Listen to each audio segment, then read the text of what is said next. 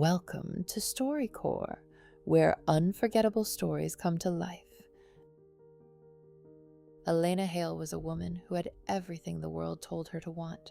A penthouse above Manhattan, a powerful husband, a beautiful life polished so perfectly no one could see the cracks. But behind every perfect room was a woman disappearing. For 11 years, Elena stayed through silence, control, betrayal, and the slow forgetting of herself. Until one night, her husband left her standing alone at his birthday gala while he ran to the woman carrying his child. That was the night Elena's old life ended, and the night her real story began. This is The Weight of Staying and the Love That Came After, a StoryCorps original. Act 1. Elena Hale woke before the alarm because Ethan liked the curtains opened before 7, not after, not whenever she happened to get up. Before 7. The penthouse was still blue with early morning, the windows stretching from floor to ceiling and turning Manhattan into a cold, glittering thing beneath her. The city had not fully begun shouting yet. It murmured instead, distant horns, the low churn of delivery trucks, the sigh of elevators moving inside the walls, the faint vibration of a world always preparing to demand something. Elena slipped from bed carefully. Ethan hated being woken by movement. She crossed the bedroom barefoot, the marble cold enough to sting, and pressed the button on the wall. The curtain slid open with a whisper, revealing the pale, expensive view he had once promised would mean they had made it. Back then, she had believed him. Back then, every promise Ethan made sounded like a future. Now the view looked less like victory and more like evidence. Behind her, Ethan shifted in the bed. "Coffee," he said, not opening his eyes. "1 minute." "Black." "I know." He made a low sound, not quite approval. Elena had learned to accept those sounds as the closest thing to tenderness Ethan offered before 8 in the morning. In the kitchen, everything was as it should be. The coffee machine had been prepped the night before. His mug was warming beside it. His supplements sat in a clean row near the sink, labels turned outward. His breakfast, egg whites, fruit, no bread, waited in glass containers stacked in the fridge. Once, Elena had taken pride in these small arrangements. She had told herself this was what love looked like after youth burned away, knowing someone so thoroughly that comfort became invisible. But lately, while she moved through the rituals of Ethan's life, she had begun to notice something strange. None of them required him to know her back. She poured the coffee, set it on the island, and turned just as Ethan entered. He was shirtless, his suit pants already fastened, his phone in one hand. Even half-dressed and distracted, he carried himself like someone being watched. He had always been good at that, performing importance, making silence feel like an audience.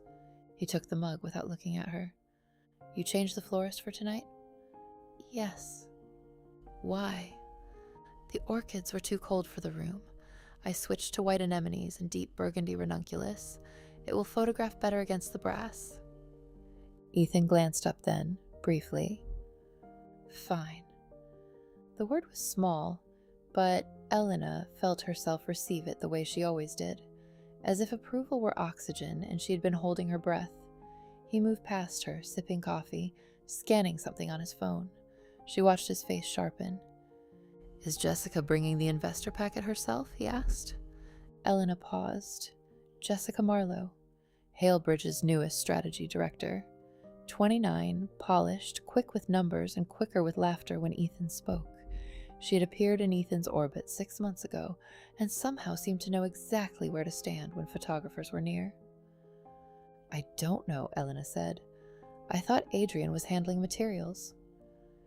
"Jessica is better with the Harrington people." "Should I add her to the seating chart?" "No." His answer came too fast. "She won't stay for dinner." Elena nodded, though something in his tone pressed lightly against the back of her mind.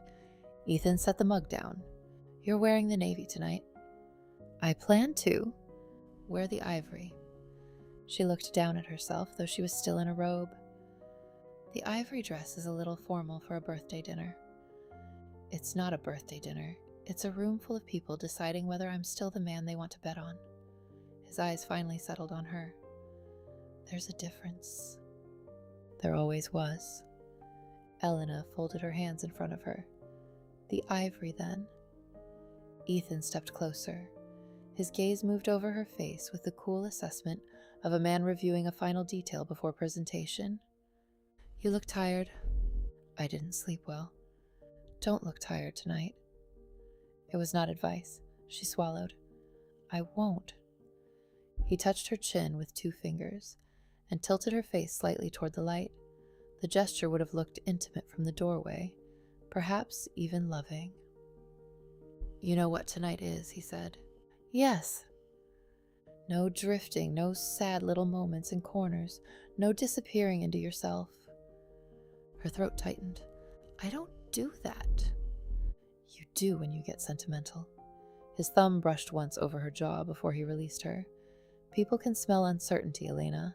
I cannot afford that right now. He walked away before she could answer. A few minutes later, the bedroom door closed behind him. Then the shower started. Elena remained in the kitchen, hands still folded, the city brightening behind her. The apartment was perfect. The coffee had been perfect. The flowers would be perfect. The dress would be perfect. And somehow, before the day had even begun, Elena already felt as if she had failed at being alive in the correct way. She had not always been this quiet. There had been a version of Elena Carter who laughed too loudly in hallways and ran through summer rain without caring about her hair. A girl who wore cheap lip gloss from the pharmacy and believed the world, while not always kind, could still be reasoned with if you were good enough to it. She had grown up in a narrow house in Queens with yellow siding, a crooked porch, and a kitchen table scarred by years of homework, bills, birthday cakes, and her father's elbows. Her mother kept basil in the kitchen window. Her father fixed the same screen door every spring, though it broke again by July. They were not wealthy people. Elena knew that early. Money had a sound in their house. It sounded like her mother sighing over envelopes. It sounded like her father's boots in the hallway after a double shift. It sounded like the pause before someone said, "We can wait until next month." But love had a sound there too. Her father asking every evening, no matter how tired he was, "How was your day, Mika?" Her mother answering from the stove, "Let her breathe first." The little radio on the counter playing old songs while steam fogged the windows. Elena had once thought that was what forever sounded like. Then she met Ethan Hale. He was 17, handsome in a severe way, with dark hair, sharp cheekbones, and a confidence too controlled to belong to someone still borrowing his mother's car. Other boys tried to impress people. Ethan evaluated them. He noticed Elena in senior year after a debate tournament when she challenged him in front of the room for calling a losing argument emotionally weak.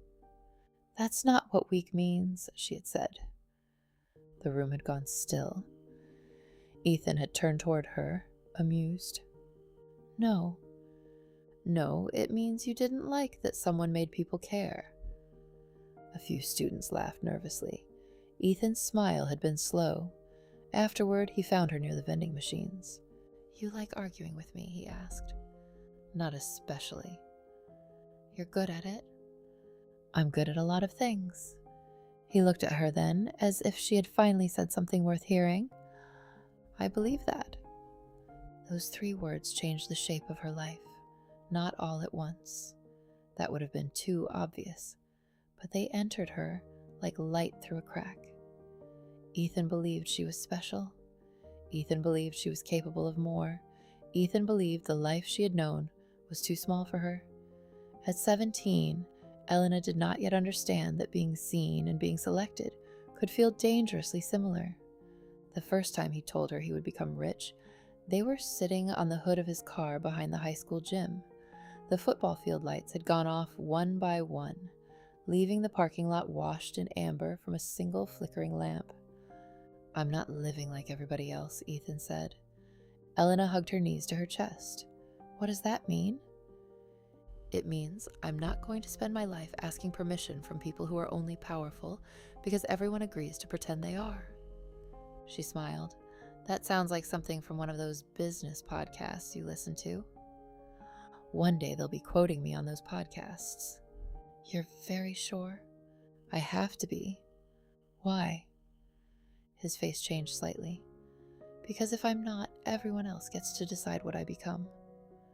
Elena looked at him. There was something wounded beneath his ambition, though he would have hated that word. Wounded. Ethan preferred driven, misunderstood, built different. My dad says people like us have to work twice as hard for half as much, Elena said. Ethan's mouth tightened. That's what poor people tell their kids so they don't feel guilty for not leaving them anything?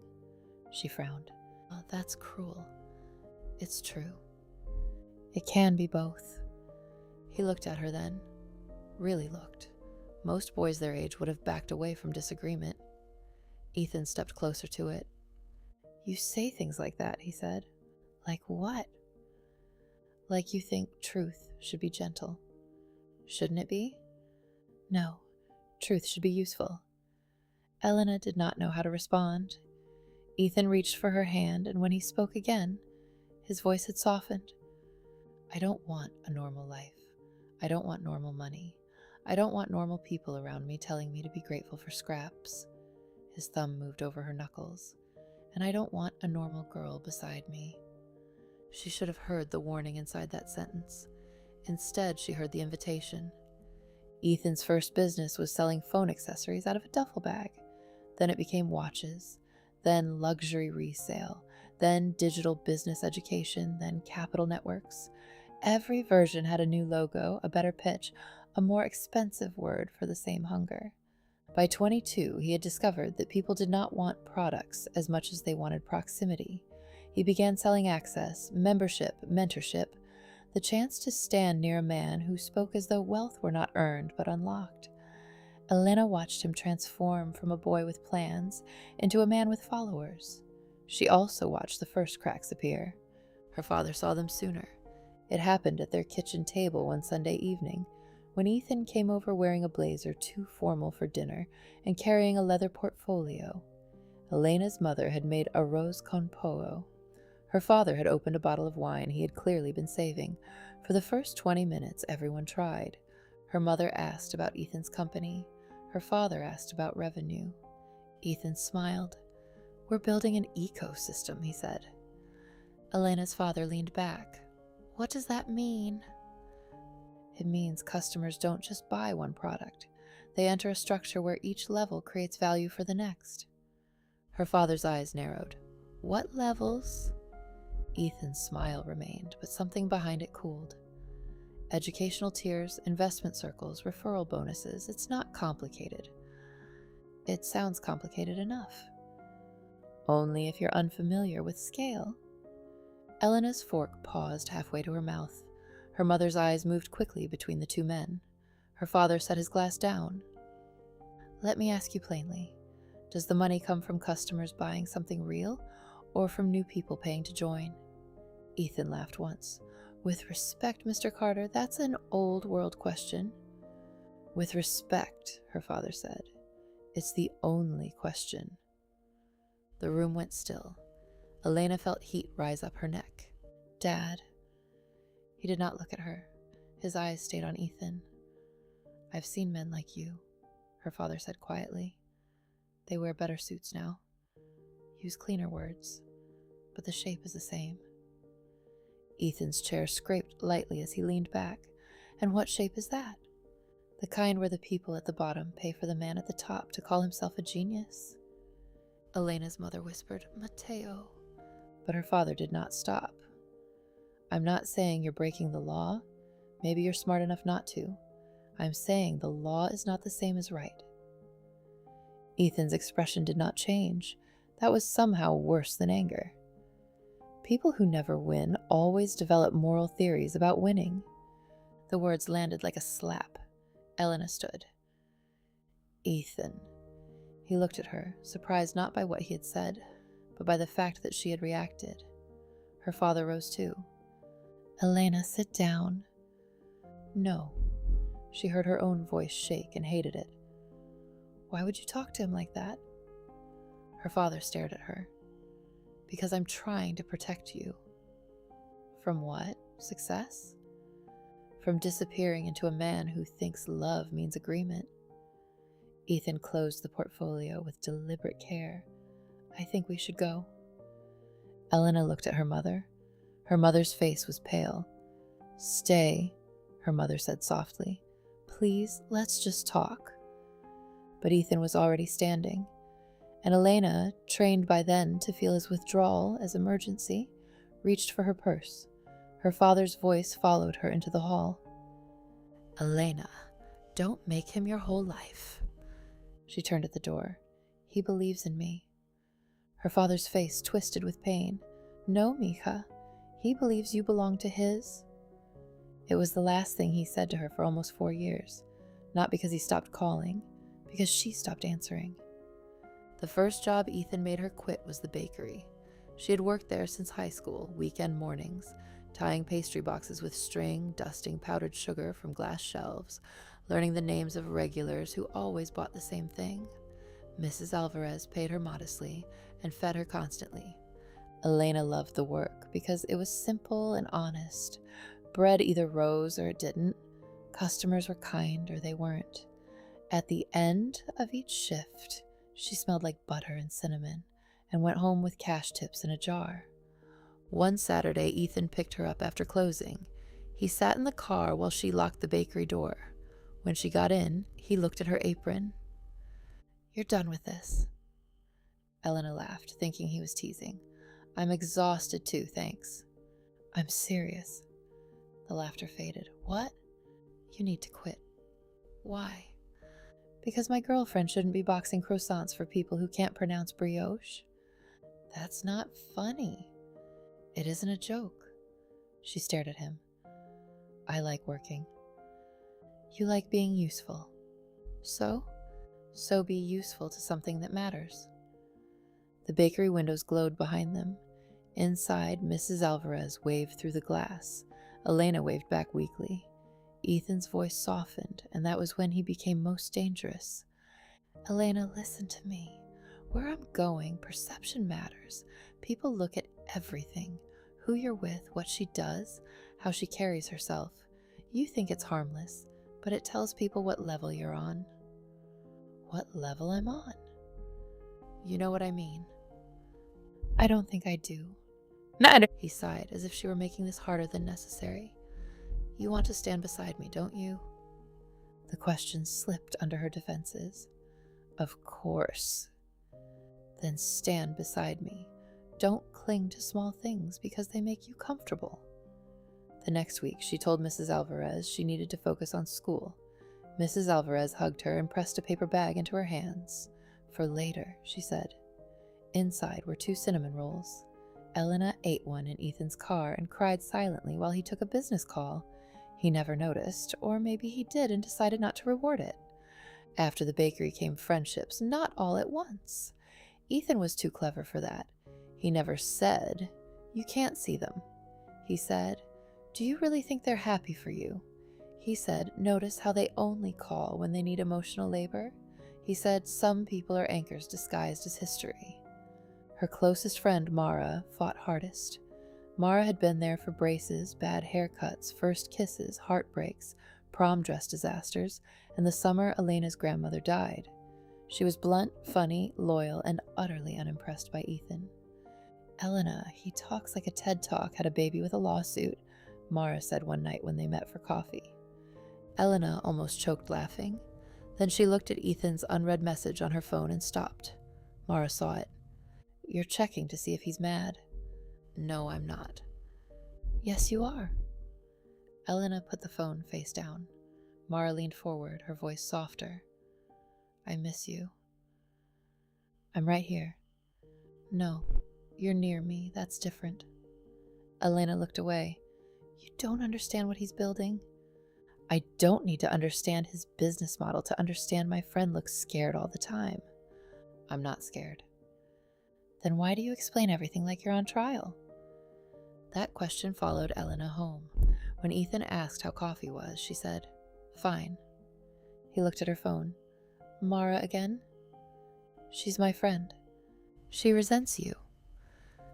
No, she doesn't. She resents what you're becoming. What am I becoming? He looked at her then with something like pity. More than her? Elena wanted to argue. Instead, she imagined Mara's face across the coffee table. "I miss you." A week later, when Mara called, Elena let it ring. Then she let it ring the next time. Then there stopped being a next time.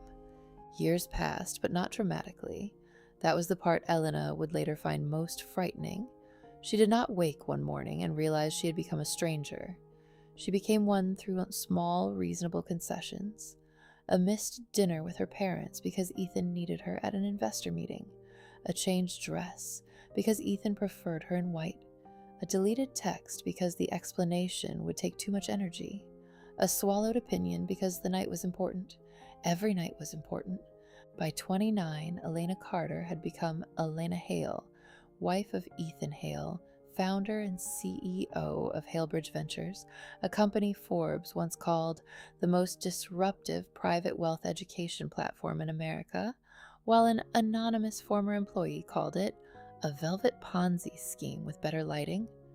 That second quote never appeared in any magazine. Ethan made sure of that.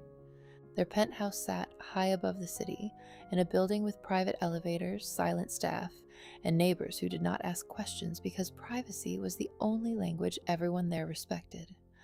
Elena had a closet full of dresses selected by stylists, a jewelry drawer insured for more than her childhood home, and a calendar so full of events that she sometimes wondered whether loneliness could be scheduled too.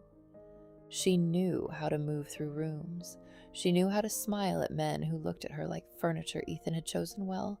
She knew how to rescue conversations, redirect drunk investors, flatter suspicious wives, and make apologies sound like hospitality. People called her elegant. They called her poised. They called her lucky. No one called her happy. Sometimes at night, Elena stood in front of the bathroom mirror after removing her makeup and tried to find the girl who once argued about truth beneath fluorescent school lights. Her face was still beautiful, maybe more beautiful now in the expensive way. Her hair was glossy, her skin cared for, her body kept deliberately graceful through private trainers Ethan hired and meal plans he approved. But her eyes had become careful. That was the word. Careful. As if even alone she was waiting to be corrected. Ethan's 35th birthday was not supposed to be a birthday party. It was a performance. That was how he described it 3 weeks before the event, standing in his office while Elena reviewed venue samples on a tablet. No balloons, no sentimental speeches, no childhood pictures, nothing that makes me look like I belong to a past. Elena looked up. Everyone belongs to a past. I don't. You went to high school, Ethan. There are yearbooks. Burn them. She smiled because she thought he might be joking. He wasn't. He stood near the window overlooking Midtown, one hand in his pocket, the other scrolling through messages. His office had no warmth in it. Glass desk, black leather chairs, abstract art worth more than most salaries. A wall of framed magazine covers featuring Ethan's face, angled toward the future. Behind him, his company moved like a machine. Assistants, analysts, brand strategists, legal consultants, young men in expensive sneakers speaking urgently into phones about growth funnels and investor confidence. Jessica Marlowe emerged from the conference room, carrying a folder. She saw Elena and smiled. "Elena, you look beautiful as always." It was the kind of compliment that left no fingerprints, but somehow still felt like touch. "Thank you," Elena said. Jessica's hand rested briefly on Ethan's desk as she turned to him. "The Harrington deck is updated. I softened the language around recurring capital inflows." "Good," Ethan said. Jessica's eyes flicked to him. "We should review before tonight." "Send it." "I did." "Then send it again." Their rhythm was quick, familiar, too familiar. Elena watched Ethan take the folder from Jessica without looking at her hand, yet somehow knowing exactly where it would be. A strange feeling moved through her. Not jealousy, not yet. Something quieter. The discomfort of entering a room and realizing a conversation had been happening before you arrived. Jessica turned back to Elena. "Big night." "Yes. You must be exhausted planning all this." "I'm used to it."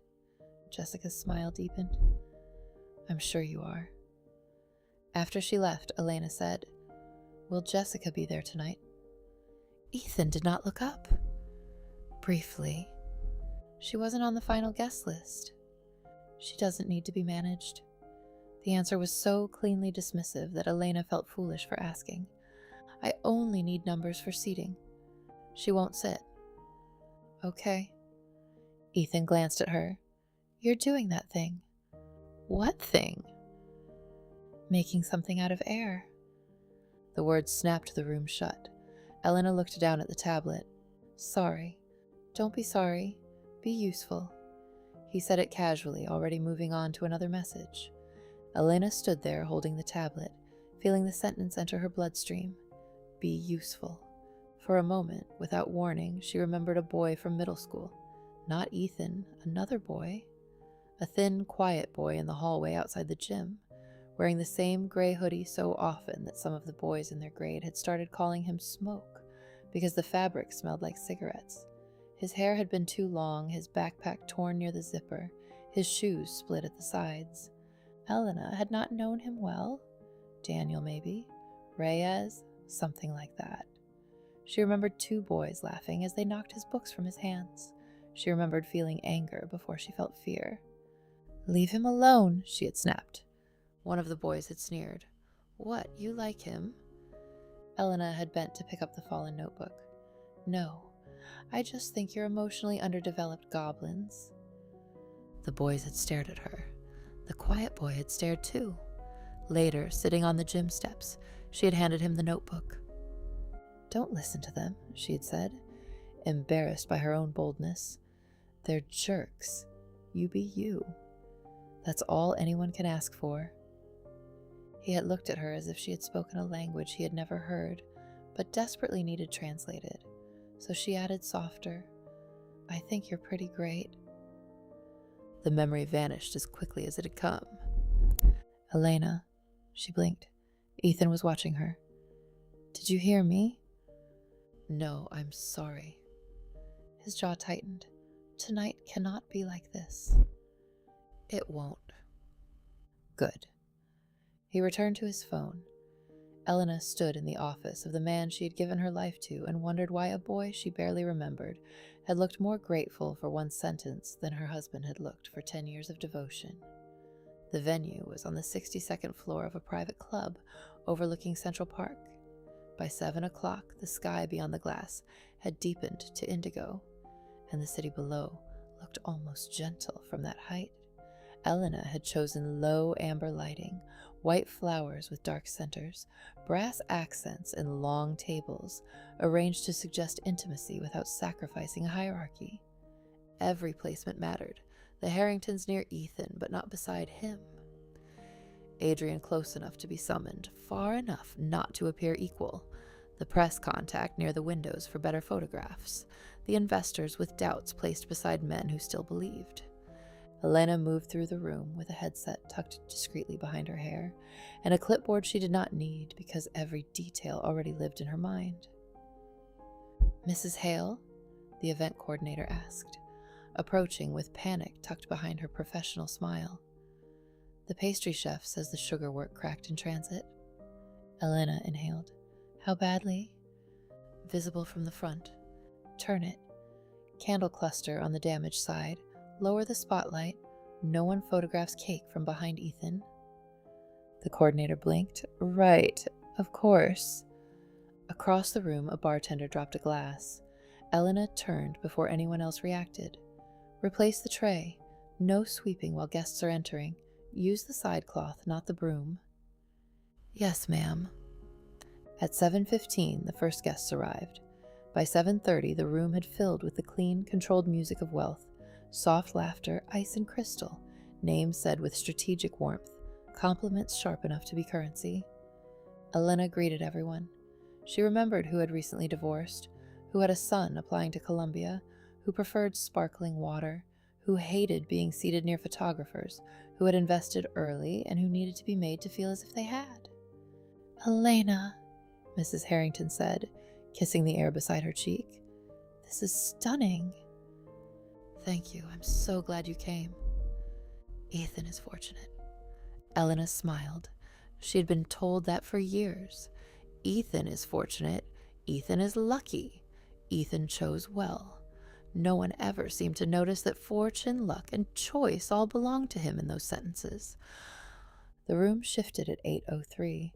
Elena felt it before she saw him. Ethan entered without hurry, wearing a black tuxedo and the expression of a man arriving to something already his. Conversations adjusted. People angled their bodies toward him. Someone laughed too loudly. Someone else raised a glass. He did not look for Elena first. He looked at the room, checked the lighting, the flowers, the crowd density, the sight lines. Then finally her. She stood near the bar in the ivory dress he had chosen, her hair pinned low, diamonds at her ears, face composed. He approached. "You fixed the cake?" She blinked. Of course he had noticed the cake. Yes. And the Harringtons? Already here, they're relaxed. She loves the flowers. He's pretending not to watch the press contact.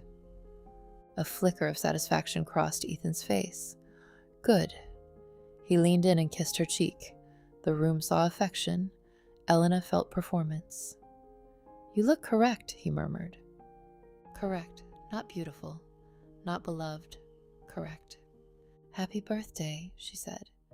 For one moment, his eyes rested on her. Something almost human moved behind them, too faint to name. Then Adrian called his name from across the room, and it was gone. Ethan left her standing there. Dinner unfolded smoothly. The first toast came from Adrian, who called Ethan a visionary. The second came from a venture partner who called him relentless. The third came from a man Elena had once overheard calling Halebridge legally fascinating, which she suspected was not a compliment. Everyone laughed at the right moments. Ethan accepted praise with a modesty so polished it became another form of arrogance. Elena watched him from her seat at the end of the table, smiling when others smiled, lifting her glass when others lifted theirs. Halfway through the second course, Jessica arrived, not through the main entrance, through the side corridor. Elena saw her because Elena saw everything. Jessica wore deep green silk, understated enough to deny intention, fitted enough to make denial meaningless. Her hair was down. Her mouth was red. She carried no folder, no investor packet, no visible reason to be there. She paused near the hallway, scanning the room. Ethan saw her, only for half a second, but Elena saw him seeing her. His expression did not change. His posture did not shift. No one else would have noticed anything at all. But Elena had spent years learning Ethan's smallest movements because survival in their marriage depended on weather prediction. And in that half second, something passed between Ethan and Jessica that Elena had never received from him in public. Urgency. Jessica disappeared back into the corridor. Elena's fingers tightened around her glass. Ethan continued listening to the toast as if nothing had happened. For the next 20 minutes, Elena tried to convince herself she had imagined it. Then Ethan's phone lit up on the table. He glanced down. His face went still. Not angry, not annoyed. Still. The kind of stillness that made the air around him colder. He turned the phone over. A moment later, it buzzed again. And again. Elena watched him reach for it beneath the table. His eyes moved over the screen. His thumb paused. For the first time all evening, Ethan looked uncertain. Elena leaned slightly toward him. "Is everything okay?" He did not answer. He stood. The table quieted by degrees. "Excuse me," Ethan said smoothly. "One urgent call." He left through the same side corridor Jessica had used. Conversation resumed, but Elena barely heard it. She waited 5 minutes, 7, 10. The third course arrived. Ethan did not return. Elena excused herself and followed the corridor past the service doors, past a floral arrangement, past 2 staff members whispering over a tray of champagne. Ethan stood near the private elevator bank, phone pressed to his ear, one hand braced against the wall. His voice was low. "I'm coming." A pause. "No, listen to me. Do not talk to anyone until I get there." Another pause. His jaw tightened. "Jessica, breathe." Elena stopped. The name struck with a force so quiet she almost doubted she had heard it. Jessica. Ethan turned then and saw her. For one suspended moment, they simply looked at each other. Then he ended the call. Elena. Her heart was beating too hard. What happened? I have to go. Go where? His eyes flicked toward the elevator. Lenox Hill. The hospital? Yes. Why? This isn't the place. She stared at him. Behind them, laughter drifted faintly from the dining room. Someone applauded. The party continued, unaware that the floor beneath Elena had begun to crack. Is Jessica hurt? She asked. Something moved across Ethan's face, not grief, not fear, calculation. Elena. Is she hurt? She's at the hospital. Why? He looked away. I don't have time to explain. The sentence was familiar. He had built whole years out of it. Later. Not now. You wouldn't understand. Trust me, be useful. But something in Elena, perhaps the oldest living part of her, refused to step aside. It is your birthday dinner, she said slowly. There are 80 people in that room. Investors, press, your board. You told me tonight mattered. It does. Then why are you leaving? His eyes sharpened. Because something more important came up. More important. The words entered her cleanly. She almost nodded, almost moved into the role assigned to her, the understanding wife, the graceful hostess, the woman who absorbed humiliation and called it loyalty. Instead, she heard her father's voice from years ago. Don't make him your whole life. Elena, Ethan said, lower now, warning threaded through her name. Do not make a scene. She laughed once, not because anything was funny, but because the sentence was so perfectly him. A scene? Keep your voice down. My voice is down. Your face isn't. That stunned her into silence. He stepped closer, adjusting his cufflinks as if preparing for a meeting rather than abandoning his wife in a hallway. Go back inside. Tell them I was called away for a private family emergency. Family? The word nearly broke. Ethan looked at her. Elena. There were many things she could have asked then. How long? Why her? Why not me? Do you love her? Did you ever love me? But the questions crowded too tightly, and none of them reached her mouth. The elevator opened with a soft chime. Ethan stepped inside. She moved forward. Don't leave me here. It came out small. She hated that. For the first time that night, Ethan looked almost irritated enough to be honest. You are not a child. The doors began to close. He did not stop them. Elena stood in the corridor long after the elevator had descended, staring at the polished metal doors as if they might reopen to a different version of her life. They did not. The cake came out at 9:30 because Elena told them to bring it out. The candles trembled in the dim light. The photographer looked around, confused, searching for the birthday man. Elena, the coordinator whispered. Should we wait? Elena looked at the cake. The sugar work was turned perfectly, the damaged side hidden, the candles bright, the room expectant. Her husband gone. No, she said, we won't wait. The coordinator hesitated. Are you sure? Elena smiled. It was remarkable, really, what a woman could do while breaking. Yes. She stepped forward, lifted her glass, and waited for the room to quiet. It did. Not fully at first. Then more, as people realized Ethan was not beside her. Where's the man of the hour? Someone called. Light laughter. Elena smiled wider. Ethan was called away unexpectedly, she said, her voice smooth enough to pass for calm. And anyone who knows my husband knows he would hate for an entire room to stop moving just because he had to. More laughter, relief. People loved being given permission not to care. So we'll embarrass him properly in his absence, she continued, which may actually be safer for everyone. The room laughed again. She gave the toast beautifully. She spoke of Ethan's drive, his discipline, his refusal to accept limits. She used all the words people expected from the wife of a powerful man, and she placed each one carefully, like flowers over a grave no one else knew had been dug. "To Ethan," she said at the end.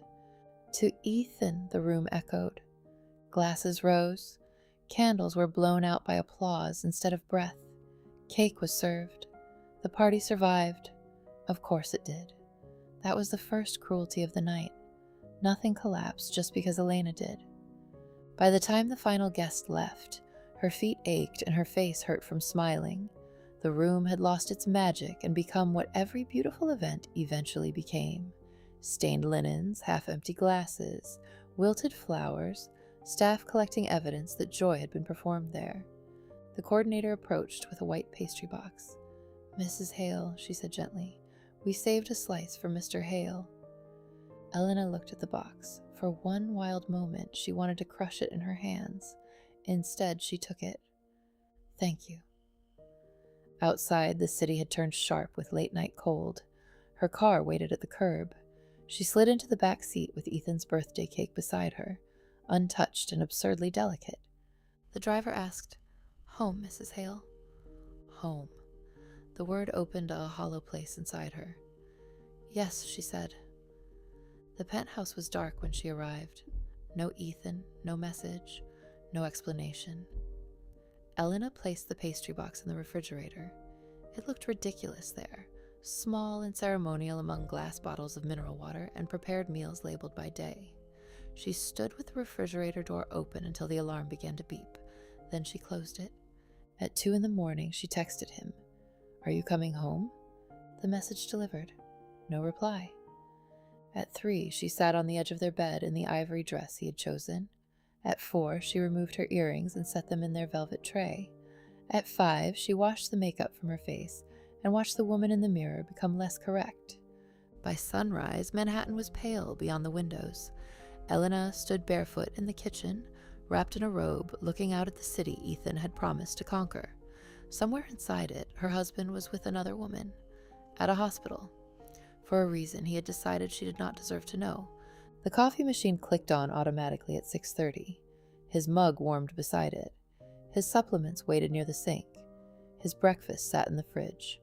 The rituals remained even after the love had gone. Elena looked at the mug. Then slowly she turned the machine off. For the first time in years, Ethan's coffee did not get made.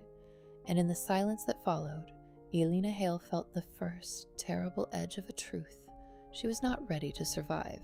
She had built her whole life around staying, but Ethan had never once promised to stay back. Act 2. The Break. The first morning without Ethan's coffee felt less like rebellion than accident. Elena stood in the kitchen with her hands still resting on the silent coffee machine, waiting for the world to correct itself. That was what her life with Ethan had trained into her. Mistakes did not remain mistakes for long. They were noticed, named, punished, and adjusted. The machine did not turn itself back on. The mug did not fill. Ethan did not appear in the doorway, already irritated, asking why the day had begun without him. The penthouse remained quiet. Outside the windows, Manhattan lifted itself into morning. Sunlight slid over the glass towers, caught on steel, and flashed in rectangles across buildings owned by men who probably also had women, somewhere making coffee they did not thank them for. Elena stared at the untouched mug. His mug. Black ceramic, matte finish. Too expensive to look expensive. It had been a gift from one of his first investors after Halebridge crossed its first 100 million in managed private capital. Ethan hated sentimental gifts, but he had liked that mug because the investor had said, "For the man who doesn't sleep." Ethan had smiled. Elena remembered standing beside him that night in a silver dress, watching men toast his discipline while she knew the truth. Ethan slept. Not much, but he slept. It was Elena who stayed awake after parties, removing lipstick from linen napkins, answering late emails from assistants, rescheduling breakfast meetings, and checking that his suits were pressed and his public life remained frictionless.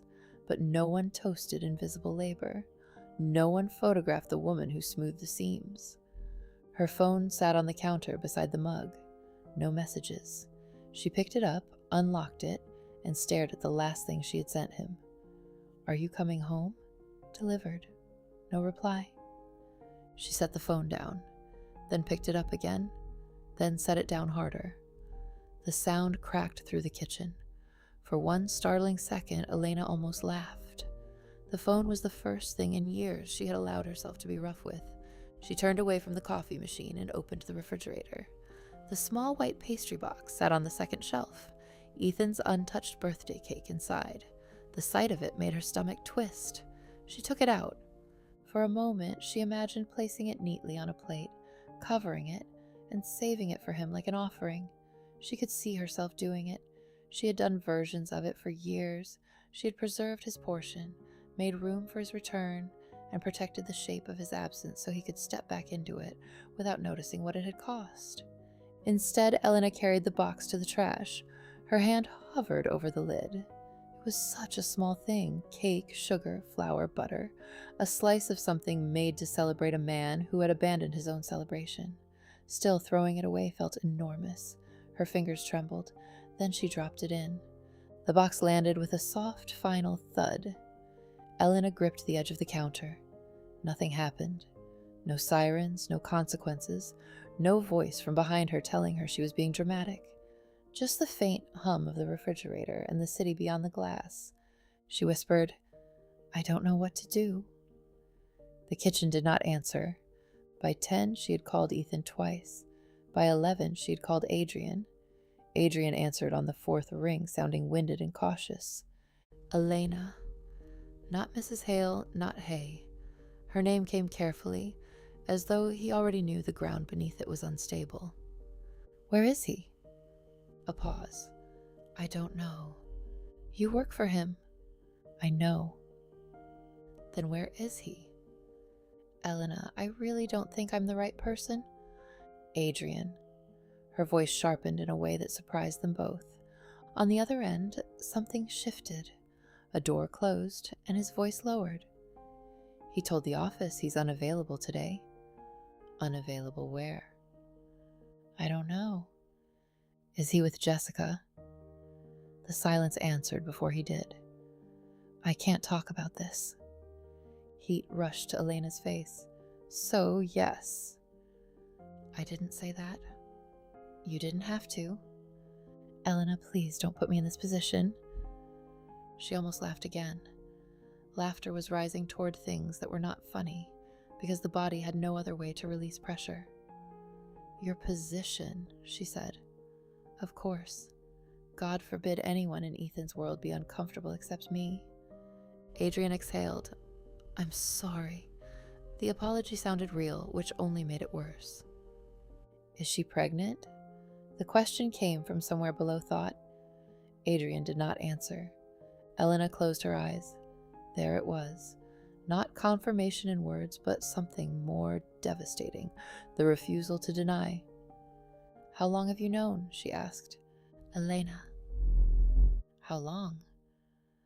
"I didn't know details." That wasn't the question.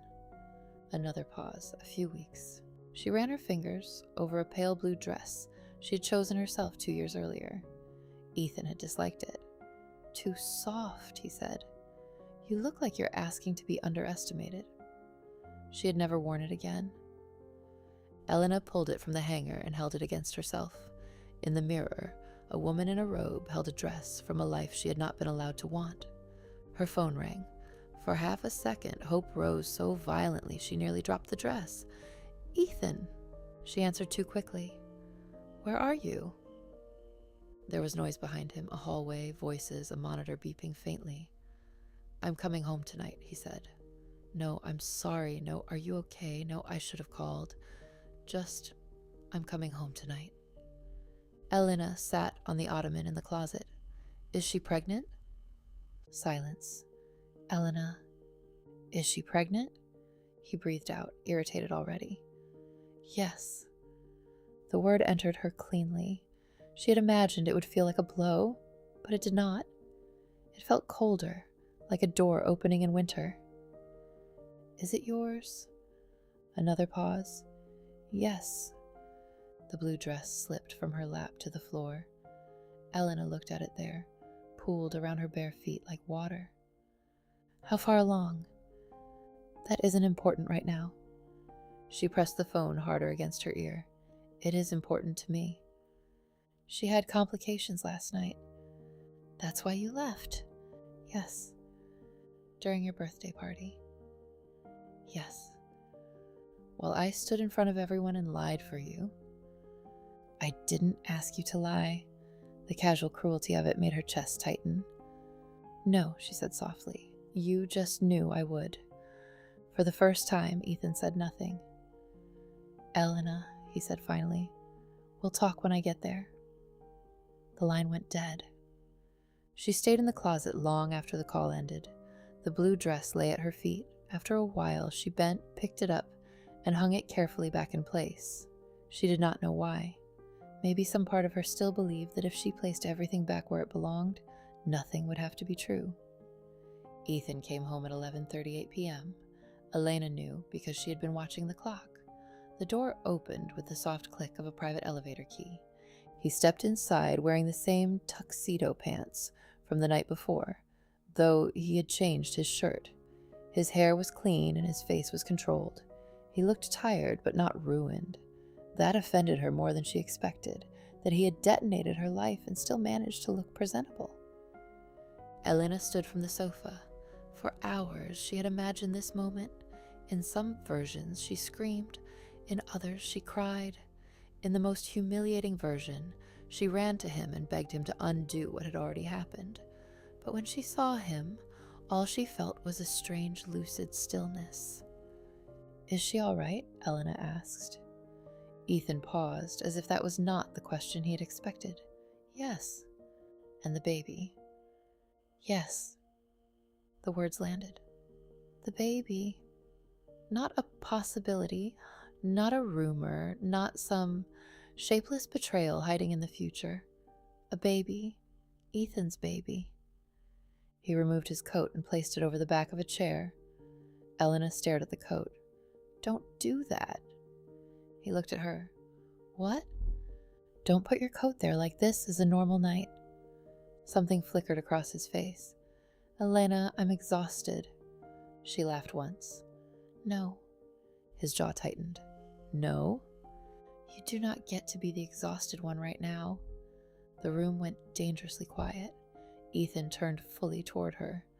I know you're upset. Upset? Yes. You forgot to order dessert, and I'm upset. You ruined my life, and I need a different word. His expression hardened, not because she was wrong, but because she had become inconveniently articulate. You need to calm down. There it was, the sentence that had lived beneath so many others. Calm down. Lower your voice. Don't make this ugly. Don't embarrass yourself. Elena took one step toward him. I have been calm for 11 years. Ethan's eyes narrowed. I'm not doing this if you're going to rewrite history. History? Her voice shook now, but she did not care. Which part? The part where you told me to quit working? The part where you convinced me my friends resented me?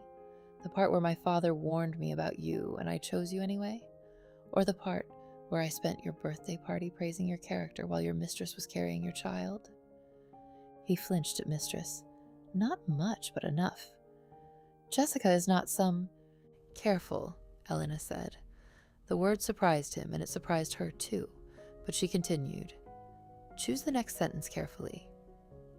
For 1 second, something like anger flashed in Ethan's eyes. Then he inhaled and smoothed it away.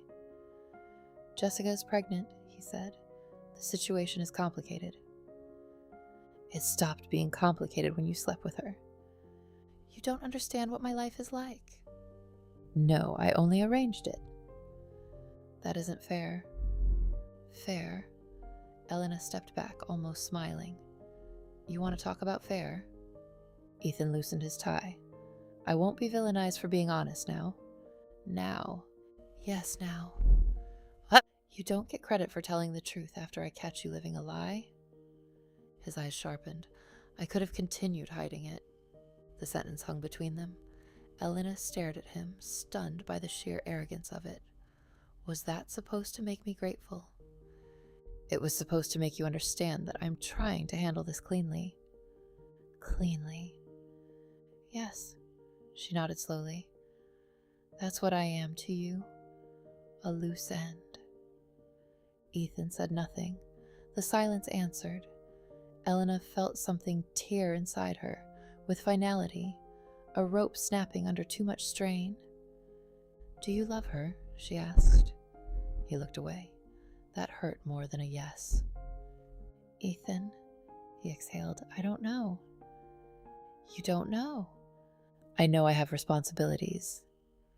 The room seemed to grow smaller. To her. To my child. And to me. He looked back at her. His expression softened, not with love, but with the weary patience of a man explaining reality to someone he believed had failed to accept it. You'll be taken care of. Elena's blood went cold. Not loved, not fought for, not chosen, taken care of, like an employee, a problem, or an elderly dog. What does that mean? It means we don't have to make this public or bitter. She stared at him. We? I've spoken to counsel. The word counsel passed through the room like a blade. When? Elena. When did you speak to counsel? This morning. While she sat in his closet holding a blue dress, while she imagined him at a hospital, panicked and torn, he had been calling lawyers. You want a divorce? She said. It was not a question. Ethan did not deny it. I think it's the cleanest path. The cleanest path. Her marriage was reduced to a hallway he wanted cleared. She lowered herself slowly onto the sofa because her legs had begun to shake. Ethan remained standing. Of course he did. Standing gave him height, and height gave him control. You're choosing her, Elena said. I'm choosing the child. The answer was polished and rehearsed. And Jessica comes with the child? She's the mother. And I'm what? His gaze moved over her face. For one terrible moment, she thought he might tell the truth. Instead, he said, You're someone I cared about very much. Cared. Past tense. Very much. A sentence built to sound kind, while burying her alive. Elena nodded. Get out. His eyebrows lifted. This is my apartment. She flinched before she could stop herself. The apartment seemed to hear him. The glass walls, the marble floors, the furniture, the art. His. All of it. Even the room she was being destroyed in. Ethan's face shifted slightly, and she knew he had noticed the flinch. He always noticed weakness. I didn't mean it like that, he said. Yes, Elena whispered. You did. He took a step toward her. We can do this without humiliating each other. You already humiliated me. No one knows. I know. That isn't what I mean. Of course it isn't. His patience thinned. I'm offering you a way out with dignity. Elena stood again. No. You're offering me silence and calling it dignity because my pain is inconvenient to your brand. For the first time, Ethan looked truly angry. You want honesty? Fine. His voice lowered. You have no income, no current work history, no ownership in Hale Bridge. The assets you enjoy are either corporate, premarital, or protected. I can be generous, Elena, but do not mistake my willingness to be decent for weakness. The words struck one by one.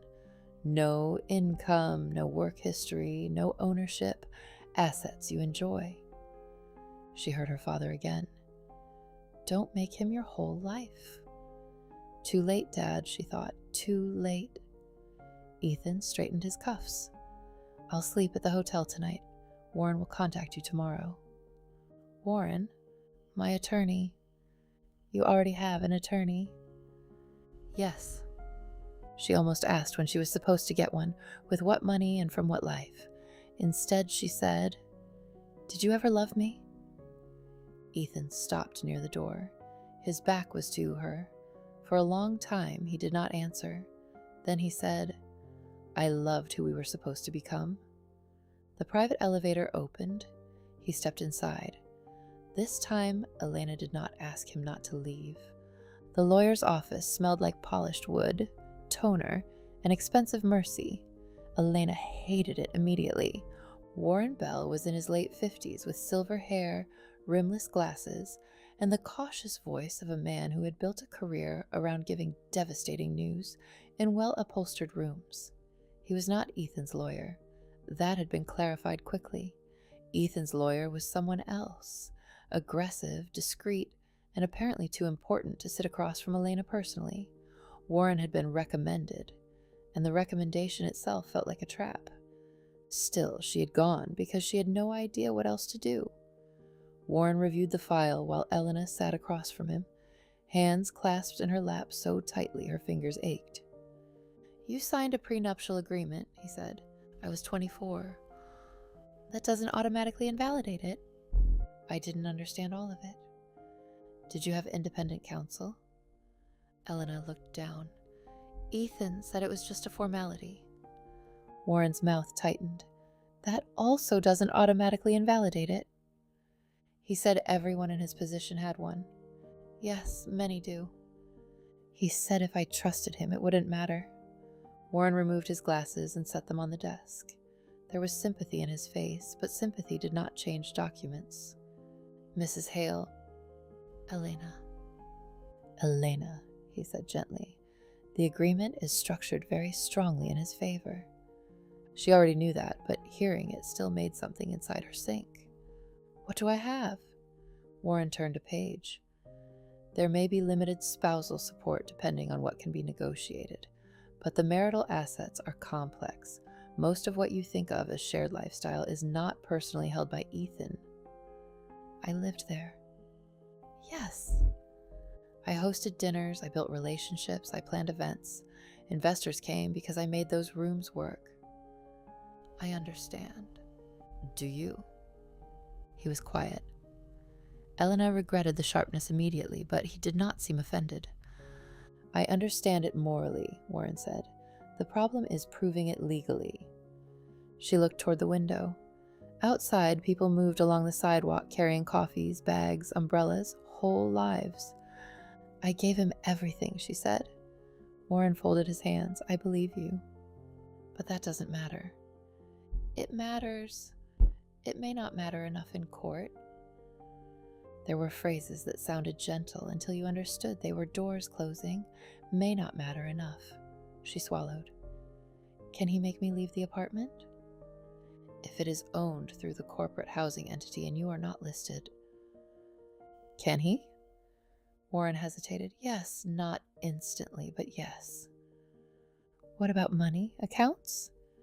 "Your personal checking account has a modest balance." "How modest?" He named a number. Elena almost laughed again. It was less than the cost of the floral arrangements from Ethan's birthday party. "My credit cards." "If they are connected to his accounts, they can be restricted." They already were. She had discovered that morning when a card declined at a pharmacy. Warren's expression darkened. "I see." The meeting continued. Words piled up. Settlement, negotiation, temporary support, discovery, separate property, lifestyle evidence, reputational leverage. Elena listened, but after a while the language blurred. Her life had become paperwork. Her grief had become a strategy problem, and her years had become a weak claim against a strong agreement. At the end, Warren slid a folder toward her. "I can represent you, but I want to be transparent. This will be expensive." Elena stared at the folder. "How expensive?" he told her. This time she did not laugh. She simply nodded because the alternative was putting her head down on his desk and never lifting it again. "I'll think about it," she said. Warren's face softened. "Elena, do you have somewhere you can go? Family, friends." Family, friends. The words opened rooms she had locked years ago. Her mother's kitchen, her father's tired eyes, Mara across a coffee table saying, "You're near me. That's different." Elena looked away. "Yes," she lied. Warren did not believe her, but He let the lie stand because kind people sometimes understood that shame had to loosen before truth could enter. For 3 days, Elena told no one. That silence became its own weather. She lived inside the penthouse like a guest whose reservation had expired. Staff still nodded when they saw her. The doorman still called her Mrs. Hale. The dry cleaner still delivered Ethan's shirts by mistake, wrapped in plastic and labeled with a name that felt less like a husband's and more like a company she no longer worked for. Ethan did not come back. His assistant emailed logistics. Not him. Never him. The first message arrived with the subject line, "Transition details. Dear Elena, attached. Please find initial proposed terms for separation-related logistics. Ethan would like this process to remain respectful, private, and efficient." Respectful, private, efficient. Elena read the sentence several times, then closed the laptop. The next day, 2 men arrived to collect Ethan's personal items. Not all of them, only the things he wanted: a watch case, 3 suits, certain files from his office, and a framed award from a magazine that had called him the future of financial education. The black coffee mug. Elena watched one of the men wrap it in paper. "Careful," she said before she could stop herself. The man looked startled. "Of course, ma'am." After they left, the kitchen looked strangely naked without it. She opened a cabinet and found other mugs: white porcelain, glass, ceramic, and a chipped yellow one she had bought years ago at a street market because it reminded her of her mother's house. Ethan had hated it. "Looks cheap," he had said. She had put it in the back of the cabinet and forgotten it.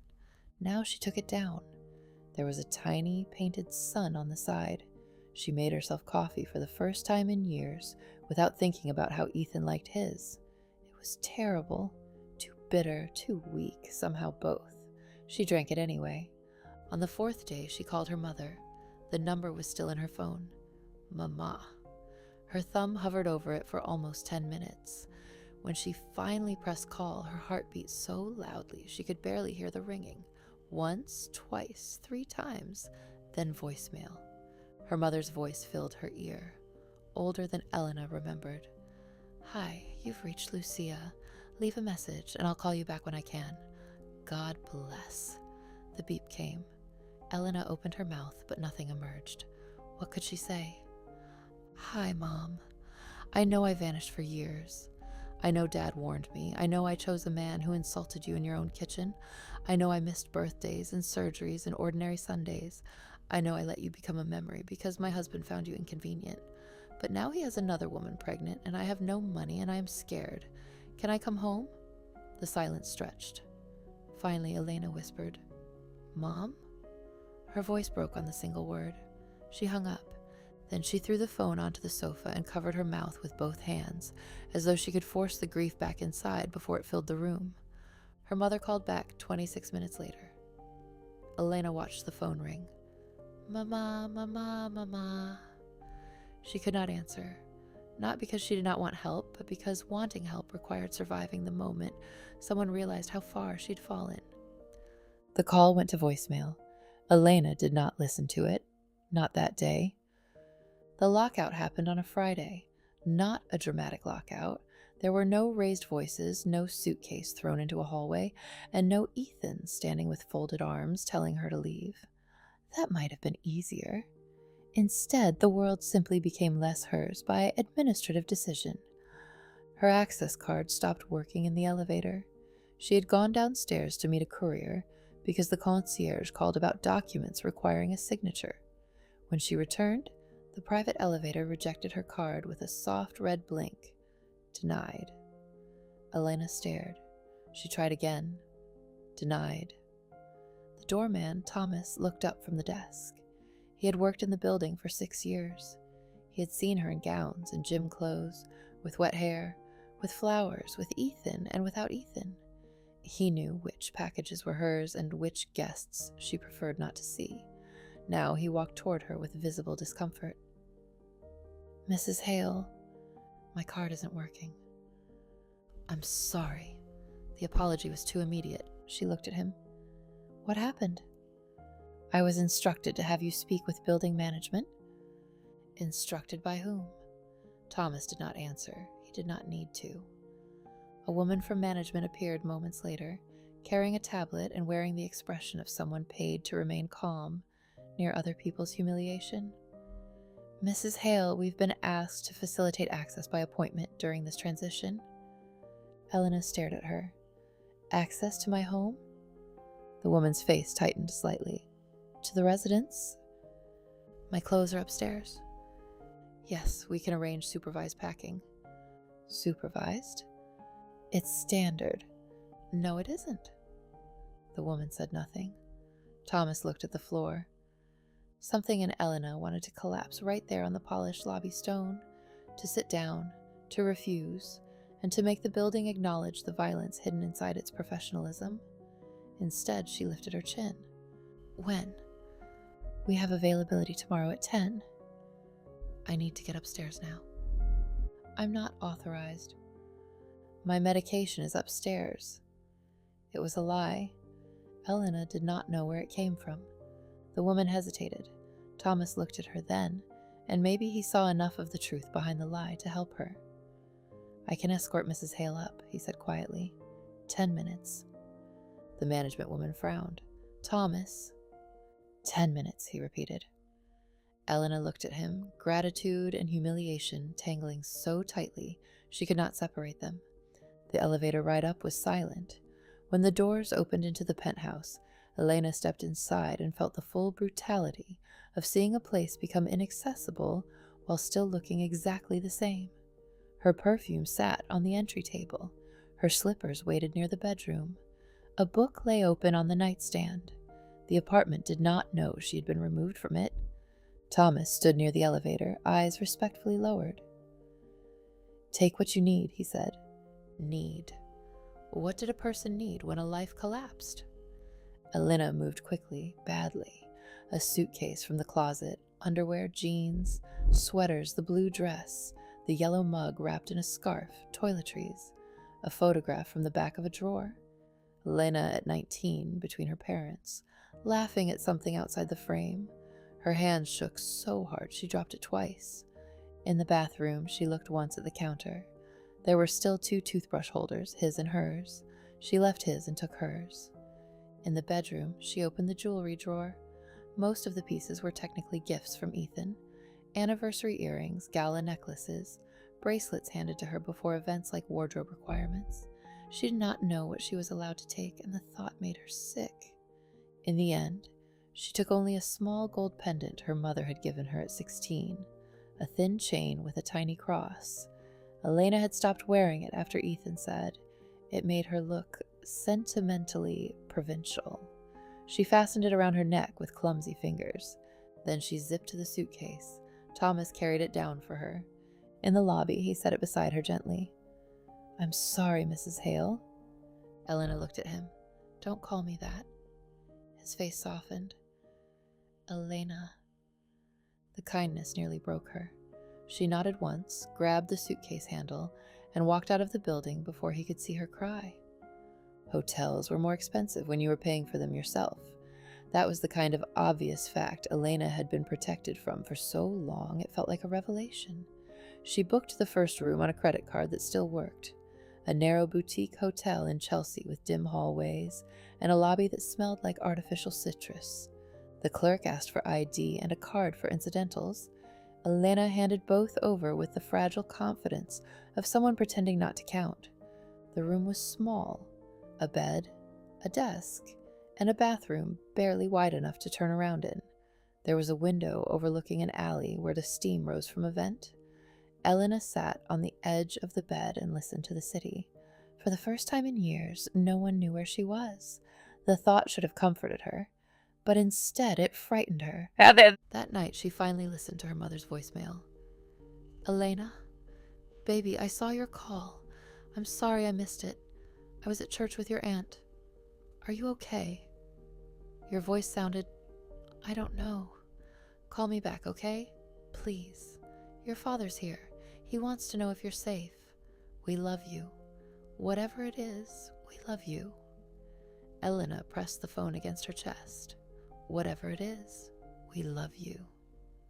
The sentence should have been a bridge, But shame can turn bridges into cliffs. She imagined walking into her parents' house with a suitcase and no plan, imagined her father opening the door. She imagined the sorrow in his face, not because he had been right, but because she had been hurt exactly where he tried to protect her. She could survive Ethan's cruelty, but she did not know if she could survive her father's tenderness, so she did not call back. The next morning, her remaining credit card declined at breakfast. The waitress returned with the leather folder and an expression that tried to be neutral. "I'm sorry, do you have another card?" Elena's face warmed. "Yes, of course." The second card declined too. She paid with cash from her wallet and left without eating. By afternoon, Ethan's attorney sent an email stating that temporary support would be discussed after execution of preliminary confidentiality and non-disparagement terms. She read the email 3 times, then she understood. He would help her if she promised not to speak. By evening, the hotel informed her that her card on file was no longer valid. She had one more night prepaid. After that, she needed another form of payment. Elena thanked the clerk politely. Then she went upstairs, closed the door, and slid down against it until she was sitting on the carpet. For a while, she did not cry. She was too tired. The body has limits, and even grief eventually becomes work. The next week stripped her of illusions and layers. First went privacy. She sold 2 dresses at a consignment shop, where the woman behind the counter examined the labels with professional disinterest and offered less than one of them had cost a tailor. "These are beautiful," the woman said. Elena nodded. They had been. Then went dignity. She applied for jobs using a resume that looked like a blank wall. Education incomplete, no recent employment, volunteer committees that sounded impressive until stripped of Ethan's name, and event planning experience she could not prove without calling people who would call him.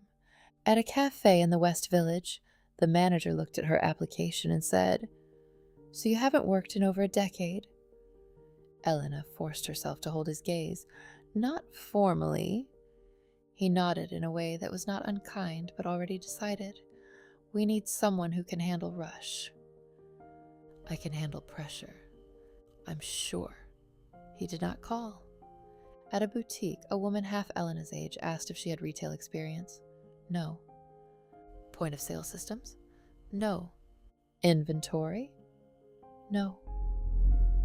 The young woman smiled apologetically. "We'll keep your application on file." Elena wanted to say, "I can seat billionaires by resentment level. I can identify which investor will explode before dessert. I can plan a room so a fragile man feels powerful enough to sign away 9 figures. I can make any disaster look intentional." Instead, she said, "Thank you," then went appearance. The hotel ended. She spent 2 nights in a cheaper one near Penn Station, then one in a shared hostel room where a woman snored beneath the window, and a backpacker took a phone call at 3 a.m. Her suitcase became too heavy. She left behind the ivory dress first, then 3 pairs of shoes, then a hairdryer, then the blue dress after holding it for almost 5 minutes beside a public trash can. The yellow mug broke in a bus station bathroom when the suitcase tipped. Elena stood over the pieces, stunned by the grief that rose in her over ceramic. A painted sun cracked cleanly in half. She knelt to pick it up, but a woman waiting for the sink snapped, "Can you move?" Elena apologized and threw the pieces away. After that, time changed shape. Days became places to endure. A library where she charged her phone, a church basement where volunteers served soup, and a shelter intake desk where the woman asked whether Elena had experienced domestic violence, and Elena did not know how to answer because Ethan had never hit her. He had only erased the ground beneath her and called it clean. "Emotional abuse counts," the woman said gently. Elena looked down at the clipboard. The words blurred, and she left before finishing the form. Pride, she discovered, did not disappear when it became useless. It simply became another thing to carry. On the 19th day after Ethan's birthday, Elena saw Jessica on a billboard. Not literally a billboard, but a digital ad on the side of a building near Bryant Park, promoting Hale Bridge's upcoming 10-year anniversary gala and relocation announcement. Ethan's face appeared first. Vision, scale, legacy. Then a flash of office footage. Young employees smiling, conference rooms, a skyline. And there, beside Ethan in one frame, was Jessica. Not visibly pregnant yet, but glowing, though Elena hated herself for noticing. Jessica leaned toward Ethan over a glass table, both of them smiling at something outside the shot. The ad cut away quickly, but not quickly enough. Elena stood on the sidewalk with her coat pulled tight around herself while people moved past. The city did not pause for revelations. It barely paused for traffic lights. She stared until the ad looped again. Halebridge Ventures celebrates 10 years of building tomorrow. Building tomorrow. Elena wondered how many tomorrows had been built out of women not being believed. Her phone buzzed in her coat pocket. For a wild second, she thought it might be Ethan. It was Mara. The name appeared so unexpectedly that Elena almost dropped the phone. Mara had not called in years. Maybe her mother had reached out, maybe someone had heard something, or maybe the divorce rumor had begun moving through old networks the way gossip always found water. The phone rang. Elena's thumb hovered. She imagined Mara's voice. "Where are you? Why didn't you call me? Are you safe?" "I told you." No, Mara would never say that. That was what made answering impossible. The phone stopped ringing. A message appeared a moment later. "Elena, I don't know what's going on, but your mom called me. She's worried. I'm worried. You don't have to explain anything. Just tell me you're safe. Please." Elena read it until the screen dimmed. Then she typed, "I'm okay." She stared at the lie and deleted it. She typed, "I'm sorry." She deleted that too. Finally, she locked the phone and put it away. Snow began later that afternoon. Not pretty snow, but wet, gray, mean snow that turned sidewalks slick and seeped into the cuffs of her jeans. Elena had $12 in cash, a dead phone battery, and nowhere she felt brave enough to go. The shelter she had tried before was full. The woman at intake gave her a list of alternatives. Elena folded it carefully, thanked her, and walked back into the weather. By dusk, she was soaked through. Her suitcase wheel broke near 39th Street. She dragged it for 3 blocks before abandoning it in an alley behind a restaurant, taking only her phone charger, the photograph of her parents, and the gold cross around her neck. Everything else could be replaced, she told herself. Then she laughed because nothing about that was true. At some point, she found herself in the subway, riding downtown because the train was warm. She sat at the end of the car with her hands tucked beneath her arms, watching reflections flicker in the dark windows. No one sat beside her. She understood why. Her hair was tangled, her coat smelled damp, and her face had thinned. Exhaustion had altered her into someone people glanced at and then quickly looked away from, afraid that seeing too much might require them to respond. At 2 a.m., an officer told her she could not sleep there. "I'm not sleeping," she said. Her voice sounded strange. "Ma'am?" The word was kind and humiliating. She stood, her legs trembling. Outside the station, the city was colder than before. Elena walked until she found an alcove beside a closed bookstore. It offered a few inches of shelter from the wind. She sat with her back to the wall, knees drawn up, hands inside her sleeves. Across the street, through the windows of a restaurant, a group of people lifted glasses and laughed beneath warm lights. For a moment, Elena could see herself there. A ghost version. Hair done, dress chosen, smile correct, and Ethan's hand at her back, guiding her from conversation to conversation. She thought of the girl in Queens who once believed love was built by staying. Then she thought of the woman she had become, sitting outside in the cold because she had stayed too long. Her body began to shake, hard, ugly, trembling that made her teeth knock together. She pressed her forehead to her knees. "I can't," she whispered. No one heard or no one stopped. That was the deepest terror of the street, the possibility that you could vanish in public. People passed within feet of her, boots, umbrellas, wheels of luggage, a couple arguing softly, a man laughing into his phone. Lives were moving around her like water around a stone. Elena closed her eyes. For the first time, she did not imagine being rescued. Rescue belonged to people still visible enough to be found. Morning came pale and indifferent. Elena woke because someone dropped coins into the paper coffee cup near her feet. She opened her eyes. A woman in a camel coat was already walking away, head lowered, as if generosity were easier without contact. Elena stared at the cup. She had not put it there. It belonged to someone else, maybe left behind in the night. 3 quarters and a dime sat at the bottom beside a coffee stain. She reached for it slowly, then stopped. A sob rose in her throat so suddenly it frightened her. She had become someone strangers gave coins to. The thought should not have mattered more than hunger, cold, and exhaustion, but shame is rarely rational. It chooses its own doors. She stood too fast, dizzy, and stumbled into the sidewalk. Someone cursed as they stepped around her. "Watch it," Elena apologized automatically. She walked without knowing where she was going. The city sharpened around her in morning light. Delivery men unloaded crates, and office workers hurried past with paper cups. A child in a red hat held his mother's hand and pointed at a dog wearing boots. Life continued with insulting confidence. Near a coffee cart, the smell of fresh bread made Elena's stomach contract painfully. She had not eaten since yesterday afternoon. She searched her pockets and found $4. The vendor did not look at her closely when she asked for a plain bagel. That felt like mercy. She ate half of it too quickly and had to stop because her stomach cramped. The other half she wrapped in a napkin and tucked into her coat. By late afternoon, the snow had melted into dirty slush. Elena's shoes were wet through and her phone had died completely. The charger was useless without an outlet, and the libraries where she had learned to rest without seeming homeless were too far away. She ended up near Washington Square Park, though she did not remember choosing it. The arch rose white against the dimming sky, grand and useless. Students crossed the paths in groups. Tourists took photographs, and a man played piano beneath the trees. The notes were bright and almost absurdly beautiful in the cold. Elena sat on a bench and listened. Music had always made her sentimental. Ethan hated that. "You let things manipulate you," he used to say when a song made her cry. Now she let the music enter her without apology.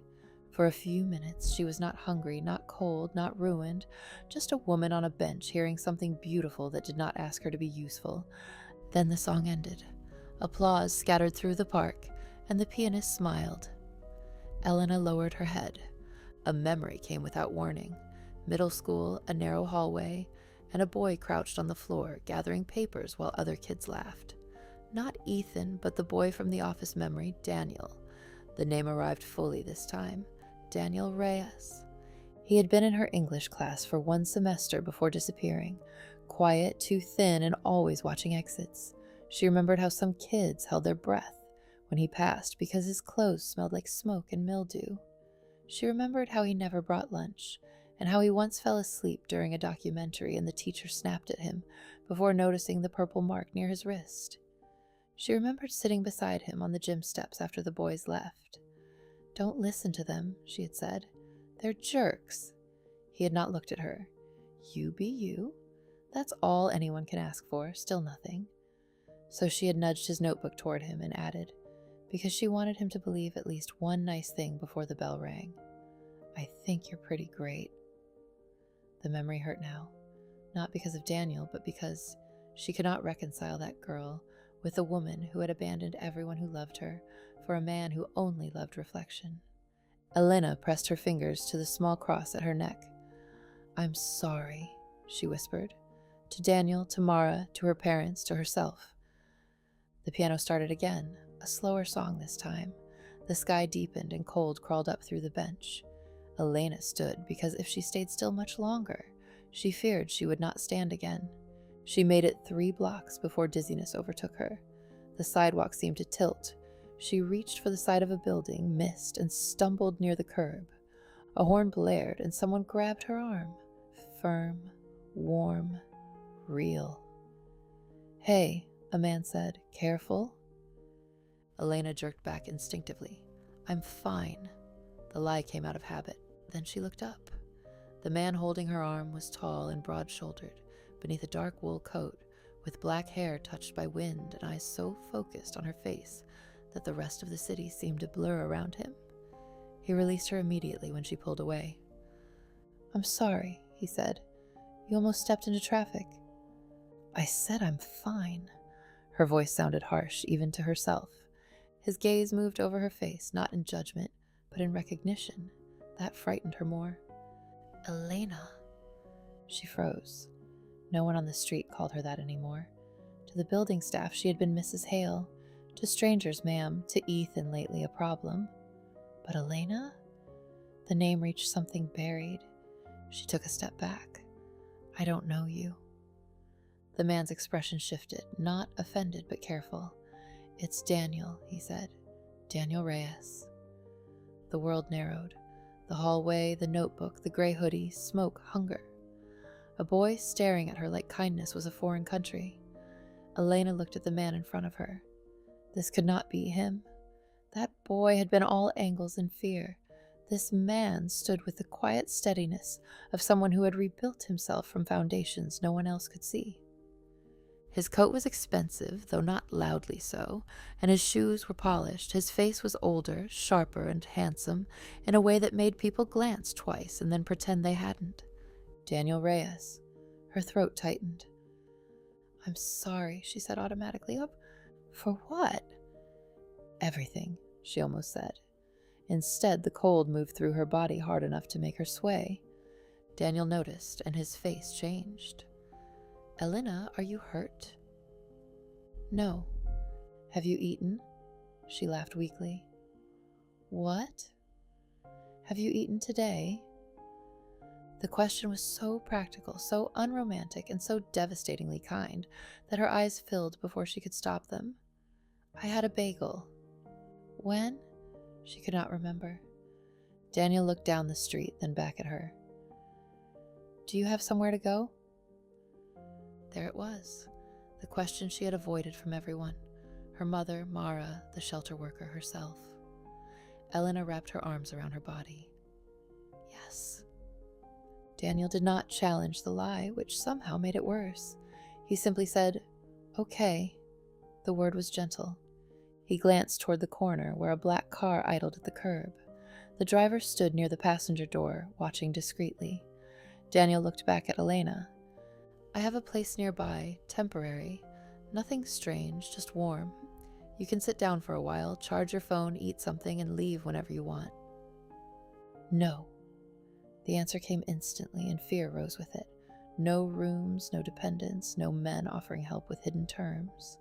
Daniel nodded once, as if no was an answer he respected. Okay. He stepped back, and the space he gave her made the sidewalk feel colder. Elena looked at him, confused. You're just leaving? No, he said. I'm standing here. You said no to coming with me. That's different. She stared at him. The wind moved between them. A bus hissed at the curb, someone shouted into a phone, and a siren cried far away. Daniel took off his scarf. Elena. She hated how softly he said her name. I remember you, he said. Her eyes burned. You don't. I do. No, you remember a girl who said something nice once. That's not me anymore. His expression did not change. Maybe not. Maybe it is. I don't know. She looked away. I'm not someone you want to help. You don't know that? Yes, she whispered. I do. For the first time, pain moved openly across his face. Not pity, but recognition, as if he knew exactly what it meant to believe yourself untouchable, except by harm. He held the scarf out, not stepping closer. Take this, then. She stared at it. I can't. You can. I can't owe you. You won't.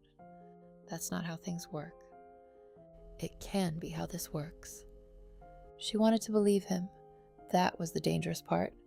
Her body was so tired, her mind so worn down, and her shame so heavy it had become almost physical.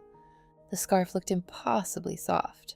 The car looked warm, and Daniel's face looked steady in a way she had forgotten faces could be. I was awful, she said. He blinked. What? To people, to my family, my friends. I let him make me... She stopped, unable to finish. Daniel lowered the scarf slightly. You're freezing on a sidewalk. We don't have to solve your entire moral history right now. A broken sound escaped her. It might have been a laugh. It might have been a sob. Daniel's mouth softened. There she is, he said quietly. The words undid her, not because they were romantic, but because he said them like he had been looking for a person she thought no longer existed. Elena covered her face with one hand. I don't know what to do. I know. I have nothing. I know. I don't want to be anyone's problem. You're not. You don't know that. No, Daniel said. I don't. But I know what it feels like to be left outside, because everyone assumes someone else will stop. She lowered her hand. His eyes held hers. And I'm stopping. The city moved around them. For a long moment, Elena did not.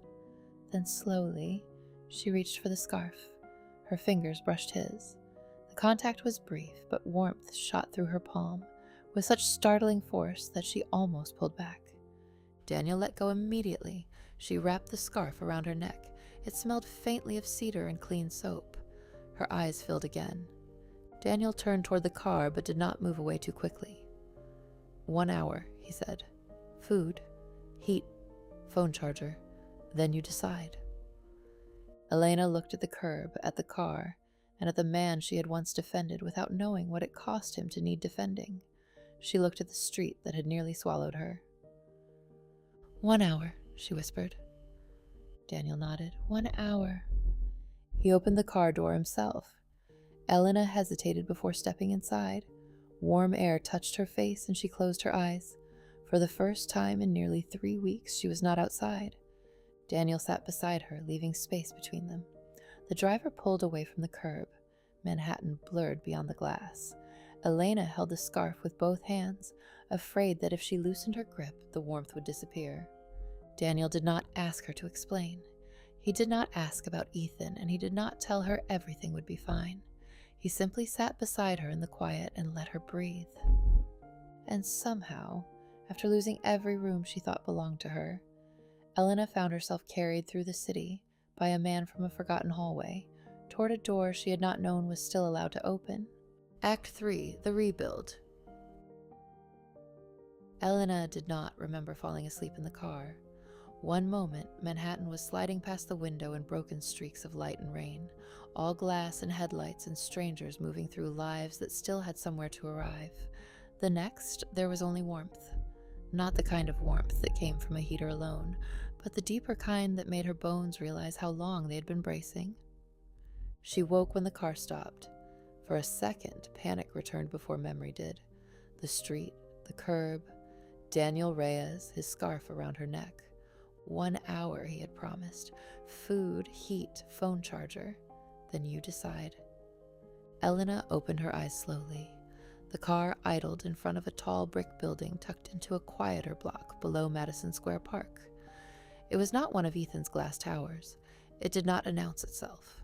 There was no gold-lettered awning, no uniformed doorman standing beneath dramatic lighting, no lobby designed to intimidate anyone who entered without the correct shoes. Still, it was not cheap. Elena knew buildings now. She knew neighborhoods. She knew what quiet money looked like when it did not need to posture. The black-framed windows, the restored brick, the discreet keypad by the door, the polished brass handle that had been allowed to age just enough to seem tasteful. She stiffened.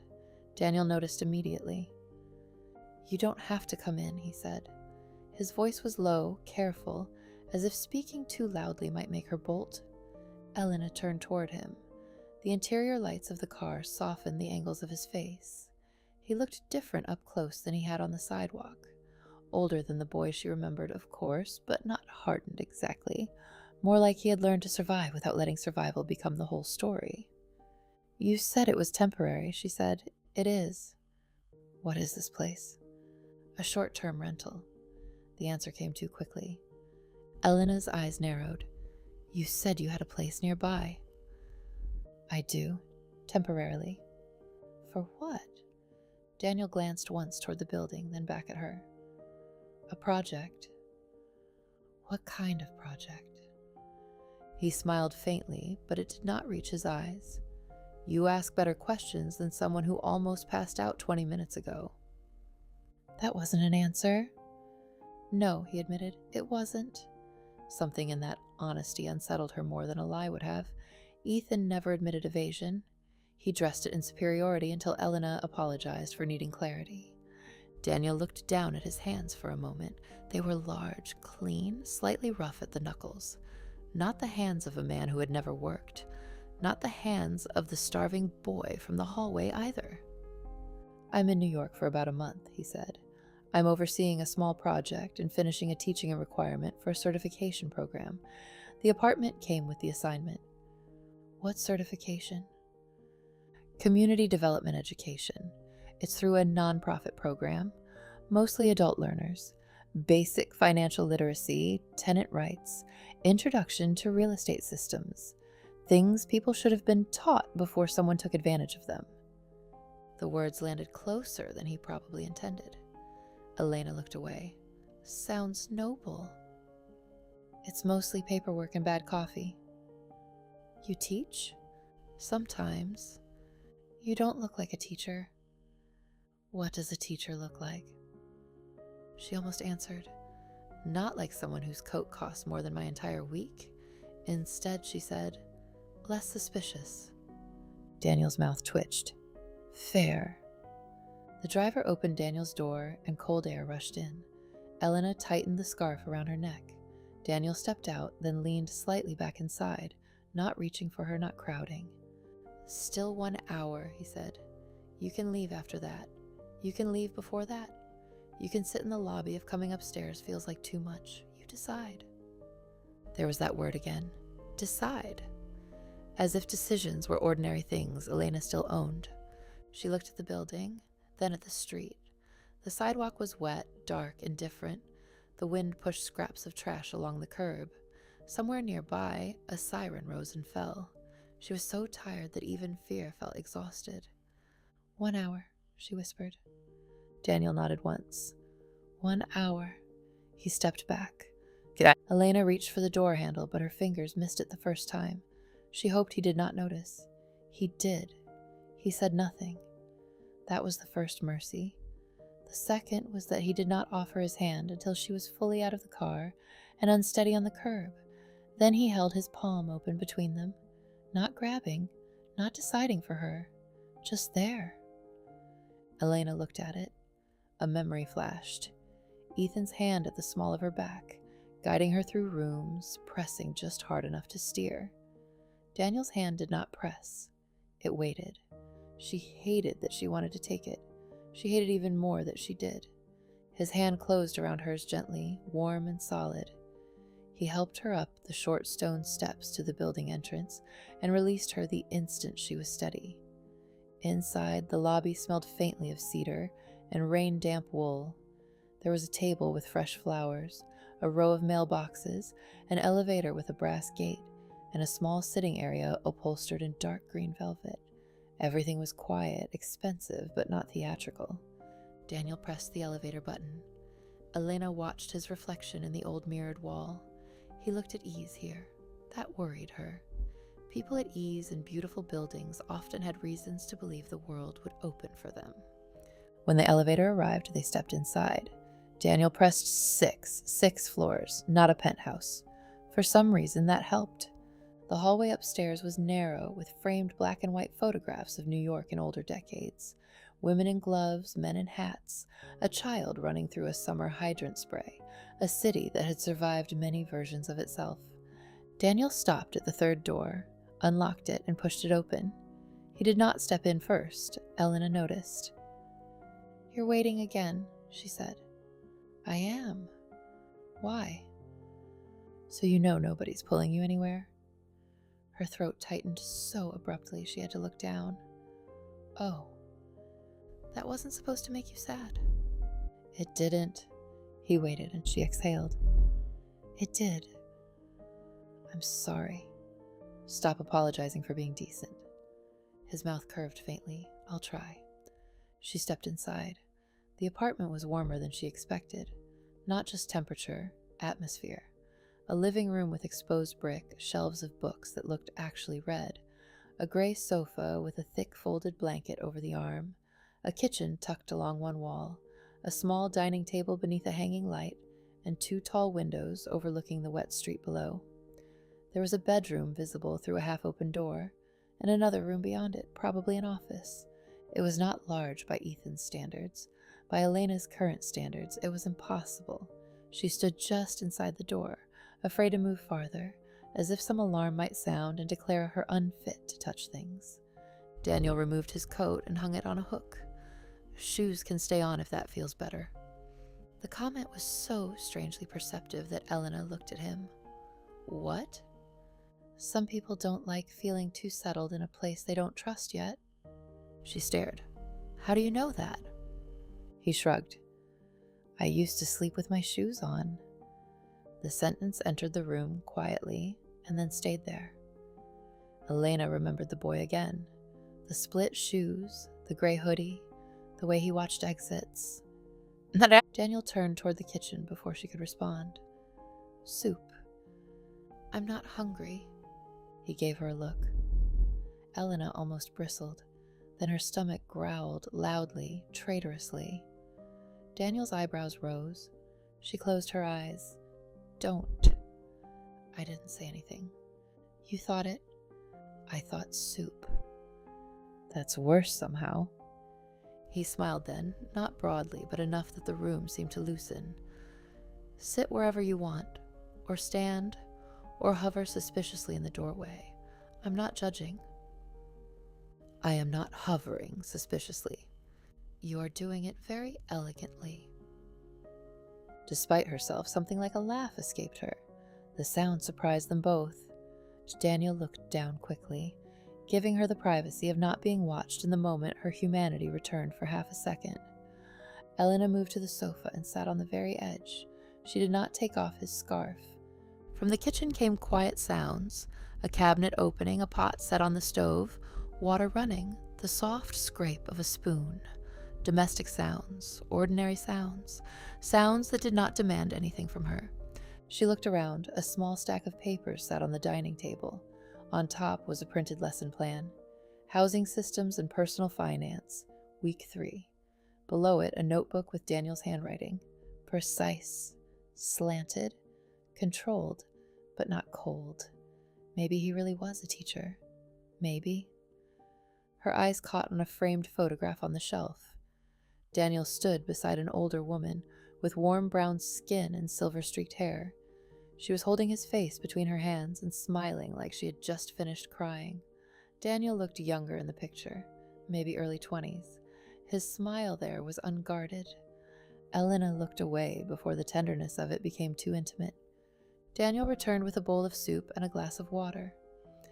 Chicken and rice, he said. Unless you hate chicken and rice, in which case it's artisan broth with rustic grains. You're making fun of rich people? Constantly. You live here? Temporarily. There's that word again. He set the bowl on the coffee table. There's also bread. Elena stared at the soup. Steam curled upward. Her hunger became suddenly humiliating. She could feel Daniel standing nearby, though he had angled his body slightly away, pretending to adjust something on the kitchen counter. Are you watching to see if I eat? No. Liar. Yes. He met her eyes. I'm watching because you look like you might pass out. I'm trying not to hover, but I'm not great at it. The honesty disarmed her again. Elena lifted the spoon. Her first bite hurt. Not emotionally, physically. Her stomach seemed confused by warmth, by food with texture, by kindness delivered without paperwork. She ate slowly because instinct told her to devour it, and some last thread of dignity told her not to. Daniel busied himself in the kitchen, making tea he did not drink. Halfway through the bowl, Elena whispered, "Thank you." He turned. "You're welcome." She hated the simplicity of his answer. No lecture, no, it's nothing. No, you'd do the same. No, aren't I generous? Just welcome. When she finished, he took the bowl without comment and replaced it with the bread. I can't eat all this. You don't have to. You keep feeding me. You keep needing food. You're very literal. Only when people are starving. She flinched. Daniel saw it. His face softened. I'm sorry, that was blunt. It's true. That doesn't always make it useful. She looked down at her hands. The knuckles were cracked from cold. Her nails, once manicured weekly, were chipped and uneven. A shallow cut crossed the side of her thumb. She folded her hands together. Daniel sat in the chair across from her, far enough away that the distance felt intentional. "I can call someone," he said. "A doctor, shelter advocate, a friend of yours, family, whoever you want." "No." "Okay." "You say okay too easily." "I mean it." "That's what scares me." He leaned back slightly. "What would feel safer?" She laughed quietly. "I don't know. Suspicion, maybe. Conditions, a contract. I can write you a terrible contract if it helps." "I was married to a man who loved contracts." "Then I'll avoid paperwork." Silence settled. Elena looked toward the window. Rain moved across the glass, softening the city beyond it. 1 hour, she said. Daniel nodded. "You still have 42 minutes. She looked at him sharply. "You're timing it?" "I said 1 hour." "And you thought timing it would make me feel better?" "I thought not pretending I forgot would make you feel better." She had no answer for that, because it did. She did not leave after 1 hour. Not because Daniel asked her to stay. He didn't. At the 58-minute mark, he stood, retrieved her phone from the charger where he had plugged it in, and placed it on the coffee table. "It's at 9%, he said. "Enough to call a cab or someone you trust." Someone you trust. Elena stared at the phone. There were 7 missed calls. 3 from her mother, 2 from Mara, 1 from an unknown number, 1 from Warren Bell. There were messages, too. She did not open them. Daniel saw her face. "You don't have to deal with that right now." "Yes, I do." "Do you?" The question was not challenge, it was permission. Elena's eyes burned. "I don't know." "Then maybe not right now." She wanted to throw the phone across the room. Instead, she turned it face down. Daniel gave no visible reaction. That restraint became another kind of kindness. The hour ended. Elena remained on the sofa, staring at the dark phone. Daniel stood near the kitchen, hands tucked into the pockets of his sweater. "You can take the bed," he said. She looked up so fast her neck hurt. "No." "The door locks from the inside." "No." "I'll sleep out here." "No." "Okay." "You can't just—" She stopped, frustrated by how little resistance he gave her. "You can't just offer things like that." "I can." "No, Daniel, you can't." "Why?" "Because I'm not—" Her voice broke. She hated it. "I'm not some charity case you found on the street." His expression changed, not pity, pain. "No," he said quietly. "You're Elena." The room went still. Her name and his voice made her feel too visible. "You don't know me." "I know some things." "You knew me in middle school." "I knew enough." "No, you knew one version, one hallway, one sentence." She stood because sitting made her feel weak. "You don't know what I became."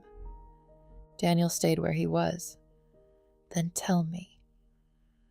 The invitation stunned her. Ethan used to demand explanations so he could dismantle them. Daniel offered space as if the telling itself had value. Elena wrapped her arms around herself. "I became exactly the kind of woman people hate." Daniel said nothing. "I wore expensive dresses and smiled at people who served me. I let my husband talk down to everyone, including my own father. I stopped answering my mother's calls. I stopped calling my best friend back because Ethan said she made me small, and I believed him because it was easier than admitting I was the one shrinking." Her voice shook harder now. "I planned parties with flowers that cost more than people's rent. I knew which champagne investors liked and which wives hated each other, and which reporters could be charmed. I was good at it. That's the worst part. I was good at being ornamental and useful and empty." "Elena." "No, don't make that face." "What face?" "Like you're about to forgive me before I'm done confessing." His mouth closed. She looked away. "I don't deserve this." Daniel was quiet for a long moment. Then he said, "Probably not." The words hit strangely. Her eyes snapped back to him. What? You don't deserve to be rescued because no one does. Rescue isn't wages. You don't earn it by being spotless. He stepped a little closer, then stopped. You also don't deserve to freeze outside because you were wrong before. If everyone only got warmth after living perfectly, the whole world would die of exposure. Elena stared at him. That sounds like something a teacher would say. Good. My cover's working. Your cover? His eyes flickered. The smallest mistake, Elena noticed. Daniel recovered quickly, too quickly. I mean, the teaching thing. She narrowed her eyes. You are suspicious. I've been told. By whom? Mostly myself. She should not have smiled. She did anyway. It appeared without permission, fragile and brief. Daniel saw it and looked relieved in a way that made her chest ache. There's a guest room, he said. Technically an office, but the couch pulls out. You can lock the door. Stay tonight. Tomorrow we figure out something safer. I don't have money. I didn't ask. I'm saying it. I heard. You don't get anything from me. Daniel's expression sobered. I know. No, I mean it. I know. Not gratitude, not affection, not... She swallowed hard. Not anything. He looked almost wounded that she thought he needed the clarification, but he did not make that her burden. I'm not Ethan. The name entered the room like smoke. Elena went still. Daniel's eyes sharpened with regret. I shouldn't have said his name. No, she said quietly. It's fine. It isn't. He exists. Pretending he doesn't won't make me less afraid of him. Daniel's jaw tightened. Are you afraid he'll hurt you? The question was direct, and because it was direct, Elena found she could not answer quickly. Ethan had never hit her. That fact stood like a guard at the gate of her own suffering, denying entry to language that might have helped her explain. I don't know, she said finally. Not the way you mean. Daniel nodded once. He hurt you in ways people don't always know how to photograph. The sentence entered her so gently that she had to sit down again. Her hand rose to the little gold cross at her neck. How do you keep doing that? What? Saying things I don't know how to argue with? He looked toward the window. Practice. With what? He did not answer immediately. Then he said, with surviving things nobody could prove. The air changed. For the first time, Elena saw the man and the boy at once. Daniel in the wool coat, Daniel in the gray hoodie, Daniel holding open a door, Daniel sitting alone on Jim's steps with a notebook against his knees. She whispered, I'm sorry. His eyes returned to her. For what? For what happened to you? He received the words like someone unused to being offered them. Then he nodded. Me too. That was all. No explanation, no performance, just truth. Elena slept in the office that night. She locked the door. She kept her shoes beside the couch where she could reach them quickly. She woke 6 times. Each time the apartment remained quiet. No footsteps, no shouting, no man standing over her demanding she account for her fear. Just the hum of heat in the walls, just the city breathing outside, just safety, unfamiliar enough to feel like a language she had once known, but forgotten how to speak. The next morning, Elena woke to the smell of coffee and toast. For several seconds, she did not move.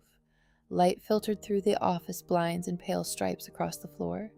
The pull-out couch was not comfortable, but it was clean. A folded blanket covered her legs. Someone had placed a glass of water on the floor near her, close enough to reach, far enough not to suggest they had entered while she slept. She sat up slowly. Her body hurt everywhere. Not sharp pain, a deep soreness, as if every muscle had been clenched for weeks and had finally begun to understand it might let go. The office around her looked more lived in by work than by comfort. A desk with a laptop closed neatly. Stacks of books on urban planning, housing law, real estate finance, trauma-informed education. a whiteboard with notes written in Daniel's precise hand. Trust is a system before it is a feeling. Do not confuse control with care. Ask what choice looks like in the room. Elena stared at the last line. Ask what choice looks like in the room. She wondered whether Daniel had written it for a class, or for himself, or because he knew what it meant to live somewhere choice had been removed. A soft knock came at the door. Elena? Daniel's voice. No rush. Just letting you know there's coffee when you want it. Also toast because I apparently shop like a widowed grandfather. She looked toward the door. A laugh rose before she could stop it. Small, rusty. Okay, she called. There was a pause. Then through the door, Daniel said, That was a laugh. No, it wasn't. It had laugh-like qualities. Go away. Going. His footsteps retreated. Elena sat there for another minute, listening. Then she stood. The jeans she had slept in felt stiff. Her sweater smelled like cold pavement and soup. Her hair was tangled. She caught sight of herself in the dark reflection of the window and flinched. She looked worse than she had realized. Not ugly. Elena had spent enough years being watched to know that beauty could survive exhaustion, but she looked stripped, unvarnished, hollowed out. Her cheekbones were too sharp, her eyes too large, her mouth dry and cracked. She looked like someone people had failed to protect. The thought nearly sent her back under the blanket. Instead, she opened the door. Daniel was in the kitchen, pouring coffee into 2 mugs. He wore a plain black t-shirt and jeans, his hair damp, his sleeves pushed up. Without the coat and streetlight, he looked less like a stranger from another life, and more dangerously human. He looked up. Morning. Morning? Coffee. Yes. How do you take it? Elena opened her mouth, closed it. Daniel waited. I don't know. His face did not shift into confusion or pity. He simply looked at the mugs, then opened a cabinet. Then we investigate. Investigate coffee? Very serious science. He arranged items on the counter. Sugar, honey, cream, cinnamon, vanilla extract, a tiny jar of cocoa powder. Elena stared. This is excessive. This is breakfast. This is a tasting menu. You said you don't know. I meant I don't know, because I haven't thought about it in years, not please assemble a laboratory. Daniel placed a spoon beside the mugs. Too late. Science has begun. She should have found it ridiculous. She did find it ridiculous. But some part of her, some long-neglected inner self, leaned toward the absurdity like warmth. She stepped closer to the counter. Ethan took his black, she said quietly. So I did too. Daniel's hands stilled for half a second. Then he poured cream into 1 mug, added a small spoonful of sugar, stirred, and handed it to her. Control cup. She took it. That isn't what control means in experiments. You're criticizing the science. I'm questioning your credentials. My teaching certification is weeping. She tasted the coffee, too sweet, too soft. It made her throat tighten. Daniel watched her. Well, I hate it. Good. Data. It tastes like dessert surrendered. He laughed. The sound was fuller than she expected. It transformed his face, and for one disorienting second, Elena forgot to feel ashamed of being there. They tried another, less sugar, more cream, then cinnamon, then black with a little honey, which Daniel insisted was not farmhouse nonsense, despite Elena saying it absolutely was. By the 4th attempt, Elena found one she liked. Coffee with cream, barely any sugar, a small shake of cinnamon. She held the mug in both hands. It tastes like something I would have been embarrassed to order. Why? Because it has personality. Daniel leaned against the opposite counter. That's a criminal amount of self-awareness for breakfast. I'm serious. I know. She looked into the mug. Ethan hated fussiness. Daniel's face darkened almost imperceptibly. Choosing what you like isn't fussiness. It was in my house. The word house came out before she could correct it. Not home. House. Daniel seemed to notice, but did not comment. He lifted his own mug. To fussy coffee. Elena hesitated. Then, because it was ridiculous, because it was warm, because no one had asked her to be impressive yet, she tapped her mug lightly against his. To fussy coffee. They drank. And for the first time since Ethan's birthday, the morning did not feel like punishment. The rules came after breakfast. Daniel insisted they should have rules. Elena distrusted this immediately. People who wanted control loved rules. Ethan had rules for everything, though he rarely called them that. Dress codes disguised as preference, social isolation disguised as ambition, silence disguised as maturity. Daniel sat across from her at the dining table, with a notebook open between them. No, Elena said. You don't know what I'm going to say. You opened a notebook. I like notebooks. Serial killers like notebooks. That feels unsupported. I'm not signing anything. Good. There's nothing to sign. He turned the notebook around so she could see the page. At the top, he had written, Elena's rules. Beneath it, Elena can leave whenever she wants. Daniel does not enter Elena's room without permission, unless there's an emergency. Help is offered, not imposed. No questions Elena does not want to answer. No calling Ethan unless Elena asks. No pretending everything is fine. Add anything? Elena stared, the words blurred, not because they were complicated, because they were not. She looked up at him. You wrote my name on the rules. They're yours. I don't know what that means. It means you can change them. Why would you let me do that? Because they're rules about you. She looked down again. The simplicity of it felt almost violent, not because it hurt, but because it revealed how much she had lived without. She touched the edge of the page. No questions I don't want to answer. Correct. What if you ask by accident? Then you tell me to stop. What if I don't know I want you to stop until after? Then you tell me after. What if I can't? Daniel's eyes softened. Then we learn your tells. She looked away quickly. My tells? Everybody has them. Like poker? Like survival? The room quieted. Elena read the list again. No calling Ethan unless Elena asks. The relief that moved through her was so strong it embarrassed her. Daniel picked up the pen and held it out. You can add one. She took it. Her hand hovered over the page. There were too many things. Don't pity me. Don't touch me without warning. Don't make promises. Don't disappear. Don't be kind only until I believe you. Don't look at me like I'm ruined. She wrote, Daniel does not decide what Elena needs without asking. Daniel read it, then nodded.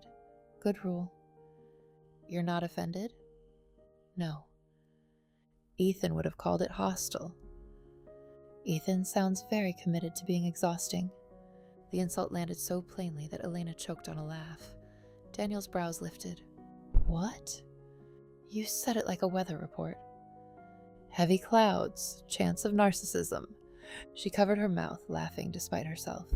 Then, as quickly as it came, the laughter slipped into tears. She turned away. I'm sorry. Daniel did not move closer. No apologizing for weather. She laughed again through the tears, which made the crying worse. Her shoulders shook.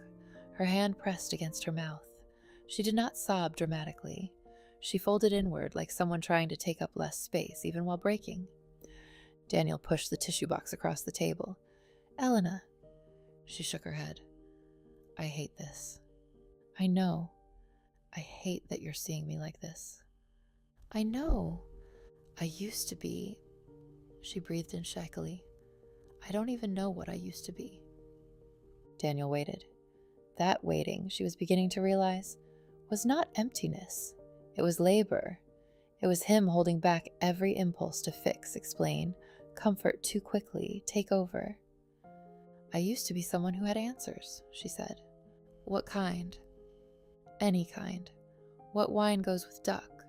Which flowers photograph better against brass? How to seat people who hate each other so they'll think they enjoyed dinner? Which version of Ethan to defend depending on who was asking? She wiped at her face. And now I don't know how I take coffee. Daniel looked down at the page between them. That seems like the better place to start. What coffee? Yourself. She hated how much she wanted to believe him. The first 2 days were small: soup, sleep, a shower, a load of laundry Daniel started only after asking whether she wanted him to show her how the machine worked. Elena had nearly snapped that she was not helpless, then realized with humiliation that she did not actually know how this particular machine worked and had not done her own laundry in years. Daniel demonstrated without comment, no teasing, no surprise, no turning competence into a hierarchy. That somehow made her feel worse before it made her feel better. The shower was harder, not because of the bathroom. The bathroom was clean, tiled in green and white, with a clawfoot tub and a shelf full of neatly arranged products that smelled like cedar, mint, and something citrusy. It was hard because when Elena took off her clothes, there was no life left to perform. Her body in the mirror looked familiar and strange, thinner than before. Bruises shadowed her knees from sleeping rough. Her ribs showed more sharply. Her hair hung dull around her face. The gold cross rested at her collarbone, tiny and stubborn. She pressed her fingers to it and thought of her mother. Then she turned away from the mirror. Under the hot water, dirt came off in grayish rivulets near her feet. That was when she cried. Not at the lawyer's office, not when she was locked out, not when she abandoned her suitcase.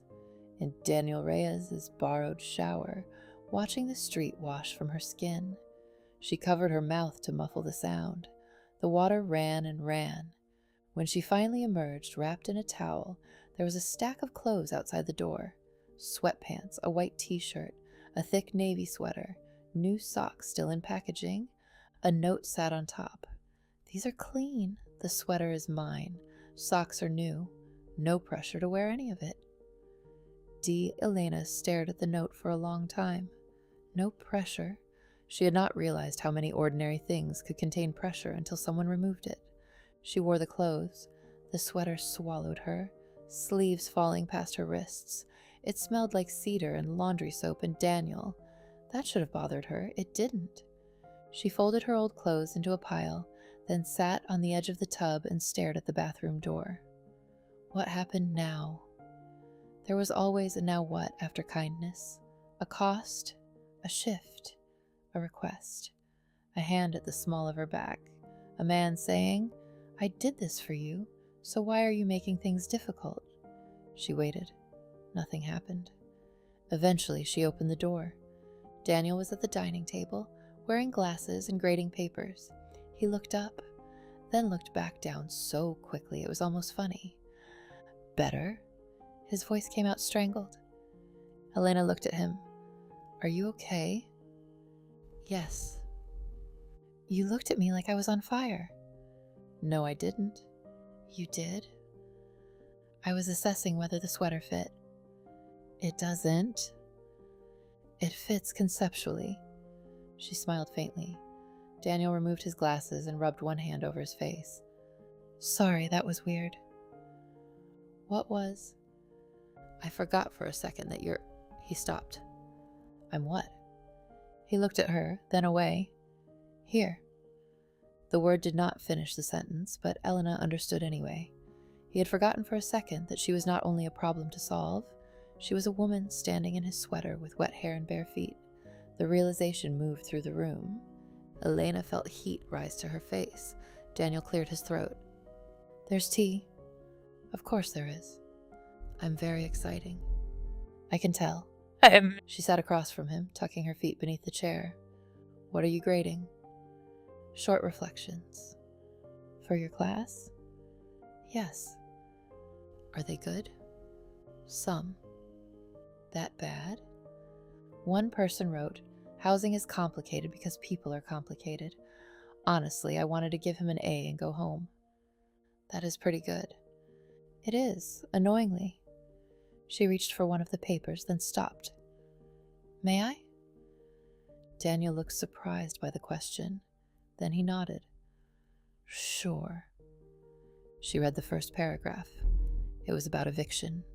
A woman describing how losing an apartment had made her feel less like a person and more like an error in someone else's system. Elena set the paper down slowly.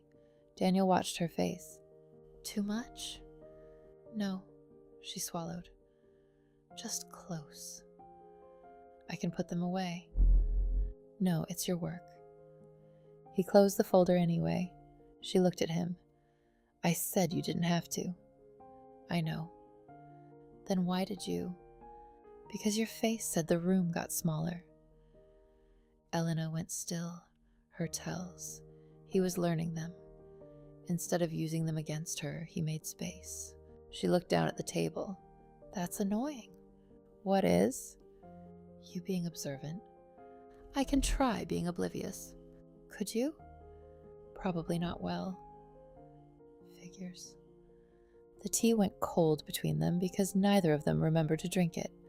On the third day, Elena tried to leave. Not permanently, she told herself. Just for a walk, just to prove she could. The apartment had become too warm, too kind, too dangerous. Daniel had gone out early, leaving a note by the coffee machine. Teaching 9 to 12. Groceries after, back by 1. Fridge is not a test. Eat anything. Fridge is not a test. She hated him a little for that, mostly because she had been treating it like one. She stood in the kitchen after reading the note, staring at the refrigerator handle. Inside were eggs, yogurt, fruit, soup, pasta, vegetables, bread, and a covered plate labeled Elena in Daniel's handwriting. She opened the refrigerator. The plate held sliced apples, toast, and 2 boiled eggs. Not fancy, not performative, just food. Prepared by someone who had noticed she forgot to eat unless eating was placed in front of her. Elena closed the fridge without taking it, then opened it again, then closed it.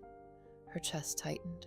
She could feel dependence forming like vines around her ankles. No, she had survived Ethan. She would not become dependent on another man, just because his control came wrapped in gentleness. She changed into jeans, Daniel's sweater, and the clean socks. Her shoes were still damp but wearable. She picked up her phone, now fully charged, and slipped out before she could talk herself out of it. The hallway was quiet. The elevator descended slowly. Each floor passed with a soft mechanical sigh. 6, 5, 4, 3. Her heartbeat increased. 2, 1. The lobby smelled like cedar and rain again. Outside, the air struck her face, cold and bright. For the first block, she felt almost triumphant. She had left. No one stopped her. No one demanded an itinerary. No one asked whether she was being ungrateful. The city moved around her, enormous and indifferent, but she was moving too. That mattered. She walked past a flower shop, a dry cleaner, a dog daycare with a French bulldog staring mournfully through the glass. She turned down a side street and passed a cafe where people sat with laptops and muffins casually belonging to morning. Her stomach cramped. She ignored it. At the next intersection, a man brushed past her shoulder. "Watch it," he snapped.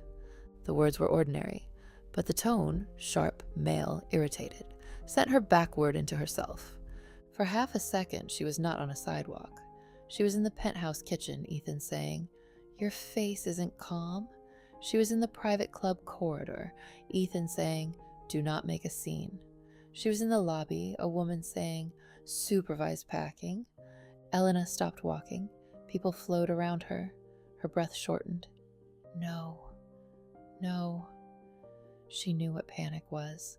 She had hosted charity luncheons through panic. She had smiled through Ethan's rage cooling behind closed doors. She had managed bored dinners while her hands shook beneath the table. She could handle this. She tried to move. Her legs did not obey. The city sharpened too much. Car horns, footsteps, a siren, steam, voices, a bicycle bell, someone laughing, someone coughing, the smell of coffee and garbage and perfume and wet pavement. Too much. She stepped toward the side of a building and pressed her palm to the brick. Breathe. Daniel's voice imagined. Not the whole morning. Just this breath. But Daniel was not there. Good, she told herself. That's good. You need to do this alone. Then her knees weakened. She slid down against the wall before she fully understood she was falling. Someone slowed. You okay? Elena nodded too quickly. I'm fine. The person kept walking. Of course they did. Fine was the password that released people from responsibility. Elena sat on the sidewalk with her arms around her knees. Daniel's sweater pulled over her hands, shaking in full daylight. She did not know how long she remained there. Long enough for shame to come back. Long enough for cold to seep upward. Long enough to realize she had left the apartment to prove she could survive without help, and had made it 3 blocks. Her phone buzzed. Daniel. She stared at his name. It rang until it stopped. Then a message appeared. No need to answer if you don't want. I came back early and noticed you were out. Just checking whether you meant to be. D. Elena read the message. Meant to be. Not where are you. Not why did you leave. Not come back. Just whether she meant to be. She began crying before she could stop herself. The phone rang again. She answered this time, but said nothing. Daniel's voice came quietly. Elena? She tried to speak, couldn't. Are you hurt? No. A pause. Are you safe? She looked at the sidewalk, at the feet passing, at the brick beneath her palm. I don't know. Can you tell me what you see? She closed her eyes. A flower shop, blue awning, dog daycare. I know where you are. Panic sparked. No, don't. I won't come closer unless you ask. She swallowed. I don't want you to see me like this. I've already seen you cold, hungry, angry, suspicious, funny, and asleep with one shoe on. This won't ruin the collection? A wet laugh broke through. I hate you. Fair. I don't. I know. The gentleness undid her. I can't get up, she whispered. Daniel's voice changed, not louder, more grounded. Okay, I'm going to walk to the corner. You'll be able to see me. I'll stop there. You decide the rest. She wanted to say no. She wanted to say yes. She wanted not to need either. A minute later, Daniel appeared at the corner across the street, dark coat, phone to his ear. He saw her and stopped exactly where he had promised. He did not cross. He did not wave. He simply stood there, letting himself be visible. Choice, even from across the street. Elena pressed the phone harder to her ear. You look ridiculous, she said. Daniel looked down at himself. Because of the coat? Because you're standing there like a bodyguard for a nervous pigeon. I've guarded worse. She wiped her face with her sleeve. Were you really teaching? Yes. Did you leave early because of me? I was between sessions. That's not an answer. No. Shady. The word came out before she thought about it. Daniel's eyebrows rose across the street. What did you call me? Shady. Shady? You answer questions like someone hiding offshore accounts? His mouth twitched. That is a very specific accusation. Are you hiding offshore accounts? Daniel? No. The answer was quick, amused, but something flickered. Elena noticed, even from across the street. You're still suspicious. I am currently being called shady by a woman sitting on a sidewalk in my sweater. It is suspiciously soft. Thank you. That wasn't a compliment. I'm taking it. For the first time that morning, her breathing steadied. Daniel said, Do you want me to cross? Elena looked at the street between them. Cars passed, people moved. The city continued not caring. Yes, she whispered. Daniel crossed. He approached slowly, stopping a few feet away before crouching to her level, not towering. Hi? She looked at him through damp lashes. Hi? Bad walk? Moderately catastrophic.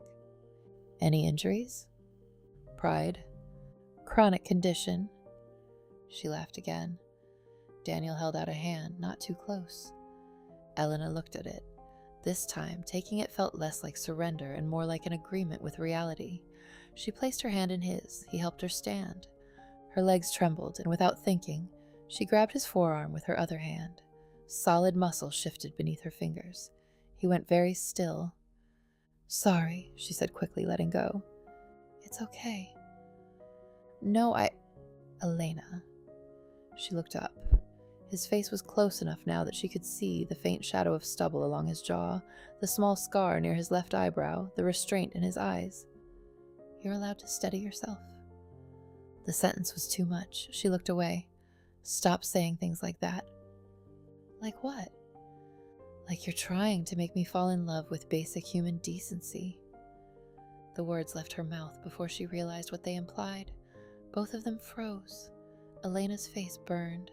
Daniel looked like he had forgotten how to breathe. "I didn't mean—" "I know," he said quickly. "Good. Good." They stood there awkwardly, hands no longer touching, the air between them suddenly full of everything they had not said and absolutely could not say. Then Daniel cleared his throat. "Hungry?" Elena looked at him. "That is your solution to everything?" "Food has an excellent track record." "I hate that you're right." "Most people do." They walked back slowly, side by side, not touching, but close enough that when the wind cut down the street, Elena could feel the warmth of him beside her. By the end of the first week, Daniel had become a problem. Not a problem like Ethan. That would have been simpler. Daniel was a problem because he made Elena want things. Coffee the way she liked it. Morning light without dread. Food without earning it. Conversation without strategy. A laugh that did not need to be evaluated afterward for consequences. The apartment developed routines despite her resistance. Daniel woke early. Always. He moved quietly, though not secretly. There was a difference. He made coffee, read something boringly dense at the table, and left for his teaching sessions or project meetings in clothes that never quite matched the modest story he told about himself. That bothered Elena. Not enough to ask more questions. Enough to notice. Some mornings he wore jeans and sweaters believable for a teacher. Other mornings he wore tailored suits with no visible logo but unmistakable quality. Ethan had taught Elena the language of expensive clothing. Daniel's suits were not flashy. They were worse. They were the kind of expensive that existed only for people who already knew. When she questioned him once, he glanced down and said, "Meeting with donors." "What kind of donors?" "The kind who prefer suits." "That explains nothing." "It explains the suit." "Shady?" He had smiled into his coffee. The nickname stayed. At first, she used it as accusation. "Leaving early again, Shady? Is this another mysterious donor call, Shady? Do teachers usually have drivers, Shady?" Daniel always had an answer, not always a satisfying one. "The driver belongs to the program. The donors are old-fashioned. The building has transportation vouchers. Elena, some nonprofits have boards." She did not believe all of it, but she was tired of mistrust. So for a while, she chose not to pull too hard. That felt like growth or stupidity, possibly both. Daniel never asked about Ethan unless she brought him up. This made him safer and more dangerous. Safer because she did not feel interrogated. Dangerous because absence of pressure made truth rise on its own. The first time she said Ethan's name without bitterness, they were washing dishes. Or rather, Daniel was washing, and Elena was drying because he had claimed she needed low-stakes competence exposure, which sounded so ridiculous she had thrown a dish towel at him. He hated dishes in the sink, she said. Daniel handed her a plate. "Ethan?" "Yes."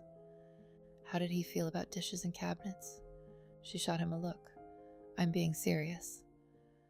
"So am I. Very important distinction." She dried the plate slowly. He said clutter was evidence of mental weakness. Daniel turned off the faucet. Elena felt him looking at her, but kept her eyes on the plate. "What?" "I'm deciding whether to make a joke or commit a felony." A laugh burst out of her. "You can't say that." "Apparently I can." "Daniel." "What?" "I'm pro-dish." She laughed harder, then pressed the towel to her mouth. "I shouldn't laugh." "Why?" because it wasn't funny when he said it. No, Daniel said. It was cruel when he said it. It's absurd now. That distinction stayed with her. Cruel then, absurd now. For years, Ethan's words had remained inside her with the authority of law. Daniel had a way of shrinking them down to the ridiculous size they deserved. Not always. Some wounds resisted humor, but enough that Elena began to understand. Part of healing might be learning which memories were allowed to stop sounding powerful. The job search began because Elena insisted she needed one. Daniel did not argue. That surprised her. She expected resistance dressed as concern. A man saying, "You're not ready. Let me handle this. Stay where I can see you. You don't need to work." Instead, Daniel opened his laptop and said, "Okay, what kind of work do you want?" Elena sat across from him at the dining table. "I don't know." "Good, broad category." "That is not good. It means we haven't accidentally ruled out your future in falconry." "I am not becoming a falconer." "Look at that, progress." She rolled her eyes. The gesture felt almost young. They built a resume. It was humiliating. Elena discovered that describing a decade of unpaid labor for a powerful man sounded either absurdly impressive or like nothing at all, depending on the line break. Event strategy, stakeholder relations, high-level hospitality management, vendor coordination, crisis response, brand-aligned executive support. Daniel read the draft over her shoulder. "You ran rooms." "I hosted dinners." "No," he said. "You ran rooms." She looked up. He was standing behind her chair, close enough that she could smell his soap, close enough that the warmth of him reached her back. She went still. Daniel noticed and stepped away immediately. "Sorry." "It's okay." It was. That was the confusing part. His nearness had startled her, but not frightened her. Not exactly. It had made her body remember it was a body. That was worse. She focused on the screen. "No one will hire me for running rooms." "Then we translate." "Into what?" "Operations, hospitality, events, client relations." "I don't have references, Maya." "You have skills." "I have gaps." "People survive gaps." "Do they?" Daniel's expression softened. "Yes." She hated when his voice got quiet like that. It made resistance feel childish.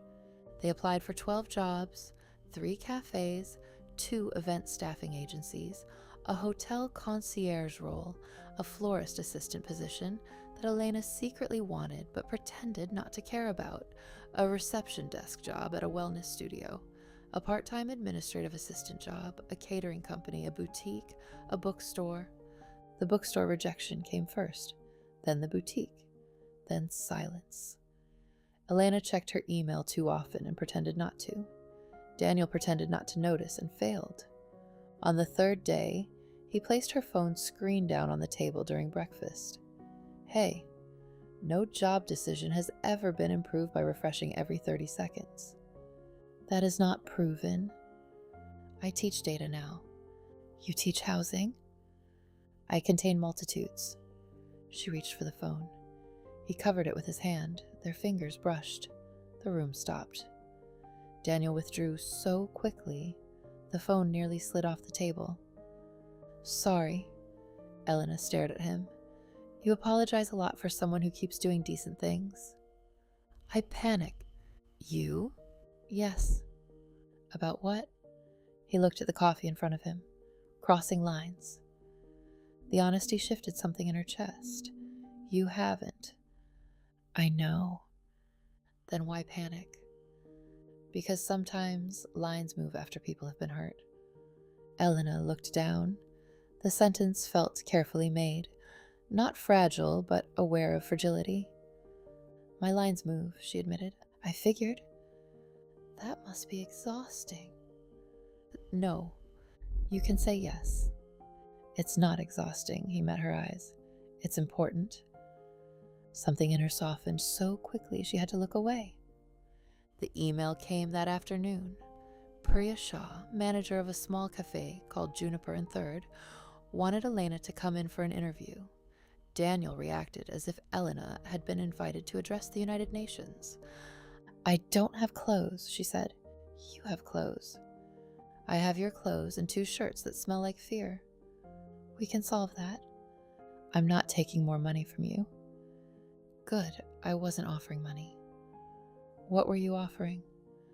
"Laundry, a lint roller, and moral support from at least 10 feet away." She stared. "That's oddly specific." "I respect rules." He did. That was the problem. It made her want to trust him. Priya Shah had eyes that missed nothing.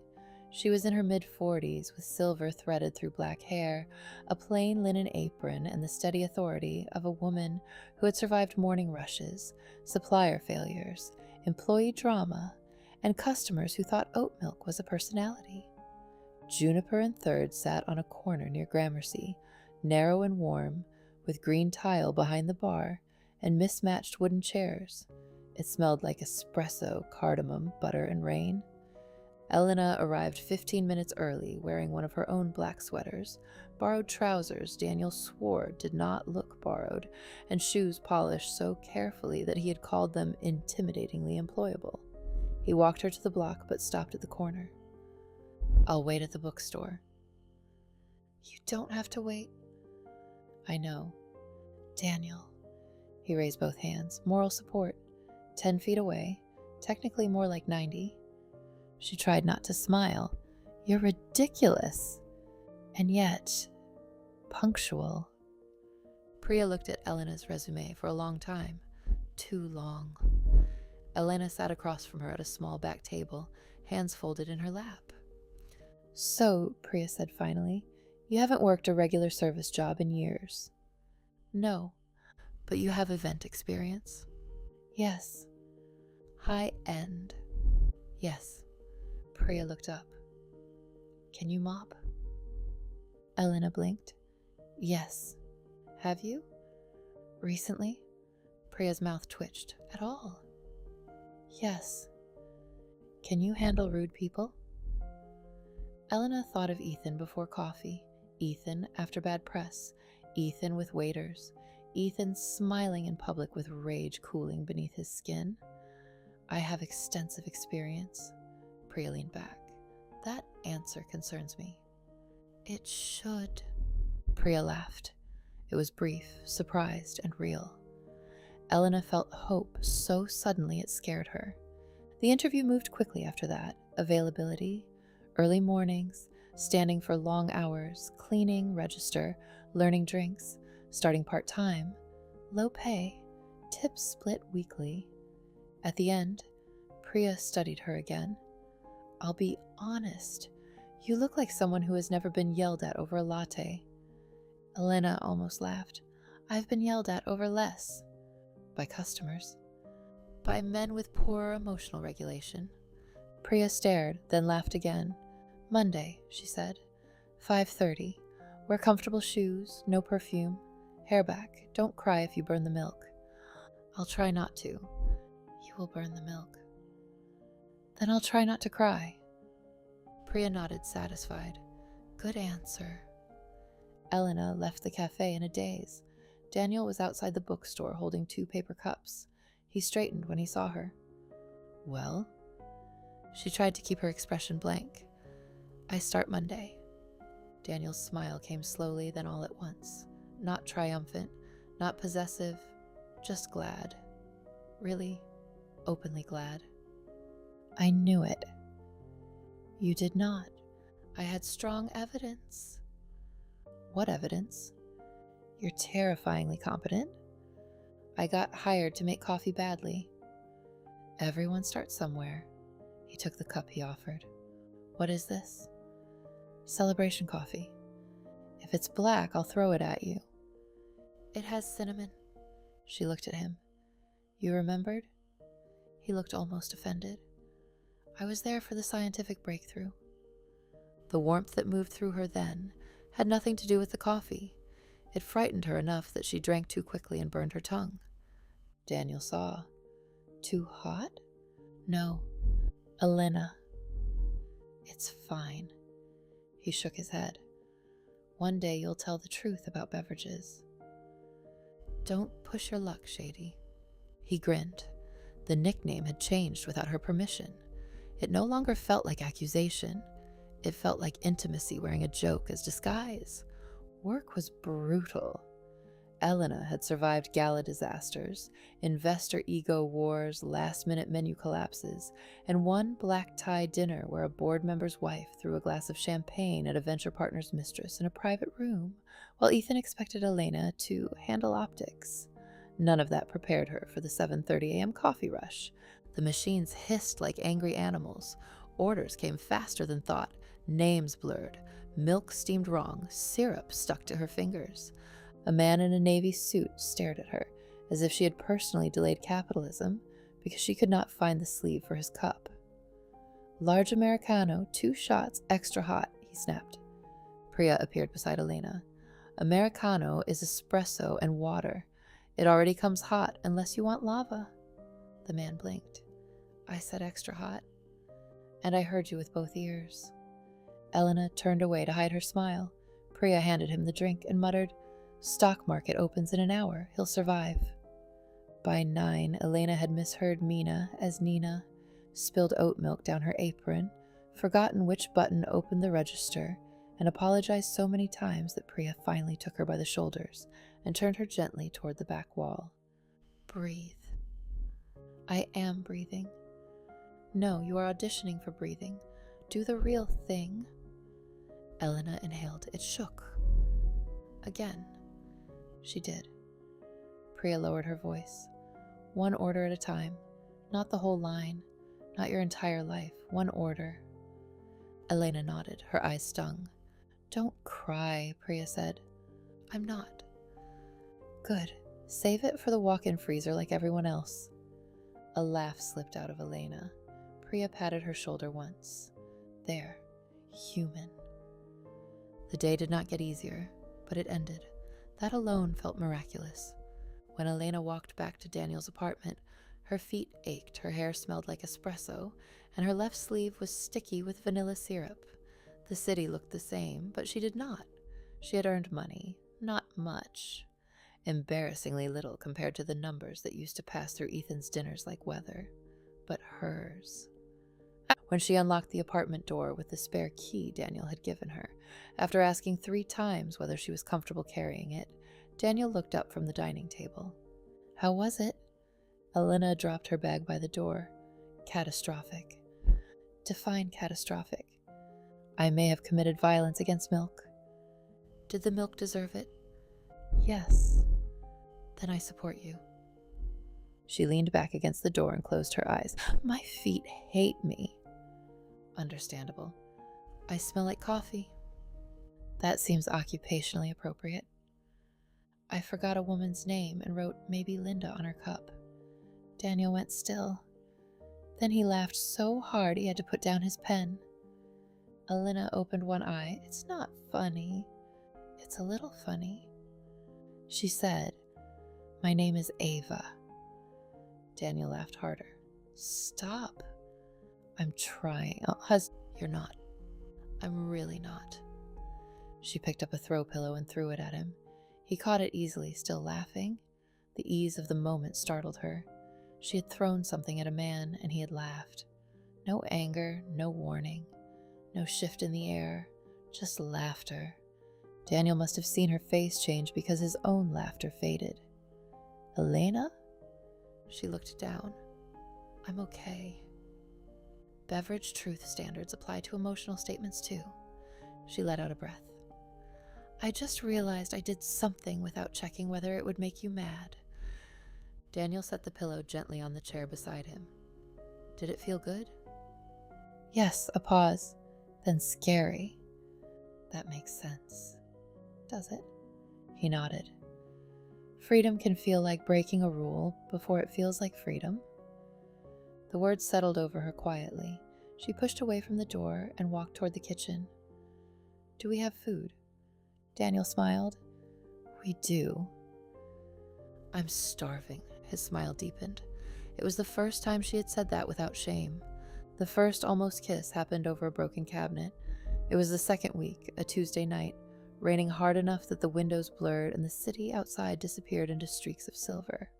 Daniel had returned late from a project meeting, wearing one of the suits Elena did not trust, and carrying takeout because he claimed the rain made cooking morally unreasonable.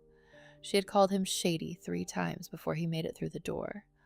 They ate noodles at the dining table while Daniel told her about one of his students, a retired bus driver named Mr. Alvarez, who kept arguing with him about zoning policy, using examples from 1987. He may be right, Daniel admitted. About zoning? About everything. It's infuriating. You like him. I fear him. That's teacher for like? He smiled. After dinner, Elena reached for a bowl on the second shelf, and the cabinet hinge snapped. The door sagged forward. She yelped and grabbed it with both hands. Daniel was behind her instantly.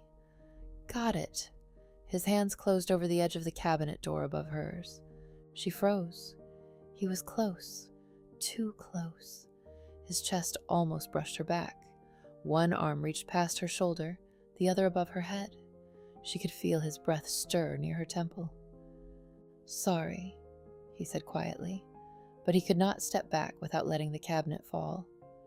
Elena swallowed. It's okay. I need you to move left. Your left or mine? We share a left right now. That doesn't make sense. It does spatially. Shady. Elena. What?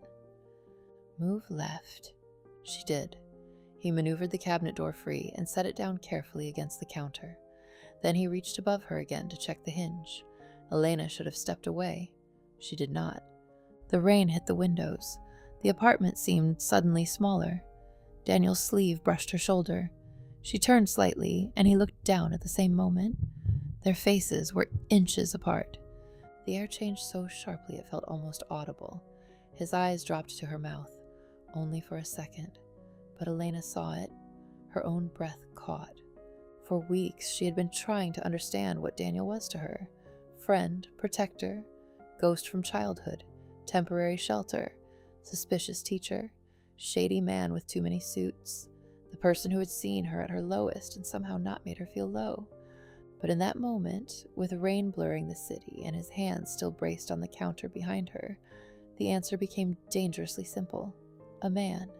A good man. A man she wanted to move closer to. That realization sent fear through her so quickly she stepped back. Daniel moved too, giving space immediately. I should fix the hinge, he said. His voice was rough. Yes. I have tools. Of course you do. I'm very mysterious. You're very something. They did not look at each other. Daniel retrieved a small toolbox from the hall closet. Elena sat at the table and pretended to check her phone while he repaired the cabinet. Her hands shook slightly, not from fear, or not only fear. When he finished, he opened and closed the cabinet door twice. Safe. Good. He turned. Their eyes met. The almost kiss stood between them like a third person.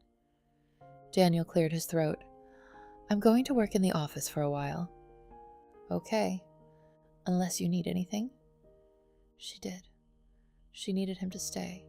She needed him to go. She needed to understand why wanting him felt like betrayal, danger, healing, and hunger all at once. No, she said.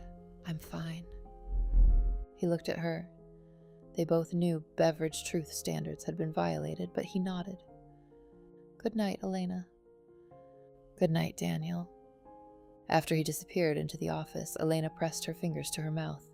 She had not been kissed by anyone but Ethan since she was 17, and the first man she wanted after him was the one person who had asked for nothing. That made the wanting feel impossible. The second almost kiss happened at the laundromat. Daniel insisted the building's laundry room was a medieval punishment chamber because 2 machines were broken and one made a noise he described as haunted percussion. So they took their laundry to a place 4 blocks away with fluorescent lights, cracked tile, and a vending machine that offered both detergent and suspiciously old candy. Elena sat on top of a dryer, swinging her feet, while Daniel folded towels with military seriousness. "You fold like a hotel," she said. "You fold like a person fleeing a crime scene." She looked at the shirt in her hands. "I do not. That shirt has corners no shirt should have. I'm rebuilding my life. Perfect folding can wait." "Fair." A toddler across the laundromat shrieked with delight as he chased a rolling dryer sheet. His mother looked exhausted and amused. Elena watched them. Something in her expression must have shifted because Daniel followed her gaze. "Kids?" he asked. The question was soft. Elena looked down at the shirt. "I thought I'd have them." "With Ethan?" "Yes." Daniel continued folding, slower now. "Did he want them?" "Eventually." That was always the word. After the next funding round. After the rebrand. After the lawsuit went away. After the new office. After things stabilized. Did things ever stabilize? She laughed without humor. Ethan didn't want stability. He wanted momentum. "And you?" "I wanted..." She folded the shirt badly. "I wanted a kitchen with noise in it." Daniel looked at her. She kept her eyes on the laundry. "I wanted someone asking for pancakes, toys on the floor, school forms stuck to the fridge, a little girl with wild hair, or a little boy who looked serious for no reason. I wanted Christmas mornings that were messy. I wanted to call my mom and ask stupid questions about fevers and lunches and whether kids always tried to eat crayons." Her voice thinned. "I wanted ordinary things, but Ethan made ordinary sound like failure." Daniel was very still. The dryer hummed beneath her. Elena wiped quickly under one eye. "Jessica is giving him a child." Daniel's jaw tightened. "Elena." "I know that's not how it works. I know a baby isn't something taken from me like jewelry or an apartment." She swallowed. "But it feels like she gets the future I waited for, even if he was never really going to give it to me." Daniel set the towel down. "You're allowed to grieve that?" "I don't want to." "I know.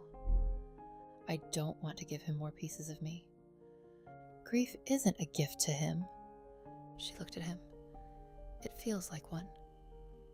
Daniel stepped closer, stopping in front of the dryer where she sat. "Still leaving space, always space." "Then take it back," he said. "How?" "Grieve because you deserve those ordinary things, not because he didn't give them to you." Her eyes filled. "That's annoyingly beautiful." "I'm sorry. No, you're not." "No." She laughed through the tears. Daniel smiled faintly. The toddler's dryer sheet rolled near Elena's foot. She bent, picked it up, and handed it to him as he ran over. "Thank you," the mother called. Elena smiled. The boy looked up at her with solemn eyes, accepted the dryer sheet like a sacred document, and ran away again. Daniel watched her face. "What?" she asked. "Nothing." "You're doing the thing." "What thing?" "Looking like you know something." "I know many things." "Shady." He leaned against the dryer beside her. "You would have been a good mother." The sentence struck so deeply that she could not breathe for a moment. Daniel seemed to realize the force of it too late. "I'm sorry, that was..." "No." She shook her head. "No. Thank you." Their eyes held. The laundromat buzzed around them. Machines spinning, coins dropping, a child laughing, rain tapping against the front windows. Daniel's hand rested on the dryer beside her knee. Elena looked at it, then at him. He did not move. She wanted suddenly and fiercely to cover his hand with hers. She did not, but he saw the thought. She knew he did because his fingers curled slightly against the metal, as if holding himself still. The moment stretched. Then the dryer buzzed beneath her, loud and violent.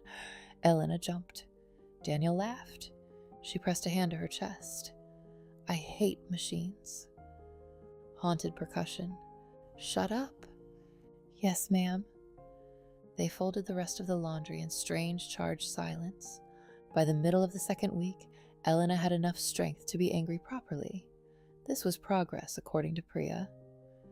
"You're less ghost today," Priya said during a lull between rushes. Elena wiped the counter. Thank you? It means your soul has re-entered the premises. I didn't know it left. Oh, honey. It was checking email from another dimension. Elena smiled. Priya leaned against the espresso machine. So, the man who walks you sometimes. Elena froze. Daniel? I don't know his name. Tall, serious. Looks like he reads contracts for fun. Elena nearly dropped the rag. He does not. He absolutely does. He's a teacher. Priya gave her a slow look. That man is not just a teacher. Elena stilled. What does that mean? It means I've worked in New York long enough to know when someone's coat has opinions about tax law. Elena laughed, but it came out thin. He's finishing a certification. Sure. You don't believe me? Priya lifted both hands. I believe you believe whatever you're saying. That stayed with Elena for the rest of the shift. That man is not just a teacher. She carried the sentence home like a small stone in her shoe. Daniel was in the office when she returned, door half closed, speaking on the phone in a voice Elena had never heard him use. Not louder, colder. Then unwind the clause before Friday. I don't care if Mercer objects. They were notified twice. A pause. No. Tenant displacement language stays. We are not acquiring a building by making 300 people collateral damage. Another pause. His voice hardened. Because I said no. If they need a better reason, send them to me. Elena stood in the hallway, hand still on the strap of her bag. Daniel turned slightly and saw her. The expression on his face changed instantly. The colder man vanished. Elena, he said into the phone, still looking at her. I'll call back. He ended the call. For a moment, neither of them spoke. She stepped into the living room. What was that? A project issue. What kind of project issue? He set the phone down on the desk. Real estate. You said community development. It is. You also said teaching. I am teaching. Daniel? He came to the doorway but did not cross into her space. It's complicated. Elena laughed once, sharp and humorless. Do you know how many terrible things begin with that sentence? His face tightened. You're right. The immediate admission stole some of her momentum, but not enough. Who is Mercer? A development partner. For your nonprofit? A pause. No. Her stomach dipped. Then for what? Daniel looked down. I consult on projects. Consult? Yes. Wearing $1,000 coats and using words like tenant displacement. His eyes lifted. Those are the people who most need to use words like tenant displacement. That's not an answer. No. She stared at him. The room seemed to tilt just slightly. What are you not telling me? Daniel's expression changed. There it was again. Guilt. Fear. Something hidden behind restraint. I haven't lied about everything, he said. That is the worst possible sentence. I know. Then why say it? Because it's true. Elena took a step back. Are you married? What? No. In a relationship? No. Running from the law? Elena. Do you actually teach? Yes. Is Daniel Reyes even your real name? He looked hurt then. Yes. She hated that the hurt affected her. Then what? He rubbed a hand over his jaw. I have business interests. Business interests? Yes. Ethan had business interests. I am not Ethan. The sentence came faster this time, sharper. Elena flinched. Daniel saw it and immediately stepped back. His face changed. I'm sorry. She looked away, anger and fear tangled now. Stop saying that. I'm sorry for raising my voice. You barely did. It was enough. The restraint in that answer nearly broke her anger into grief. She held on to it because grief was too vulnerable. I need the truth. You deserve the truth. Then give it to me. Daniel's silence stretched too long. Elena felt the old hallway inside herself open, the place where men withheld answers and expected her to wait gratefully outside their decisions. She nodded once. Okay. Elena. No, I know this part. That isn't what this is. Isn't it? No. Then why does it feel exactly the same? The words hit him. She saw it. Daniel's face went still, but not cold, wounded. I'm trying not to scare you. Her laugh broke. By hiding things? Yes, he said, and the honesty was almost worse. Badly. She stared at him. What could you possibly tell me that's scarier than not knowing? He opened his mouth, then closed it, and in that failure, Elena understood that whatever the truth was, it was large. Large enough that he had chosen secrecy over risk. Large enough that it would change the shape of the room. Her voice dropped. Are you dangerous? Daniel looked directly at her. No. Would Ethan know you? The question seemed to land somewhere unexpected. Daniel's expression shifted. Maybe? The floor dropped another inch. Why? Because of the building project. What building project? He looked away. Elena, I need to explain this properly. No, you need to explain it now. Before he could answer, his phone buzzed on the desk. He ignored it. It buzzed again. Elena looked at the screen before she could stop herself. The caller ID flashed. M. Vale, Reyes Atlas Group. The name meant nothing at first. Then something old from Ethan's world stirred. Reyes Atlas, she had heard the name, at dinners, in investor conversations, in articles Ethan pretended not to care about. Reyes Atlas Group, one of the largest privately held commercial real estate firms in North America. Office towers, mixed-use districts, affordable housing initiatives, a global acquisition portfolio, a chairman no one saw much because he avoided press. Elena looked at Daniel.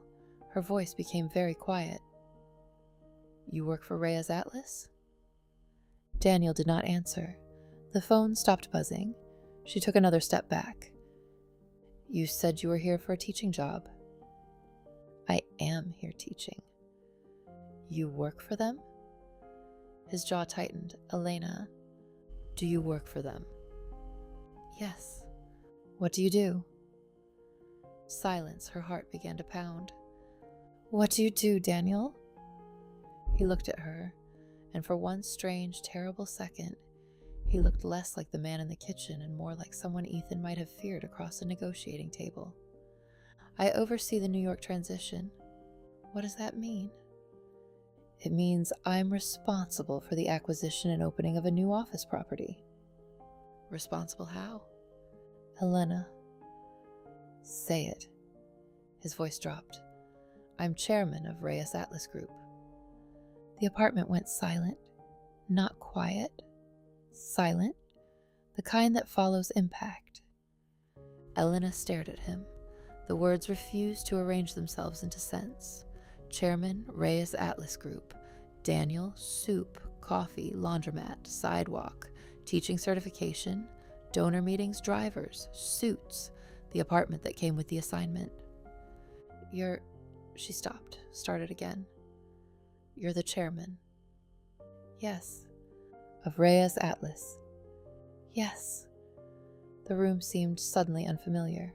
The books, the couch, the coffee mugs, the office, the building, the car, the coats, the calls. Nothing had changed, and everything had. You're rich. Daniel's face tightened. Yes. How rich? Elena. How rich? He looked pained. Very. She laughed once. It sounded ugly. Very. I didn't want billionaire rich. He said nothing. She covered her mouth with one hand. Oh my God. Daniel stepped forward. She stepped back. He stopped immediately. Elena, please listen to me. No, I should have told you.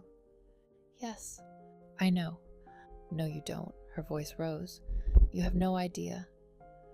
I do. You lied to me. I withheld. Don't you dare make it smaller. He closed his mouth. Her chest heaved. You lied to me. Yes, he said quietly. I did. The admission did not help. It made it real. All this time, she whispered, all this time you watched me panic about bus fare and shoes and rent while you were, what? Secretly owning half the skyline? I don't own half the skyline. The look she gave him could have cut glass. I'm sorry. Stop apologizing. I don't know what else to say. The truth would have been a start. I thought the truth would scare you. It does. His face fell. But the lie is worse, she said. I know that now. You knew it then. He looked away. She saw the guilt again and hated him for having it too late. Were you testing me? Daniel's eyes snapped back. What? Is that what this was? The poor little ruined ex-wife who once said something kind to you in middle school, and now you get to see whether she's still decent underneath all the damage? No. Don't lie. I'm not. You said you didn't want to scare me. You said you wanted to help. But you also didn't want me to treat you differently because of money, right? His silence betrayed him. Elena recoiled. Oh my God. It wasn't like that. It was exactly like that. No, his voice roughened. I didn't set out to test you. But you did. He exhaled hard, turning away for a moment, as if trying to contain himself before facing her again. At first, maybe, for a day. Less than a day. I saw you, and I remembered who you were to me, and then I saw who life had made you, and I didn't know what was safe for either of us. Safe for you? Yes. The answer startled her. Daniel's face was tight now, controlled with effort. You think money only attracts greed. It doesn't. It attracts performances. People become whatever they think you want. Kind, helpless, interested, loyal, fragile. Everyone arrives with a version of themselves built for access. He swallowed. And you arrived with nothing. Elena flinched. He saw it. That came out wrong. No, I think it came out exactly right. I meant you weren't performing. How would you know? You barely knew me. I knew enough to know you were broken, not calculating. She laughed bitterly. How flattering. Daniel stepped closer, then stopped himself again, hands open at his sides. Elena, I have spent years being wanted for what I can provide. Money, access, buildings, introductions, rescue. I didn't want to become that to you before you had a chance to breathe. So instead you became someone I trusted and then changed the facts after. His face went pale beneath the warm light. I didn't change the facts. You changed my understanding of them. That silenced him. Her anger shook now, but beneath it was something more dangerous. Fear. Not fear of Daniel hurting her physically. Fear of herself. Fear that she had once again placed her fragile, newly beating heart in the hands of a man whose life was bigger than his honesty. I told you things, she said. Daniel's face softened with pain. I know. I cried in your kitchen. I slept in your office. I wore your clothes. I told you about Ethan, about my family, about wanting children. Her voice broke. And the whole time you were deciding how much truth I could handle? No, he whispered. Yes. He looked wrecked now. Good, some furious part of her thought. But the good feeling collapsed almost immediately because hurting Daniel did not feel clean. It felt like cutting into herself. I wanted to tell you, he said. When? Every day. Convenient that you didn't. I was afraid. Of what? Of losing you. The words struck both of them. Elena went still. Daniel looked like he had not meant to say them. Too late? The room held its breath. Elena, he said softly. No. She grabbed her bag from the chair. Elena, please don't leave like this. Like what? Lied to? I'll tell you everything. Now? Yes. Because I found out. He had no answer. She nodded, tears filling her eyes. That's what I thought. She moved toward the door. Daniel stepped aside, though every line of him looked like restraint had become agony. Elena, where will you go? The question detonated something in her. She turned. Don't. I need to know you're safe. No. You want to know because it will make you feel better. That's not true. Isn't it? Her voice cracked. You don't get to lie to me for weeks and then ask for the comfort of knowing where I sleep. He absorbed that as if she had struck him. Maybe she had. She opened the door. Elena. She stopped but did not turn around. Daniel's voice broke at the edges. You once told me not to listen to them. You said I could be me and that was enough. A pause. I think I spent my whole life trying to become someone that little boy could believe deserved that sentence. And somehow, when you were finally in front of me again, I was still too afraid to be honest. Her hand tightened around the door. The words entered her. They found the girl on the gym steps. They found the woman in the ivory dress. They found the part of her that wanted to turn around. That was exactly why she could not. You should have trusted me with the truth, she said. I know. You didn't. Then she walked out. Elena did not know where she was going until she arrived at Juniper and 3rd. The cafe was closed, chairs stacked on tables, lights dim except for the glow behind the counter where Priya was counting the register. Elena stood outside in Daniel's sweater, shaking in the cold, and knocked once on the glass. Priya looked up. Her expression changed immediately. She unlocked the door. What happened? Elena opened her mouth. Nothing came out. Priya looked over her shoulder at the street, then pulled her inside. Come on. The cafe smelled like coffee grounds, cleaner, and the last warmth of the day. Priya locked the door again and turned the front sign fully to closed. Elena. Elena pressed both hands over her face. I'm so stupid.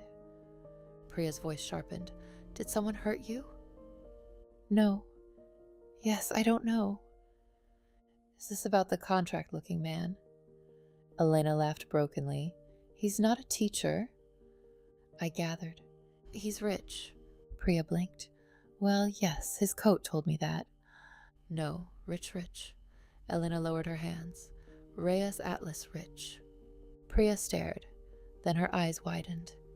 Reyes Atlas, as in Reyes Atlas Group. Elena nodded miserably. Priya said something under her breath in another language. Then she pulled out a chair. Sit. I can't stay. Did I ask for a lease agreement? Sit. Elena sat. Priya disappeared into the back and returned with a mug of tea and a pastry wrapped in a napkin. Eat. I'm not hungry. You are always not hungry when upset. Eat anyway. The firmness almost made Elena cry again. She broke a corner off the pastry. Priya sat across from her. Start from the part where he is not a teacher. He is a teacher, sort of. He teaches a class, but he's also chairman of a commercial real estate company, which he forgot to mention while letting me sleep in his apartment. Men never forget boring things. That's what I said. You did not say that. No, but I should have. Priya nodded. Continue. Elena told her enough. Not all. Some things still belonged only to the apartment behind her, and the man she had left in it. But she told Priya about the sidewalk, the temporary place, the job search, the lies by omission, the phone call, the company name, the truth arriving only because she overheard it. Priya listened without interrupting. When Elena finished, the cafe was quiet except for the hum of refrigeration. Priya tapped one finger against the mug. Do you love him? Elena's head snapped up. What? You heard me. No. Priya tilted her head. No, I can't. That is not the same answer. Elena looked down. I don't know what love is anymore. Good. She laughed weakly. How is that good? It means you are less likely to confuse it with whatever nonsense you had before. Elena traced the edge of the mug. He lied. Yes, that matters. Yes. He took away my ability to choose what to do with the truth. Yes. Elena looked up. Priya's expression was steady. You're not going to defend him? No. Everyone defends charming men. I run a cafe in Manhattan. I have built immunity. Despite everything, Elena smiled faintly. Priya leaned forward. But I will say this. Not every lie is the same species. Elena stiffened. There it is. I did not say forgive him. Good. I said understand the species. Your ex lied to keep power over you. This one lied because he feared what power would do between you. She lifted a hand when Elena opened her mouth. Still wrong. Still cowardly. Still his work to repair, not yours. Elena's throat tightened. What if I can't trust myself? Priya's gaze softened. With men? With kindness, with feelings, with anything. Priya sat back. Then start with actions, not feelings. Feelings are drunk little poets. Actions keep receipts. That landed. Feelings are drunk little poets. Actions keep receipts. Elena almost laughed again. Priya pushed the pastry closer. You can stay in the back tonight? No. Yes. Priya, I can't. You can. I don't want to owe. You owe me one Saturday morning shift when I ask and no dramatic speeches. Elena stared. That's it? Priya shrugged. I hate dramatic speeches before coffee. The tears returned, but softer this time. Thank you. Priya stood. You're welcome. And Elena? Yes? If Billionaire teacher contract man comes here tonight, do you want me to tell him you are safe? Elena closed her eyes. Daniel's face at the door rose in her mind. Where will you go? Not because he wanted comfort. Maybe because he had once been a boy no one came looking for. Maybe both. Her voice came quietly. Yes, tell him I'm safe. Anything else? Elena shook her head. No. Priya nodded. Good. Boundaries. Very fashionable. Elena almost smiled. In the back storage room, Priya made a bed from folded table linens and an old staff blanket. It smelled faintly of detergent and roasted coffee. It was not comfortable, but it was safe. Elena lay awake for hours, staring at the dark ceiling, listening to the city beyond the locked cafe door. Her phone buzzed once, then again. Daniel. She did not open the messages, but she did not block him. That felt like the only mercy she had enough strength to give. The next morning, Elena returned to work, as if her heart had not cracked open the night before. This, she discovered, was one of the strange gifts of service work. The body had no time for existential collapse when 12 people wanted coffee and one of them believed foam density was a personal right. Priya said nothing in front of the others. She handed Elena an apron and nodded toward the register. Today you learn refunds. Sounds ominous. It is. The morning rush hit like a wave. Elena moved through it, one order at a time. Latte, Americano, cappuccino, muffin, change, smile, wipe, repeat. She made mistakes, fewer than before. At 10, a woman complimented her cinnamon cappuccino. Elena felt absurdly proud. At 11, Priya handed her an envelope. Tips from last week. Elena opened it in the back. The amount was small, objectively small, subjectively enormous. Hers. She counted it twice, then pressed the envelope to her chest and closed her eyes. She had made money. Not Ethan's, not Daniel's, not borrowed, gifted, negotiated, or tied to silence. Hers. That mattered more than anyone who had never lost financial agency could understand. By lunch, Priya caught her looking at apartment listings on her phone. You have somewhere tonight? Elena hesitated. Not yet. Back room is available. I don't want to live in your storage room. Nobody wants to live in my storage room. The mop has terrible politics. Elena smiled faintly. I have some money now. Some money is not New York rent. I know. There are rooms, bad ones, but rooms. Elena nodded. I found one in Queens, shared apartment, 4 women, small room, month to month. Safe? I don't know. Find out. I will. Priya looked at her. And Daniel? Elena's hands stilled. I don't know. Priya nodded. Good. Honest answer. The cafe door opened. A man entered wearing a gray overcoat and carrying a leather portfolio. For one heartbeat, Elena thought it was Ethan. Her whole body froze. But the man turned, and he was older, bald, completely unfamiliar. Priya noticed anyway. She stepped closer. Breathe, she murmured. Elena inhaled. One order at a time. The man ordered tea. The world did not end. Daniel did not come to the cafe that day. He did send flowers, not roses, not anything romantic. A small arrangement of white anemones and blue thistle in a plain glass jar. Elena stared at them when Priya placed them on the back counter. There's a card, Priya said. Elena did not touch it. Priya waited. Then when Elena only stared, she opened the envelope and read silently. Her eyebrows moved slightly. What does it say? Elena asked. Priya handed it to her. Elena took the card. I should have trusted you with the truth. I am sorry. I won't ask you to make me feel better about that. I'll respect whatever distance you need. Priya said you were safe. Thank you for letting her tell me. Daniel, no excuse, no demand, no romantic pressure, no please call me. Elena read it 3 times, then set it down. Priya watched her. Good apology. Elena looked up. Is it? Yes, annoying. It doesn't fix it. No, I'm still angry. Good. You say good to terrible things. Anger means your self-respect is returning. It may have bad manners at first. Elena looked at the flowers again. White anemones.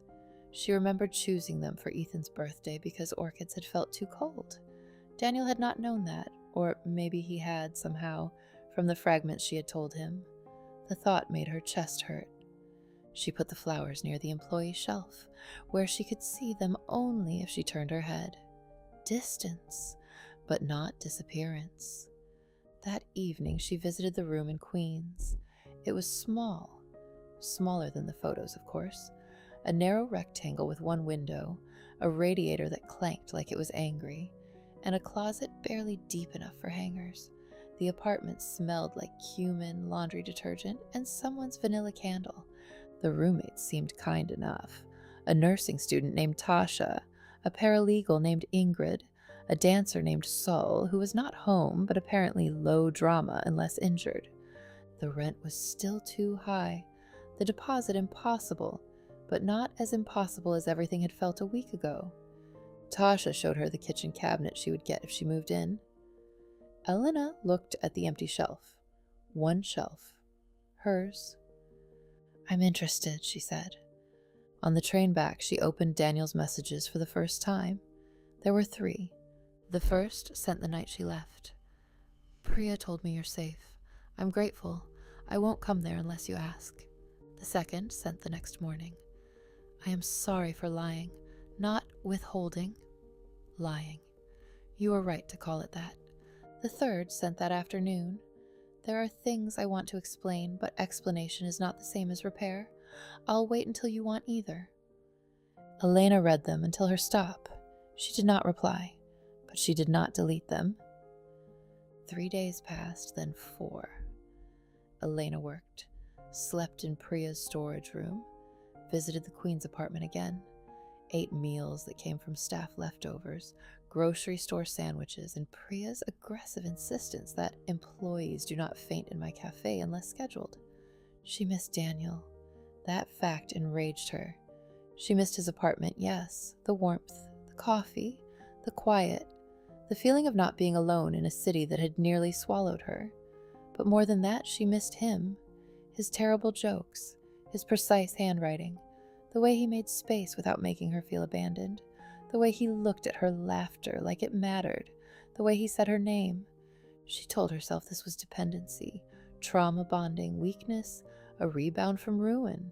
But feelings, as Priya had said, were drunk little poets. They stumbled into inconvenient truths, whether one invited them or not. On the 5th day, Daniel entered the cafe at 2:17 p.m. Elena knew the time because she looked at the clock immediately after seeing him, as if facts might keep her steady. He looked tired, not unkempt.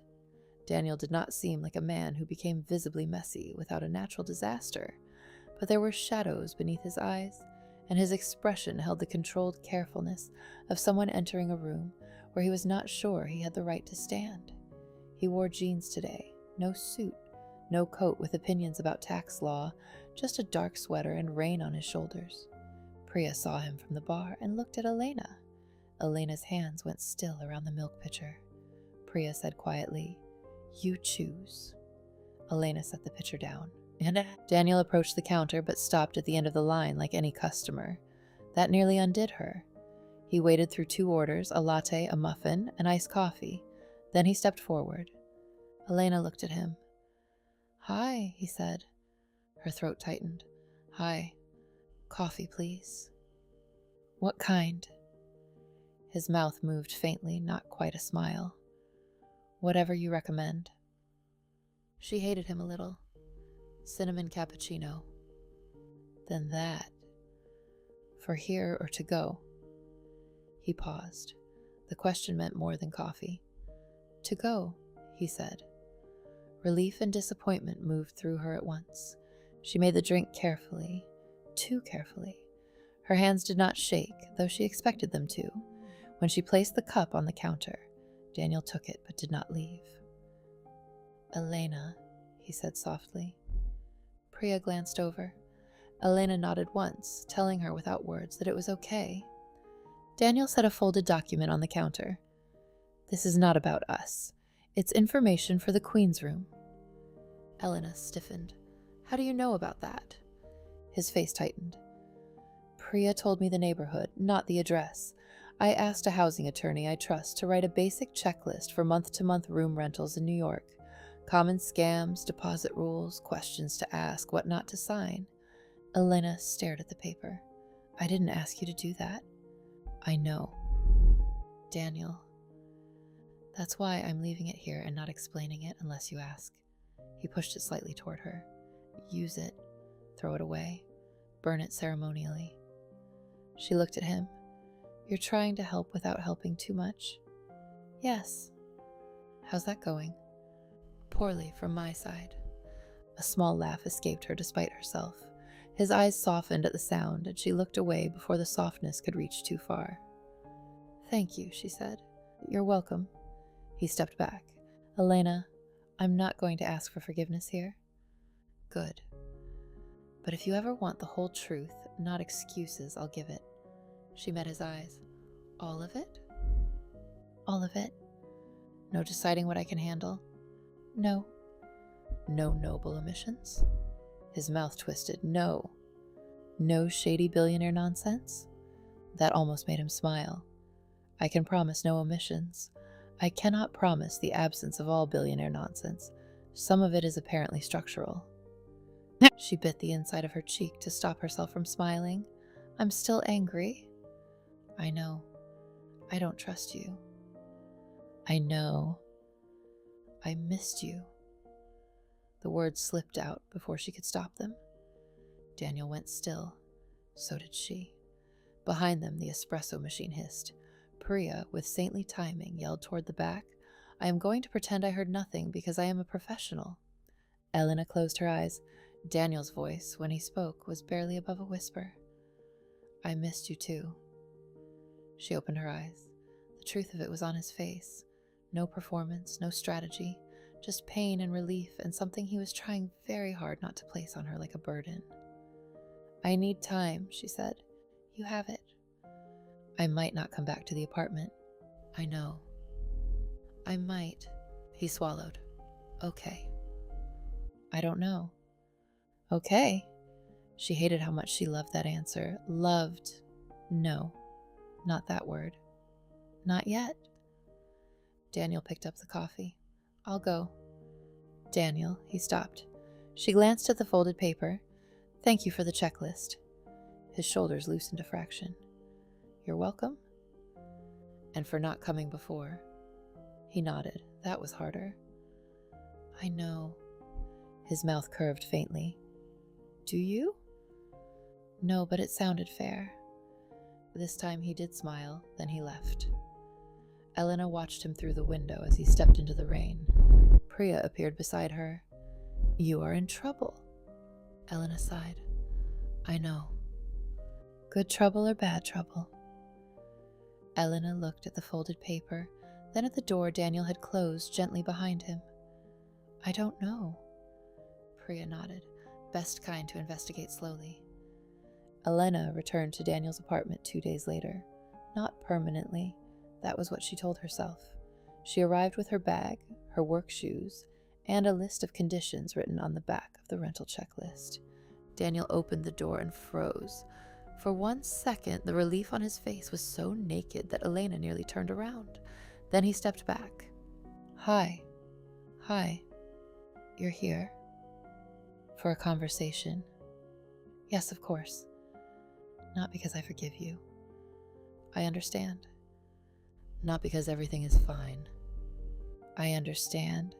Stop looking relieved. I'm trying. You're failing. I know. She stepped inside. The apartment smelled the same. Coffee, cedar, books, a faint trace of lemon cleaner. It felt like walking into a room her body recognized before she had given it permission. Daniel closed the door, but did not lock it until she nodded. She noticed. Of course she did. They sat at the dining table, not on the sofa. The table felt safer. Elena placed her handwritten list between them. Daniel looked at it, but did not touch it. Read it, she said. He did. Full truth. No protecting me from facts. I can ask questions whenever. If you don't want to answer, say that. Don't dodge. No money unless discussed clearly. No decisions for me. If I ask you to stop, stop. If you lie again, I leave. Daniel read the list slowly, then he looked up. Yes. You didn't even argue. No. That's unsettling. I've decided to try not being an idiot twice. Her mouth twitched. Good plan. Recent development. She exhaled. Tell me. So he did. Not all at once, but enough. Daniel Reyes was not merely chairman of Reyes Atlas Group.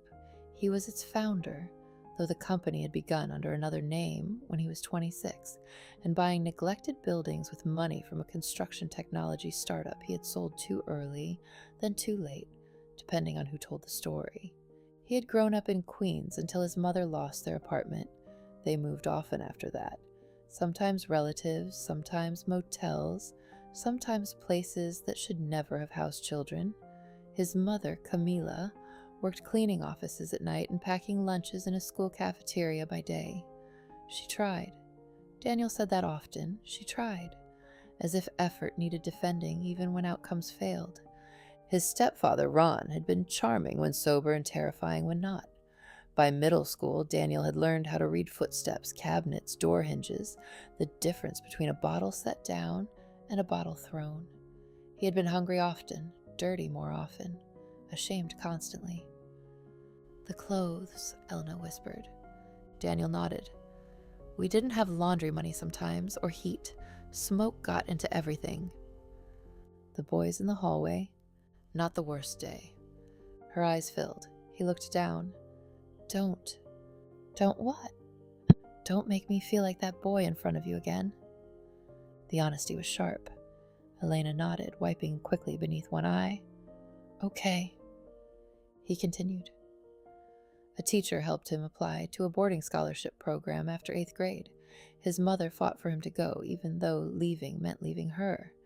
He studied obsessively because school was the first system where effort produced something other than survival.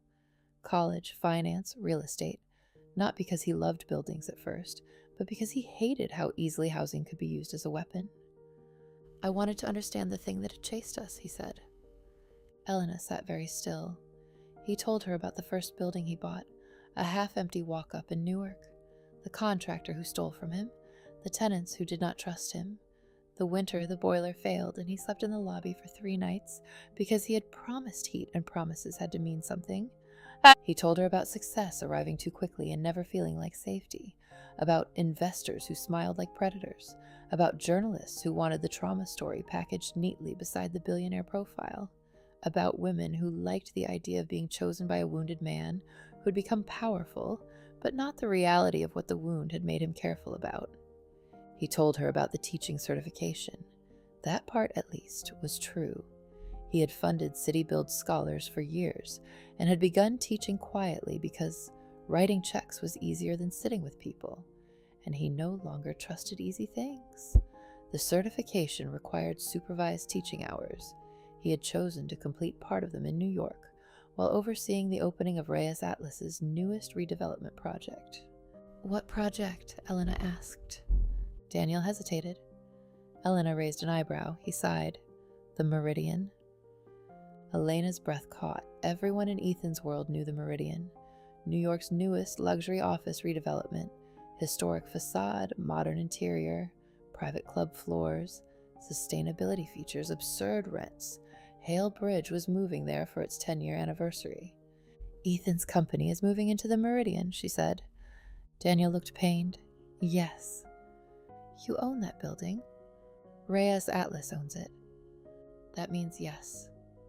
"Yes." The room shifted again, less violently this time, but still. "You knew?" "Not at first." "When did you know?" "After you told me, Halebridge. I checked the tenant roster." Elena closed her eyes. "Oh my God." "I should have told you." "Yes." "I know, Daniel." "I know." She stood and walked to the window, needing space. Below, the street glistened after rain. Ethan's company, Daniel's building, the world folding in on itself with almost cruel precision. "When is the event?" Daniel asked. Elena turned. "What event?" "Halebridge's anniversary." "How do you know about that?" "It's part of the tenant opening schedule." "Of course." She pressed a hand to her forehead. "Next week, Priya's catering partner got the coffee service contract. Juniper's sending staff. She asked if I wanted the hours." Daniel's expression sharpened. "You're working it?" "I haven't decided." "Elena." She turned fully. "Careful?" He stopped. She saw him physically pull back from deciding for her. "I'm concerned," he said instead. "That's allowed." "I don't think seeing him like that, in that environment, surrounded by his people, is a small thing." "It isn't." "Do you want to go?" "No." She paused. "Yes." "I don't know." Daniel waited. Elena looked back out of the window. "I think part of me wants to know whether I still disappear in rooms like that." Daniel's voice softened. "And if you do?" She swallowed. "Then I need to learn how to come back." He was silent for a long moment. Then he said, "I can be nearby." "No." "I didn't mean inside." "No." "Okay." She looked back at him. "You don't get to manage this." "I know." "Do you?" He held her gaze. "I'm learning."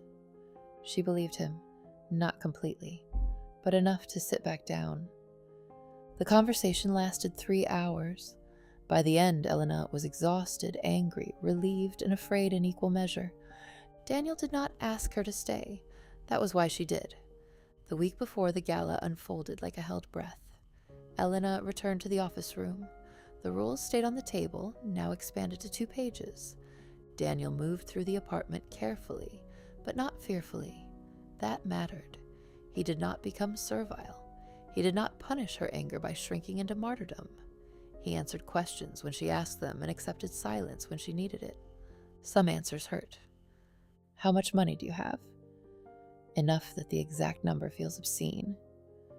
Do people know your face? Some, less than they know Ethan's. Have you ever used your money to make someone stay? No. The answer came so fast that Elena believed him. Then, after a pause, he added, but I have let people orbit me because being wanted felt safer than being known. That answer she believed even more. They did not almost kiss again. That made everything worse. The tension between them had changed since the truth. It was no longer innocent, no longer something they could blame on proximity and gratitude and broken cabinets. Now it sat in the room with full knowledge of itself. Elena would reach for a mug and Daniel would shift aside before they touched. Daniel would pass behind her in the kitchen and say, "Behind you," too quietly, and she would feel the words down her spine. They watched an old movie one night and sat on opposite ends of the sofa, like two diplomats negotiating a ceasefire, while desperately aware of the same battlefield. Halfway through, Elena said, "This is ridiculous." Daniel kept his eyes on the screen. Very.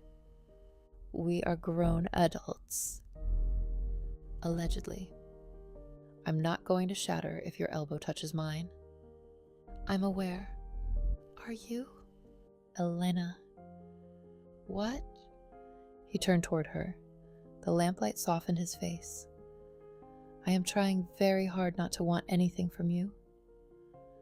The honesty entered the room like heat. Elena's breath caught. And how's that going? Poorly. She should not have asked. She was glad she did. Her voice lowered. Why? Daniel's eyes held hers. Because you're here. That's it? No. A faint pained smile. That is the edited version. What's the unedited version? He looked away first. The unedited version is not fair to say right now. She absorbed that, then nodded. Okay. He looked back, surprised. Okay. You said the truth. You said you didn't think it was fair to put it on me. That's different than dodging. His shoulders loosened. I'm trying. I know. The movie continued, ignored. A few minutes later, Elena moved closer. Not much, just enough that their elbows touched. Daniel went still. You can breathe, she whispered. He exhaled. She smiled at the screen. Neither of them moved away.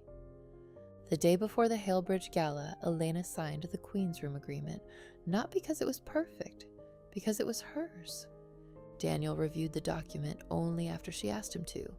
He marked 3 questions in the margin, but did not tell her what to do. The restraint looked painful. Elena enjoyed that more than she should have. You're twitching, she said. I am not. You are. I have concerns about Section 4. I know, I asked about Section 4. And? She clarified. Verbally.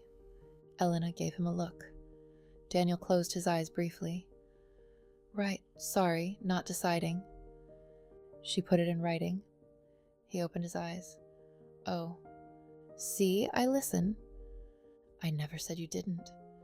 You implied it with your rich man anxiety? He laughed. Rich man anxiety? Very tragic, many documentaries. Daniel leaned back in his chair. I deserve that. A little. She signed the agreement electronically, while Daniel sat across from her pretending not to watch like a proud parent at graduation. When the confirmation email arrived, Elena stared at it. Her room. Small. Imperfect. Overpriced. Hers. Tears filled her eyes. Daniel's expression softened. Congratulations. She wiped quickly at her face. It's just a room. No, he said. It's a door you chose. That made her cry harder. He handed her a tissue without another word. That evening, Priya gave Elena the final details for the catering shift. All black, hair back, comfortable shoes. We are staff, not decorations, and if anyone treats you otherwise, tell me. Elena nodded. Priya studied her. You sure? No. Good. Certainty is overrated. I might see him. You probably will. And her. Yes. Elena looked toward the cafe windows. Her reflection looked different than it had a month ago. Still thin, still tired sometimes, But her eyes had changed, less careful, more present. "I think I need to do it," she said. Priya nodded. "Then do it as you, not Mrs. Hale." Elena's throat tightened. "Not sure I know the difference yet." "You will." That night, Daniel cooked dinner. Badly.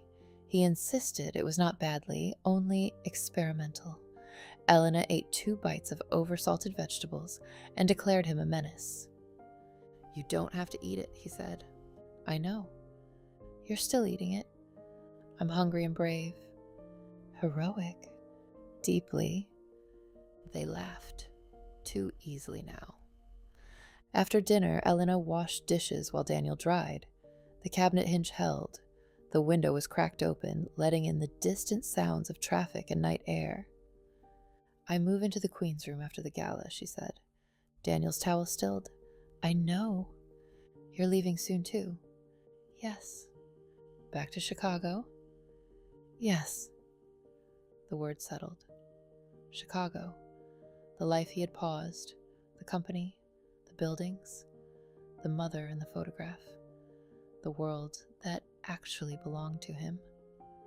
Elena put a plate in the rack. "What happens then?" Daniel did not pretend not to understand. "I don't know."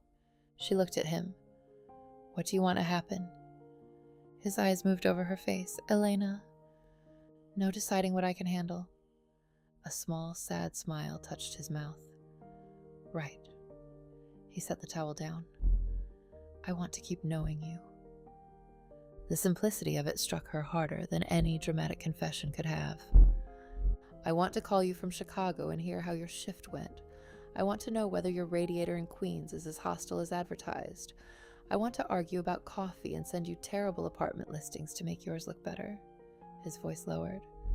"I want to see you when I'm in New York. I want you to visit when you want, not because you need somewhere safe to land." Elena's throat tightened. "And the unedited version?" Daniel held her gaze for a long moment. "The unedited version is that I'm already in love with you, and I'm trying to hold it carefully because the last thing you need is another man turning his want into gravity." The room went silent. Elena could not move. Daniel looked down, jaw tense. "I'm sorry." "No." He looked up. She shook her head slowly. No apologizing for the truth. His face changed. She stepped closer. "Not all the way. Enough." "I don't know what I feel," she said. I know. I know I miss you when you're not in the room. I know I look for you when something happens, even something stupid. I know when Priya says something mean and funny. I want to tell you before anyone else. I know I feel safer with you than I do alone, and that scares me because I need to be safe alone too." Daniel's eyes shone. "I know. And I know that when you said you were in love with me, some part of me wanted to run." His face tightened. "And the other part?" he asked softly. She looked at him. "The other part wanted to step closer." Neither of them breathed. The distance between them was small now, too small for denial. Daniel did not move first. Of course he didn't. Elena almost laughed because even now, even here, he was letting her decide. So she did. She stepped closer.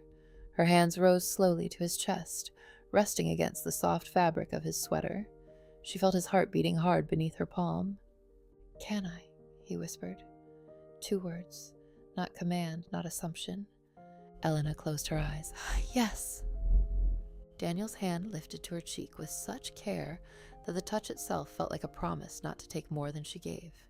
He kissed her softly, so softly it hurt.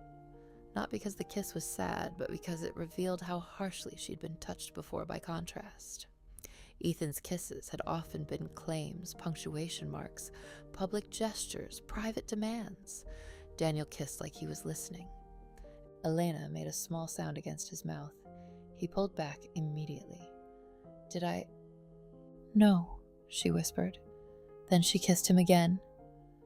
This time the softness deepened. Her fingers curled into his sweater.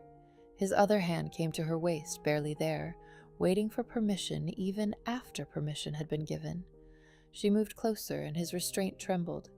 The kiss did not become desperate. That would have frightened her. It became honest, slow, warm, a beginning, not a taking. When they finally parted, Elena rested her forehead against his chest because looking at him felt impossible. Daniel's arms hovered for half a second before settling lightly around her. "You okay?" he asked. She laughed once, breathless. Beverage truth or regular truth? Always beverage truth. She closed her eyes. "I'm terrified." His arms tightened slightly, then loosened as if remembering. "Me too." That made her smile. They stood there in the kitchen, holding each other carefully, while the city moved beyond the window and tomorrow waited with teeth. The morning of the gala, Elena woke before dawn, not in panic, in awareness. The office room was dim, the city still gray beyond the blinds. Her bag sat packed near the door. Black pants, black shirt, work shoes. The rental agreement printed and folded inside her notebook. Daniel's checklist tucked behind it. She lay still for a moment, listening.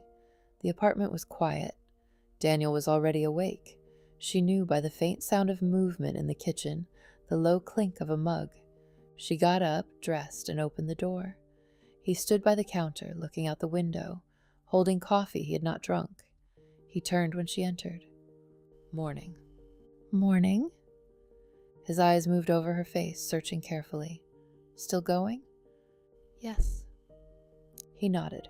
No argument, no warning, no visible attempt to wrap her in protective control. She loved him a little for that. The thought came before she could stop it. Not full certainty, not a declaration, but a small, quiet truth pressing its hand against the inside of her ribs. She loved him a little, maybe more than a little.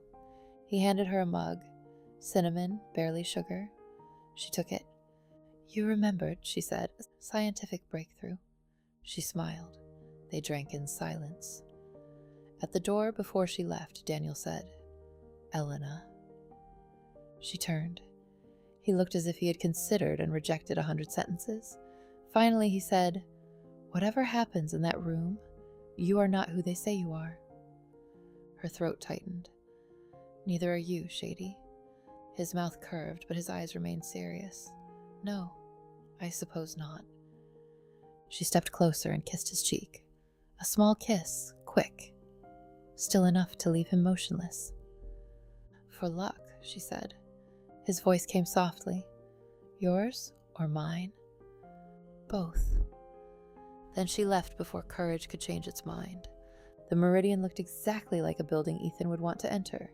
Historic stone at the base, new glass rising above it, brass doors polished bright enough to reflect ambition back at itself, a lobby vast enough to make ordinary footsteps feel presumptuous, light pouring down from a ceiling designed to suggest heaven had been acquired and renovated. Elena stood with the catering staff near the service entrance, dressed in black, hair pinned back, name badge clipped to her shirt. Elena. Not Mrs. Hale, not Ethan's wife, just Elena. Priya stood beside her, adjusting a tray of cups. "You breathe?" "Yes." "Real breathing?" "Yes." Liar, but acceptable. Elena almost smiled. The event staff manager gave instructions. Coffee station near the east wall, dessert service after speeches, past espresso martinis for VIP hour, because apparently no celebration of corporate achievement was complete without making rich people more alert and less wise. Elena carried supplies through a service corridor and into the main event space. Her first step inside nearly stopped her. She knew this world. The lighting, the flowers, the low music, the sightlines, the careful arrangement of power disguised as celebration. Only this time she entered through the side, with staff, carrying cups. No one looked at her, except to direct her where to stand. The humiliation she expected did not arrive immediately. Instead, there was strangeness. She saw the room more clearly from this angle. The way guests handed coats without seeing who took them. The way executives touched servers lightly on the shoulder without asking. The way women in expensive dresses smiled while scanning for rank. The way men laughed before they knew whether something was funny, just in case the person speaking turned out to matter. Elena had once lived inside this choreography.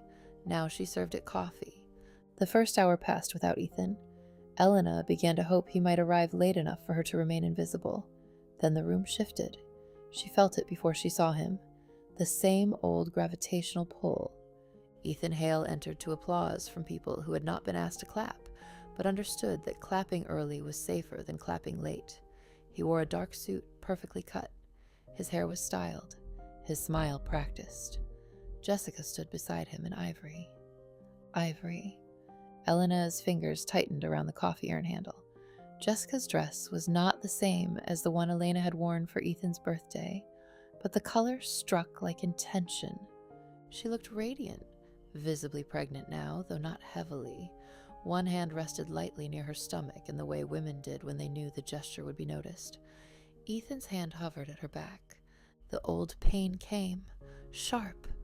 Then something else came behind it. Recognition. He was guiding her, positioning her, displaying her. Elena watched Jessica smile up at him and felt, for the first time, not only jealousy or humiliation, but a terrible flicker of pity. She wondered whether Jessica knew the difference between being cherished and being arranged. Then Ethan's eyes found Elena, across the room, through bodies, glasses, flowers, lights. He saw her. His smile faltered. Not enough for the crowd, enough for her. For a moment, neither moved. Priya appeared at Elena's shoulder. "Do you need to switch stations?" Elena's heart hammered. Ethan was still staring. Jessica noticed. Her gaze followed his, found Elena. Something flashed across Jessica's face. Surprise first, then recognition, then satisfaction. Elena lifted her chin. "No," she said quietly. "I'm staying." Priya looked at her once, then nodded. "One order at a time." Elena turned back to the cups. One order at a time. The gala had begun. Act 4. The love that came after. The week before the gala, Elena learned that competence could come back before confidence. Confidence, she had discovered, was delicate. It could vanish because a man looked at you across a room, because a card declined, because someone used your old name, because a building lobby smelled too much like marble and cold flowers. Competence was different. Competence lived in the hands. It came back while measuring coffee grounds, wiping counters, stacking cups, counting change, memorizing regulars' names, and knowing which customer needed gentleness and which needed speed. It returned quietly, without applause. On Monday morning, Juniper and Third lost power to one side of the cafe, 10 minutes before the rush. The espresso machine still worked, but only one grinder did. The card reader flickered in and out. A delivery truck double-parked outside with half their pastry order, blocking a bus lane. A man in a gray suit shouted that he had a meeting in 9 minutes and had ordered ahead. 2 college girls hovered near the pickup counter, filming themselves while complaining that their lattes were late. Priya stood behind the register with her phone pressed between her shoulder and ear, trying to reach the electrician. For 1 second, the cafe tipped toward chaos. Then Elena moved. She unplugged the display lights, rerouted the extension cord from the back office, and pointed at Milo, the new barista. "You're on milk only, no register. No talking unless you're calling drinks." Milo blinked. "Okay." "Sasha, pastries. Cash only for anyone who doesn't want to wait. Write totals on the sleeves." Sasha stared. "Can we do that?" "We just did." Elena turned to the man in the gray suit. "You ordered the oat cortado and almond croissant?" He stopped mid-complaint. "Yes." 2 minutes. "And because you were kind enough not to yell at my staff again, I'm adding a second croissant for whoever has to sit through your meeting." His mouth opened, closed. "Fine. Thank you." Priya lowered the phone slowly. "Did you just insult him into gratitude?" "I hosted venture capitalists for a decade. This is friendlier." For the next 43 minutes, Elena ran the room. She moved the pickup flow away from the dead outlet. She converted one corner of the counter into a cash station. She had Sasha mark delayed drinks with black lids and ready orders with white. She asked a regular named Mr. Ellis to hold the door open for the delivery driver, and he did it with the pride of a man temporarily promoted into usefulness. By 9:15, the line was still long, but it no longer felt angry. It moved. At 9:30, the electrician arrived. By 10, the power was fully back. By 10:15, Priya stood beside Elena near the sink, both of them splattered with milk and smelling like espresso. Priya watched her wring out a towel. "You realize you just saved my entire morning?" Elena shrugged, suddenly self-conscious. It was a workaround. It was command. The word landed strangely. Command. Once, Elena had commanded rooms with flowers, seating charts, table lighting, and quiet apologies made on behalf of a man who never thanked her. She had told herself that was not leadership, only survival. Maybe it had been both. Priya leaned against the counter. "The Meridian event is Saturday." Elena's hand stilled. Priya noticed. Of course she did. Priya noticed everything and pretended not to until it mattered. "I know," Elena said. "I wasn't going to bring it up." "You just did." "Yes, but gently." Elena almost smiled. Priya crossed her arms. "I need a lead for the coffee service. Not because you know those people, because you know rooms. You read traffic before it happens. You understand ego placement, which is a phrase I hate but need." Elena looked through the front windows. Outside, the city went on being the city. Cabs, coats, steam rising from a grate, strangers moving past each other as though they were not all carrying private disasters. "Ethan will be there," she said. "I assumed." Jessica too. "I assumed that harder." Elena breathed out. Priya's voice softened. "You do not have to prove anything by going." "I know." "Do you?" Elena turned back to her. "I'm not going for him." "Then why?" The answer took time. Because she needed the hours. Because she was tired of buildings, deciding whether she belonged inside them. Because the Meridian was Daniel's building, and Daniel's secrecy still sat between them, like a locked door. Because Ethan had once made every room feel like a test, and some part of her wanted to know if she could walk back into one without asking permission from the memory of him. Because she was done confusing avoidance with healing. "I want to work," Elena said finally. Priya studied her. "That is either very healthy or deeply unhinged." "Can it be both?" "Most adulthood is." Elena looked at the cafe, at the cups she had stacked, the floor she had mopped, the register she had learned, the people she had served without disappearing. "I want to work," she said again. Priya nodded once. "Then we train Wednesday." On Wednesday afternoon, Juniper and Third closed early for the Meridian prep session. Priya taped a floor plan to the counter and weighed it down with 2 sugar jars. The event partner had sent over a schematic of the Meridian's Grand Hall, service corridors, freight elevator, coat check, coffee station, dessert station, VIP lounge, media wall, and stage. Elena stood over the map with a pencil in her hand. For a while, she said nothing. Milo shifted beside her. "Is it bad?" "No," Elena said. "It's expensive." Priya snorted. "That means bad."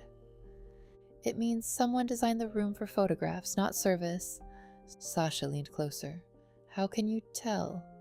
Elena pointed with the pencil. "Coffee is here." "Right. Press wall is here. Bar is here. Main entrance here. Stage here. VIP lounge here." Milo frowned. So everyone will enter, look left, see the step and repeat, move right toward the bar, then clog this entire walkway. Anyone trying to get coffee will cross behind the photographers and collide with the dessert runners. Priya stared at the map. "You got that from Squares." "I got that from rich people." The staff laughed. Elena did not. She marked the page. "Move 1 coffee satellite here, not on the plan. Here, near the windows. People who want to avoid press will drift there. That will include spouses, older investors, staff pretending to take calls, and anyone who hates Ethan." Priya looked at her. "That last category feels specific." It will be large. She turned the pencil and tapped at the service corridor. We need 2 runners, not 1. Backup lids under the table, not in the kitchen. No one carries more than 6 drinks across marble. If a guest touches your shoulder, step back. You do not have to absorb contact to be polite. Sasha looked up sharply. Elena kept her voice even. If someone asks for something that is not on the menu, send them to me. If someone says they know the owner, smile and send them to Priya. If someone says they know Daniel Reyes, do not react. Milo's eyebrows lifted. Do you know Daniel Reyes? Priya kicked him lightly under the counter. Ow. Elena folded the map. I know enough to say people like using powerful names in powerful rooms. The bell over the cafe door rang. A woman entered, wearing a camel coat, low heels, and a face arranged into professional calm. She carried a leather folio embossed with 3 small letters, R-A-G. Elena saw them before Priya did. The woman looked around the cafe, then at Priya. I'm looking for Ms. Kapoor. That's me, Priya said. I'm Marisol Vale, Reyes Atlas Group. She offered a hand. We spoke by email. Priya shook it. Right, the building people. Marisol's mouth twitched. Among other things, her gaze moved briefly to Elena. Not rudely, not with recognition exactly, more like someone confirming a detail she had already been told not to mention. Elena felt it, a small tightening, a clue arriving too late to be useful and early enough to matter. Marisol placed a packet on the counter. Updated security protocols for Saturday. There will be several high-profile guests, and Mr. Reyes has requested that all vendor staff receive direct clearance rather than contractor batch access. Priya glanced at Elena, then back to Marisol. Mr. Reyes is involved in coffee access. Mr. Reyes is involved in this event. Elena looked down at the packet. Her name was on the second page. Elena Carter, not Hale. Her throat tightened. Priya saw it too. Marisol's voice softened by 1 degree. The access list can be corrected if needed. Elena lifted her eyes. No, it's correct. Marisol nodded as if that answer told her something worth respecting. Very well. She gave them badge instructions, service elevator times, emergency contacts, and a list of names to call if anything went wrong. Daniel's name was not on the list. Neither was Ethan's. At the door, Marisol paused. Elena. Priya looked between them. Marisol's hand rested on the door handle. Mr. Reyes asked me to make one thing clear. Your employment for this event is through Juniper and Third. No one from Reyes Atlas will interfere with your work. Elena held the folded floor plan against her chest. He said that? He said it twice. The door closed behind her. Milo waited 3 seconds before whispering, That felt like a movie. Priya pointed at him. You are not wrong, but you are also not helping. Elena looked at the name on the access packet. Elena Carter. Her hand steadied. Jessica Marlowe told herself she had won. There were facts to support it. She was carrying Ethan Hale's child. She lived in the townhouse he had leased under a discreet company name, while renovations continued on the apartment he said would be better for the baby. Her medical appointments were private. Her vitamins were imported. Her dresses were altered weekly by a woman who never blinked at the changing shape of her body. Ethan had chosen the nursery color himself. Not yellow, never yellow. Too sentimental. A soft gray green with brass fixtures, because even a child not yet born had apparently entered Ethan's world as part of a palette. Jessica sat on the edge of the bed Saturday afternoon, while a stylist zipped her into ivory silk. Ivory had been her idea. Ethan had looked at the dress that morning and gone very still. Too much? She had asked. No. But his voice had done that thing she hated, the thing where it left the room before his body did. The stylist stepped back. Beautiful? Jessica looked in the mirror. She was beautiful. She knew that. Beauty had been useful long before love ever was. Beauty got doors opened, mistakes forgiven, names remembered. But pregnancy had changed the terms. People looked at her stomach before her face now. They smiled with softness she had not earned, as though carrying life made her less capable of calculation. Maybe that was why Elena frightened her. Elena had once been the wife, the original, the woman who had stood beside Ethan when the company still smelled like rented offices and unpaid invoices, the woman who knew the old stories, the woman investors still mentioned by accident after too much wine. Jessica had overheard Adrian once. This was before the hospital, before the divorce terms, before she had understood how much of Ethan's life had been staged by hands that were not his. "She built those rooms," Adrian had said. Ethan had answered, "She made them easier." Jessica had waited for him to say more. He had not. That was the problem with Ethan. His silences were never empty. They were locked. Now he stood across the bedroom in a dark suit, reading something on his phone. He looked immaculate. He looked untouchable. He looked like the man she had wanted badly enough to become cruel. Jessica watched him through the mirror. "Is she coming?" she asked. Ethan did not look up. Who? The lie was small and insulting. Jessica smiled at the stylist through the mirror. "Can you give us a minute?" The stylist disappeared. Jessica stood carefully, one hand at her lower back. "Don't do that." Ethan slipped the phone into his pocket. "Do what?" "Make me say her name first." His expression cooled. "Elena is not on the guest list. She's working the event." That landed. Not visibly to anyone else, perhaps, but Jessica had learned him. Not the way Elena had through years of weather. Jessica had learned him like a woman studying a locked door she needed open. His eyes sharpened. "Who told you that?" "People tell me things too." "Jessica, she's serving coffee at your 10-year gala." "Our 10-year gala." She laughed once. "Don't." He crossed the room. "This is important. Tonight is not personal." "Everything is personal when she's in the room." "That's ridiculous. Is it?" Ethan's jaw flexed. Jessica hated that she wanted him to deny it. Hated that if he said, "I love you," she would believe him for at least an hour, maybe 2. Hated that the child inside her had not made her feel secure. It had only made the stakes heavier. "You left her," Jessica said. "Yes." "You chose this." "I know." "Then why do you look like someone keeps moving the ground?" Ethan's face changed. "Not much." "Enough." Jessica's chest tightened. There it was. The thing she had felt for months and could not prove. Elena was gone, but she was not absent. She lived in Ethan's pauses, in the way he hated yellow, in the way he avoided queens, in the way he had once snapped at Jessica for calling Elena weak, then pretended he had only been correcting strategy. Jessica's hand moved over her stomach. "I am not going to be humiliated tonight," she said quietly. Ethan stepped closer. "No one is humiliating you." "You don't know that." "I know my room." His room, not hers, never hers. Jessica looked at him and saw the future with sudden clarity.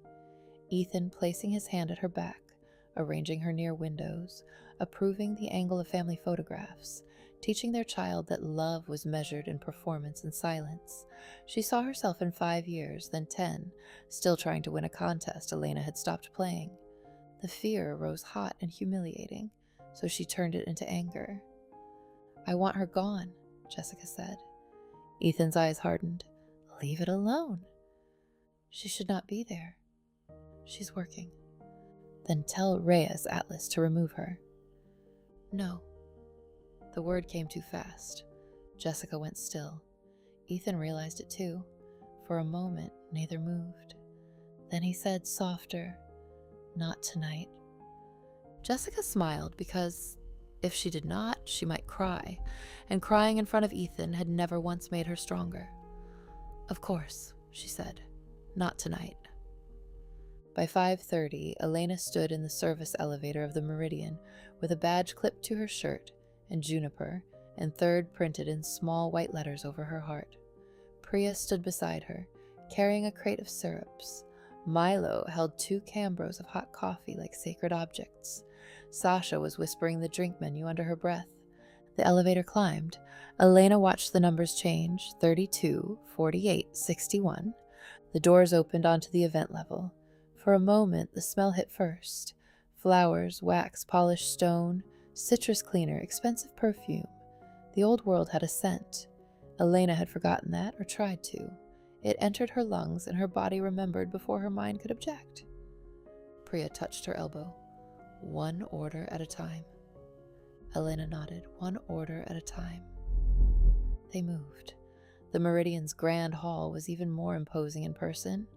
30-foot ceilings, brass ribs, marble floors, sculptural light fixtures that looked like falling stars arrested midair. Beyond the windows, Manhattan glittered with practiced indifference. Elena forced herself to see the room as work.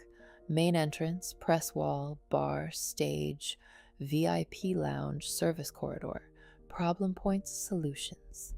The main coffee station had been placed exactly where the floor plan said it would be. Wrong.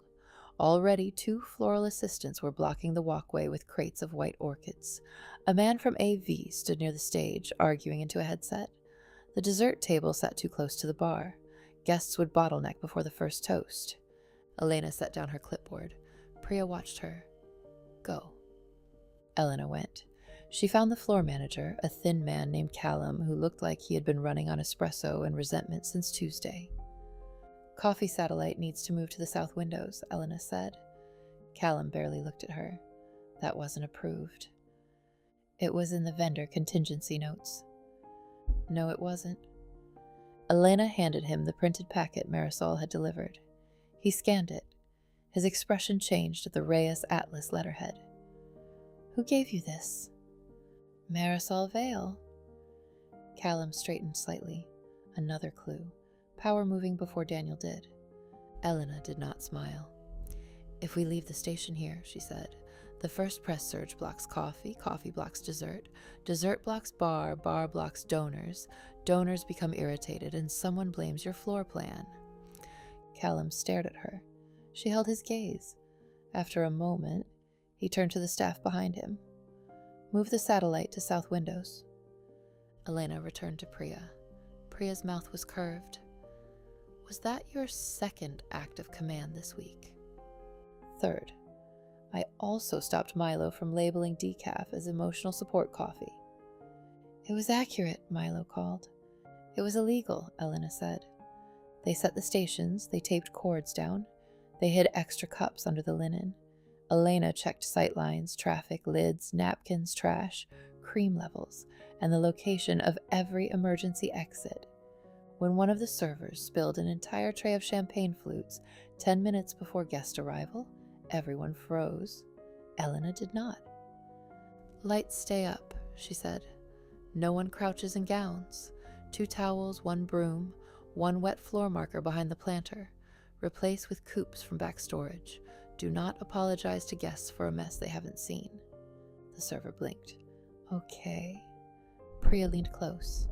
Do you hear yourself? What? You sound like you own the room. Elena looked around. No, she did not own it. That was Ethan's language, Daniel's world, the Meridian's illusion, but she could move inside it without disappearing. That was enough. The first guests arrived at 6:30. At 7, the room gleamed with money. Elena saw it more clearly from this side, the way guests handed coats without seeing who took them, the way executives touched servers lightly on the shoulder without asking, the way women in expensive dresses smiled while scanning for rank, the way men laughed before they knew whether something was funny, just in case the person speaking mattered. She had once lived inside this choreography. Now she served it coffee. The first hour passed without Ethan. Elena began to hope he might arrive late enough for her to remain invisible. Then the room shifted. She felt it before she saw him. The same old gravitational pull. Ethan Hale entered to applause from people who had not been asked to clap, but understood that clapping early was safer than clapping late. He wore a dark suit, perfectly cut. His hair was styled. His smile was practiced. Jessica stood beside him in ivory. Ivory. Elena's fingers tightened around the coffee urn handle. Jessica's dress was not the same as the one Elena had worn for Ethan's birthday, but the color struck like intention. She looked radiant, visibly pregnant now, though not heavily. One hand rested near her stomach in the way women did when they knew the gesture would be noticed.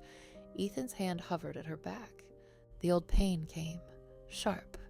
Then something else came behind it. Recognition. He was guiding her, positioning her, displaying her.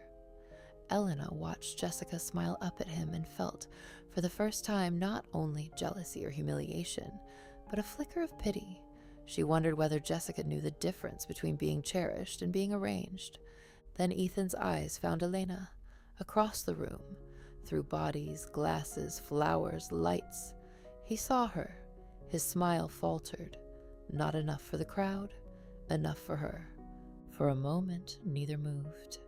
Priya appeared at Elena's shoulder. "Do you need to switch stations?" Elena's heart hammered. Ethan was still staring. Jessica noticed. Her gaze followed his. Found Elena. Something flashed across Jessica's face. Surprise first, then recognition, then satisfaction. Elena lifted her chin. "No," she said quietly. "I'm staying." Priya nodded. "One order at a time." Elena turned back to the cups. One order at a time. The gala had begun. Ethan reached her during the first toast, not directly. He knew better. He moved through the room as though pulled by conversations, stopping first with a board member, then a donor, then a journalist from a magazine that still liked to confuse wealth with wisdom. Finally, he came to the coffee station. Elena was pouring an Americano for a woman who asked if the beans were single origin without waiting for the answer. "Guatemala," Elena said. "Washed process, chocolate, citrus, almond." The woman looked impressed. "Lovely." Elena handed her the cup. Then Ethan stood in front of her. "Elena." His voice had not changed. That was the cruel part. The body expected people to sound different after they broke you. Deeper, uglier, monstrous. But Ethan sounded exactly like Ethan. Calm, controlled, public. "Mr. Hale," she said. Something moved in his face, not anger, not yet. "I didn't know you'd be here." "I'm working." "Yes, I can see that." She stacked 2 lids. "Would you like coffee?" He looked at the menu as though reading it might buy time. "Black?" "Of course." Elena filled a cup. No cream, no sugar, no trembling. When she handed it to him, their fingers did not touch. His eyes fell to her badge, Elena Carter. He swallowed once. "There it is," he said softly. "What?" "The correction." She did not answer. Around them, the room applauded the end of the toast. Ethan glanced toward the stage, then back at her. "You look well." "I am well." "That's good." It was not good to him, not really. Elena could see it. Her wellness did not fit the story he had written. She had been supposed to vanish politely into settlement terms and old photographs. She had not been supposed to stand in his new headquarters serving coffee under her own name. His voice dropped. "Can we talk?" "No." "Elena." "No. I deserve 5 minutes." That almost made her smile. "No," she said, "you don't." The words landed harder than she expected. Ethan's eyes changed. For a moment, she saw the young man on the hood of the car, promising he would become more than anyone expected. Then the man in front of her returned. "I have thought about you," he said. She placed napkins into a holder. That must have been inconvenient. His jaw tightened. "Don't do that." "Do what?" "Act like I'm nothing to you." Elena looked at him then, fully. The room moved around them, glittering and blind. "You are not nothing to me," she said. "That was the problem." His expression shifted. "I made mistakes," he said. "Yes." "I handled things badly." "Yes." "I hurt you." "Yes." He flinched at the simplicity. "Elena." His voice lowered further. "I still love you?" There it was, the sentence she had once believed would save her. It entered her differently now, not like light, like an old song playing in another room. She waited for her body to betray her, for longing to rise, for the girl inside her to reach toward him, because this was what she had wanted for so many years. Ethan finally honest. Ethan finally hurting. Ethan finally saying love when no one was there to applaud him for it. But the girl did not reach. She only listened. "No," Elena said. Ethan blinked. "No? You don't love me." His mouth tightened. "You don't get to decide that." "I do, actually." "Elena, you miss what I carried for you. You miss the woman who translated your cruelty into ambition, your absence into discipline, your selfishness into vision. You miss being understood without having to become better." He stared at her. She kept her voice low. Even. "You do not love me, Ethan. You love the version of yourself that existed when I was still willing to protect him." For once, he had no answer ready. Jessica appeared at his side. "Ethan," she said too brightly, "they're looking for you." Elena looked at Jessica. Up close, the ivory dress was exquisite. The woman inside it looked less certain than she had from across the room. Jessica's eyes flicked between them. "What a sweet reunion," she said. Elena picked up a clean cup. "Congratulations on the baby." Jessica's smile thinned. "Thank you." "I mean that." The words surprised all three of them. Jessica's eyes narrowed, searching for insult and finding none. Ethan looked away first. "Elena," he said almost quietly, but Jessica had already taken his arm. "They're waiting," she said, and this time he let himself be led. Jessica did not plan to ruin Elena. Not at first. That was what she would tell herself later. She only planned to remind the room who stood beside Ethan now. To make Elena feel what Jessica had felt in the bedroom that afternoon. Uncertain, replaceable, observed. The presentation had already been built. A 10-year retrospective of Halebridge, founding footage, early investor meetings, old office photos, press clips, award ceremonies, growth charts, staff milestones, the kind of polished mythology companies made when success became old enough to need a childhood. Elena appeared in some of the early footage. Of course she did. Pouring champagne at a launch dinner, standing behind Ethan at a ribbon cutting, laughing beside Adrian in an office kitchen, adjusting Ethan's tie before a television interview. Jessica had seen the clips weeks ago. She had told the media team to cut them. Then after the bedroom, after Ethan's "not tonight," after his face changed when he learned Elena would be in the building, Jessica told them to put the clips back in. Not all. Just enough. Enough to make a point. Enough to show thee before. Enough to show what had been replaced. At 9:15, the lights dimmed. Elena was at the south window station refilling cream when the first images appeared. Halebridge Ventures, 10 years of building tomorrow. Applause. Ethan took the stage. Jessica stood near the front, one hand on her stomach, the other resting lightly on the back of a chair. The room looked toward the screen. Elena kept working. Old photos appeared. Ethan at 25, Ethan in a cheap suit, Ethan shaking hands, Ethan smiling with men who looked younger, hungrier, less careful with their teeth.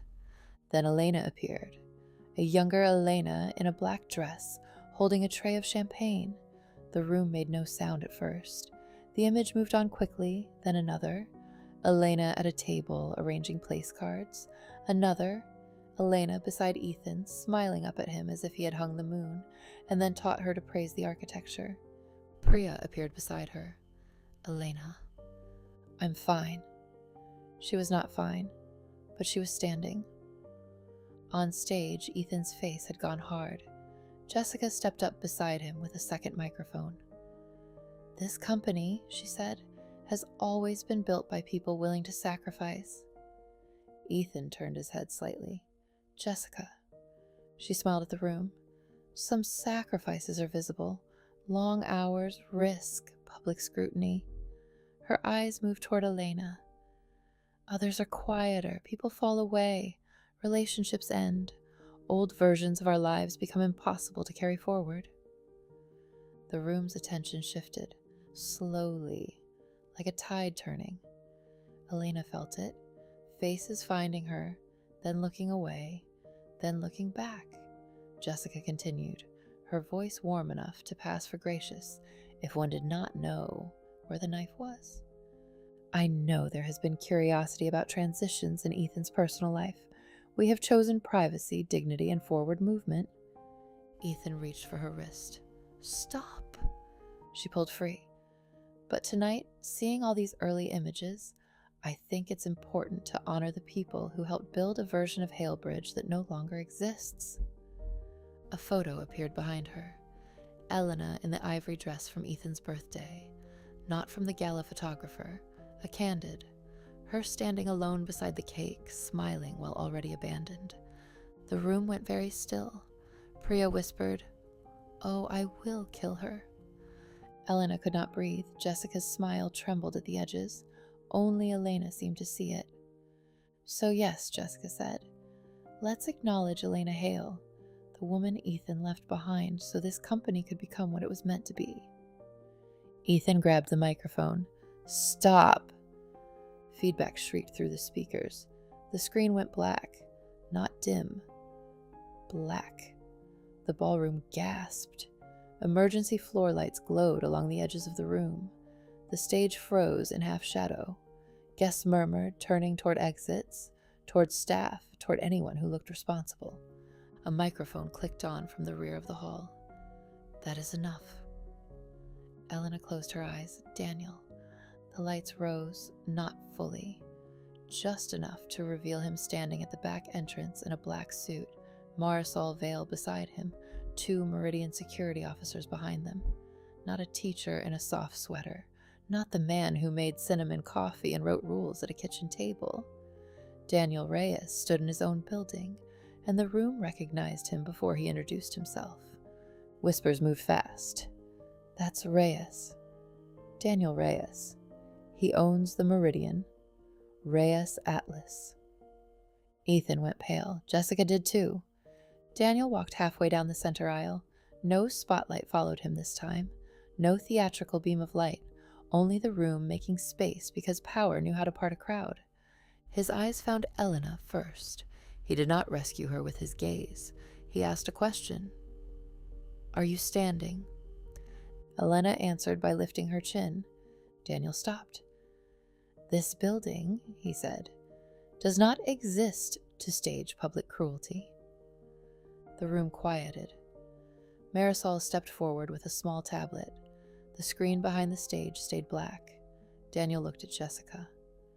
"Miss Marlowe, your microphone is off. It will remain off."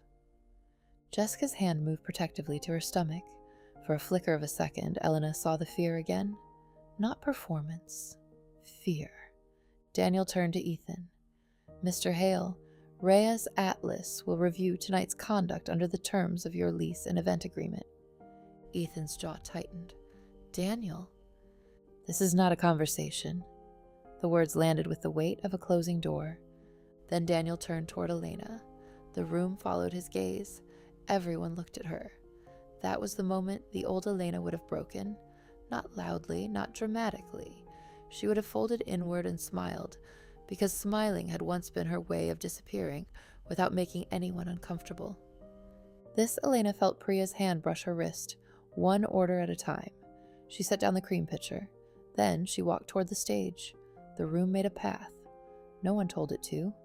Daniel watched her approach. He did not move forward, did not reach out, did not place his body between her and the room. Good, she thought. He was learning. At the stairs, Ethan stepped down instinctively. "Elena." She looked at him. "Move." He did. Jessica stood near the podium, white-faced, one hand still resting on her stomach. Up close, she looked younger than Elena expected. Not innocent, not harmless, but young enough to have mistaken being chosen for being safe. Elena took the microphone from Ethan's hand. For a moment, there was only the sound of the room breathing. Her hands shook. She let them. I was not scheduled to speak tonight, Elena said. Her voice came through the speakers clear and steady enough. A nervous ripple moved through the room. She looked out at them. Investors, board members, journalists, social climbers, assistants, spouses, men who had once ignored her while eating dinners she planned, women who had once asked who did her hair while measuring her marriage for weaknesses. I know many of you remember me as Ethan's wife. For a long time, that was how I remembered myself too. Ethan looked down. Elena continued. I helped build rooms like this, not the company. I won't claim what was never mine. But rooms like this, yes, I built them. I seated the nervous investor beside the charming one. I moved the photographer 2 feet left so Ethan looked taller. I knew who drank too much, who needed reassurance, who needed to feel important before signing a check. I remembered birthdays, allergies, rivalries, scandals, wives' names, children's schools, and which men hated being placed near doors. A few people looked away. Good. I did that work so well that most of you never noticed I was doing it. And then, when my marriage ended, I disappeared from the story because disappearing was more convenient for everyone. She turned slightly toward Jessica. Tonight, Jessica tried to humiliate me by showing you photographs of the woman I used to be. Jessica's mouth tightened, her eyes shone. Elena held her gaze. I understand why. A murmur moved through the room. Jessica blinked. Elena's voice softened, but did not weaken. When you are attached to a man who measures love by usefulness, another woman's history can feel like a threat, especially if that history proves he once promised someone else forever and still found a way to call leaving clean. Jessica flinched. Ethan closed his eyes. But my past is not a weapon, unless I am ashamed of it. I am not ashamed. The sentence left her body like something unlocked. I am not ashamed that I loved a man who did not love me well. I am not ashamed that I stayed too long. I am not ashamed that I lost money, home, reputation, friends, and years trying to become easier for someone else to keep. Her throat tightened. She let the room see her swallow. I am not ashamed that I worked in a cafe after living in a penthouse. I am not ashamed that I carried trays tonight. I am not ashamed of my name tag. I am not ashamed of needing help. I am not ashamed of surviving. Priya wiped her face behind the coffee station. Daniel stood motionless in the aisle. Elena looked at Ethan. For years, I thought love meant staying through absence, staying through insult, staying through silence, staying through the moment someone teaches you to be grateful for crumbs because the table's expensive. And then I learned something else. She looked at Jessica again. Not kindly, clearly. Staying is not always love. Sometimes staying is fear wearing devotion's clothes. The room was silent now. Not scandal silent, listening silent. Elena, Ethan whispered. She heard him through the microphone pickup, soft and useless. She did not look away from the crowd. I do not need Daniel Reyes to tell you who I am. Daniel's eyes warmed. I do not need Ethan Hale to regret me for my life to matter. Ethan's jaw tightened, pain crossing his face, too late to become useful. And I do not need Jessica Marlowe to be small so I can stand tall. Jessica looked down. Elena took one breath. My name is Elena Carter. I am the daughter of Matteo and Lucia Carter. I am Mara's friend. I am Priya's employee. I am a woman who forgot herself and came back anyway. That is the only legacy I came here with tonight. It is the only one I need. She set the microphone on the podium. Not dropped, not thrown, placed. Then she stepped off the stage. No one clapped at first. That was good. Applause would have made it performance. The silence was cleaner. Elena walked down the aisle. Priya met her halfway and handed her coat over her shoulders. You done? Priya asked. Elena looked once at the room behind her, at Ethan, at Jessica, at Daniel, then at the doors. Yes, she said, and she left. Daniel found her outside, but he did not follow immediately. That mattered. Elena had made it halfway down the block before she heard the doors open behind her. Cold air moved through her coat. The city was loud in the ordinary way. Traffic, sirens, someone laughing too hard, a delivery bike rattling over a pothole. Elena, she stopped. Daniel stood several feet away, hands at his sides, still giving her room. The black suit made him look like the man the ballroom had recognized. His eyes belonged to the man in the apartment. She did not know yet whether that comforted her. "You did not have to come after me," she said. "I know, but you did." "Yes." "Why?" He looked down the block, then back at her. "Because I wanted to, not because I thought you needed me to." She considered that. It was a better answer than most men would have given. Behind them, the meridian glowed like a palace, pretending it had no memory of what happened inside. Daniel's voice was rougher when he spoke again. "When I was 12, I smelled like smoke every day." Elena closed her eyes briefly. There it was, the story, the one he had almost told too publicly in another version of tonight, the one that belonged here instead, on a cold sidewalk where neither of them had an audience. "My stepfather smoked in the apartment," Daniel said. "Drank there, broke things. Some nights, people. My mother worked so much exhaustion became part of her face. I wore the same hoodie because it was the warmest thing I had, and because if I washed it, sometimes it didn't dry before school. In middle school, boys used to knock my books down just to see if I'd pick them up fast enough. Most people looked away. You didn't." She remembered the hallway, the gray hoodie, the torn backpack, her own awkward fury. "You told them they were emotionally underdeveloped goblins," Daniel said. Despite herself, Elena laughed once. "That sounds like me." "It saved my life." Her smile faded. "Daniel? I know how that sounds." "No, I mean, don't make me into that." He stopped. The old Daniel might have rushed to explain. This Daniel waited. Elena stepped closer, but not into his arms. "I am glad I was kind to you," she said. "I am glad it mattered. But I was a child. I said one decent thing because someone should have. You built your life. You survived. You became who you became. Do not turn me into the reason." Daniel's eyes shone. "That is fair. I don't want to be anyone's symbol anymore." "You're not." "I mean it." "So do I." She searched his face. "Then why tell me?" "Because I lied by omission when I should have trusted you, and because I need you to understand why finding you again scared me so much." She waited. Daniel looked toward the street. "I spent my whole life trying to become someone that little boy could believe deserved the sentence you gave him. Then you were in front of me again, and you were hurt, and I was terrified that if you knew who I really was, you'd see another man with too much money deciding what was best for you." "You were not entirely wrong to be afraid." "I know. But you still decided for me?" "Yes." "That can't happen again." "It won't." "You do not get to protect me from the truth." "I know." "You do not get to manage my choices because you love me." His face changed at the word. Elena realized she had said it, and neither of them moved. The city passed around them. Daniel's voice was quiet. "I love you." She let the words exist. She did not rush to hold them, did not give them back just because they were beautiful and costly.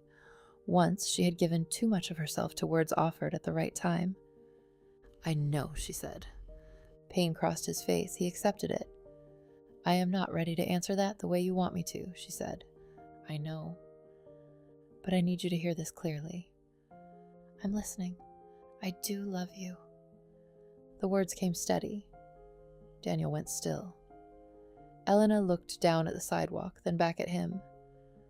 "But love is not permission, not anymore. I can love you and still need space. I can love you and still be angry. I can love you and not move into your life like it's a safer house Ethan forgot to lock." Daniel's mouth trembled slightly. "That," he said, "is the most Elena sentence I've ever heard." She almost smiled. "Good." He took a slow breath. "What do I want?" The question reached her differently. Not what do you need, not what can I fix, not where should I take you, what do I want? Elena looked at the meridian, then down the block, then at the city beyond. "I want to go home," she said. Daniel's face softened. "To my apartment?" "No." He nodded once. "To Queens," she said. Mateo Carter opened the door, in slippers, a cardigan and reading glasses pushed up on his head. For 3 seconds he did not speak, neither did Elena. The porch light hummed above them. The yellow siding looked older than she remembered. The screen door her father had repaired every spring still leaned slightly crooked, though it was December now and too cold for screens. Her father looked at her coat, her name tag, her face. Then he opened the door wider.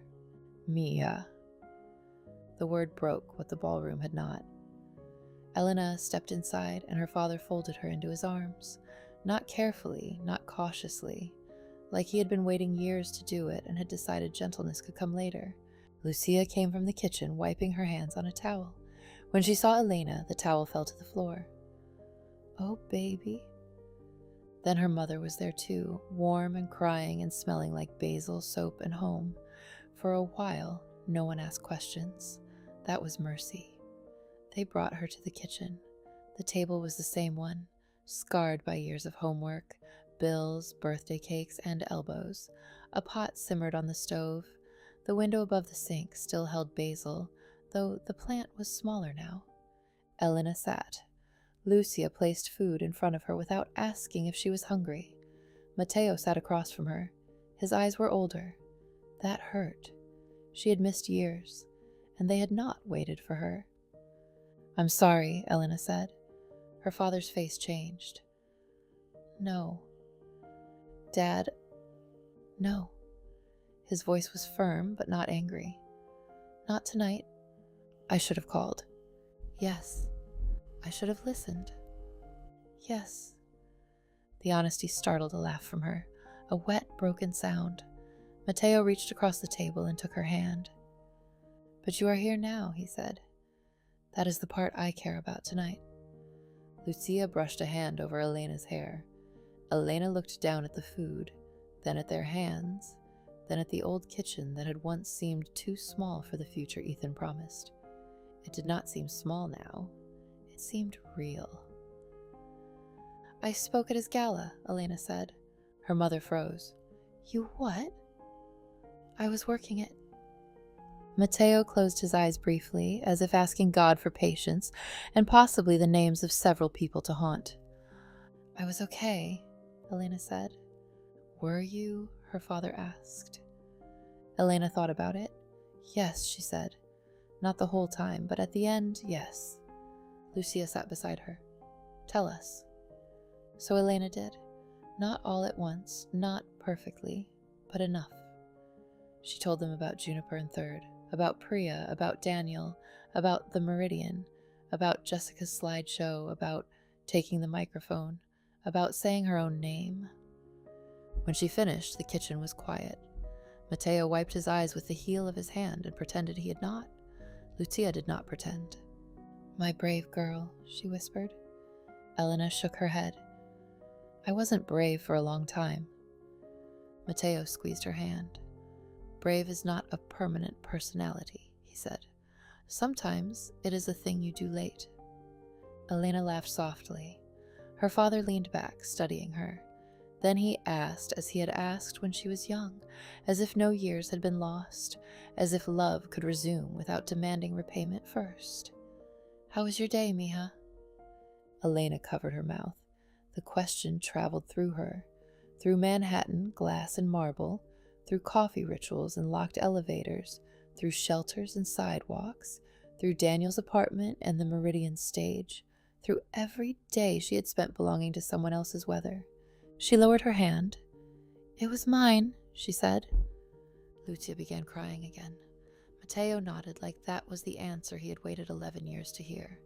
The aftermath did not explode immediately. It unfolded. That was how real consequences worked, not like lightning, like water finding cracks. By Monday morning, clips from the Meridian had moved through private circles with the speed of embarrassment. No official video surfaced at first. Reyes Atlas contained that much. But people had filmed pieces. Of course they had. Jessica at the microphone. Ethan grabbing it, the screen going black, Daniel Reyes walking into his own hall, Elena Carter taking the stage. The internet did what the internet did. It named villains too quickly. It made saints too easily. Elena avoided most of it. Priya did not. "She called you iconic," Priya announced Tuesday morning, standing behind the register at Juniper and 3rd.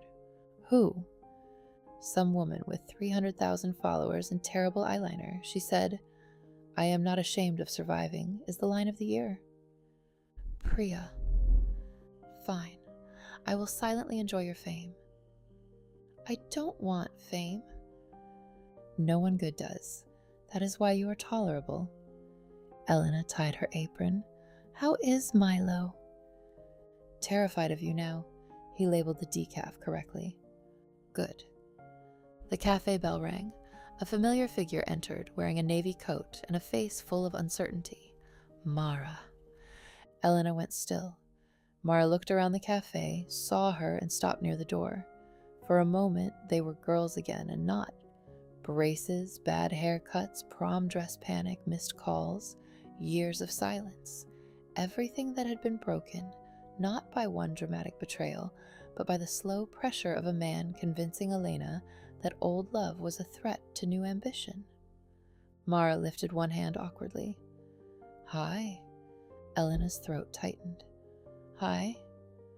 Priya looked between them. "I will be in the back, doing a task that absolutely exists." She disappeared. Mara came closer. "I saw the clip," she said. Elena looked down. "I didn't know there was a clip." "There is always a clip. Your mom called me after. She said you were home." Elena nodded. "I didn't come to yell." "I deserve some yelling." "Probably," Mara laughed, then cried at the same time. "But not today." Elena stepped around the counter. "I'm sorry," she said. Mara shook her head. "I know." "No, I need to say it. I let him make me believe you resented me. I let him make love feel like a competition for access. I disappeared and told myself you would be better off without having to watch." Mara wiped her face. "I was not better off." Elena's eyes burned. "I missed you," Mara said. "I missed you too." "Then come here before I change my mind and make this more dramatic." Elena laughed through tears and hugged her. Mara held on hard. Not polite, not careful. Real. Over Mara's shoulder, Elena saw Priya peeking through the kitchen door, with both hands clasped under her chin like she was watching theater. Elena mouthed, "Stop." Priya mouthed back, "Never." Daniel did not come to Juniper for 6 days. He texted once. "No pressure. I'm here when you want to talk. Proud of you. Not because you needed me, because you were magnificent." Elena read it 3 times. Then she set the phone down and went back to work. She spent those 6 days sleeping in her parents' guest room, waking to the sound of her mother in the kitchen and her father watching morning news too loudly. She worked shifts at Juniper. She met with Warren Bell and for the first time did not feel like paperwork was swallowing her whole. She opened her own checking account at a small bank in Queens. She bought a used winter coat with her own debit card. The purchase was not poetic. The coat smelled faintly of cedar and came missing one button. Elena loved it. On the 7th day, she went to Daniel's apartment, not because she needed shelter, because she wanted to knock. He opened the door and stared at her, like he had been preparing for her never to come. "Hi," she said. "Hi." "I brought cinnamon." His eyes dropped to the small jar in her hand, then he smiled.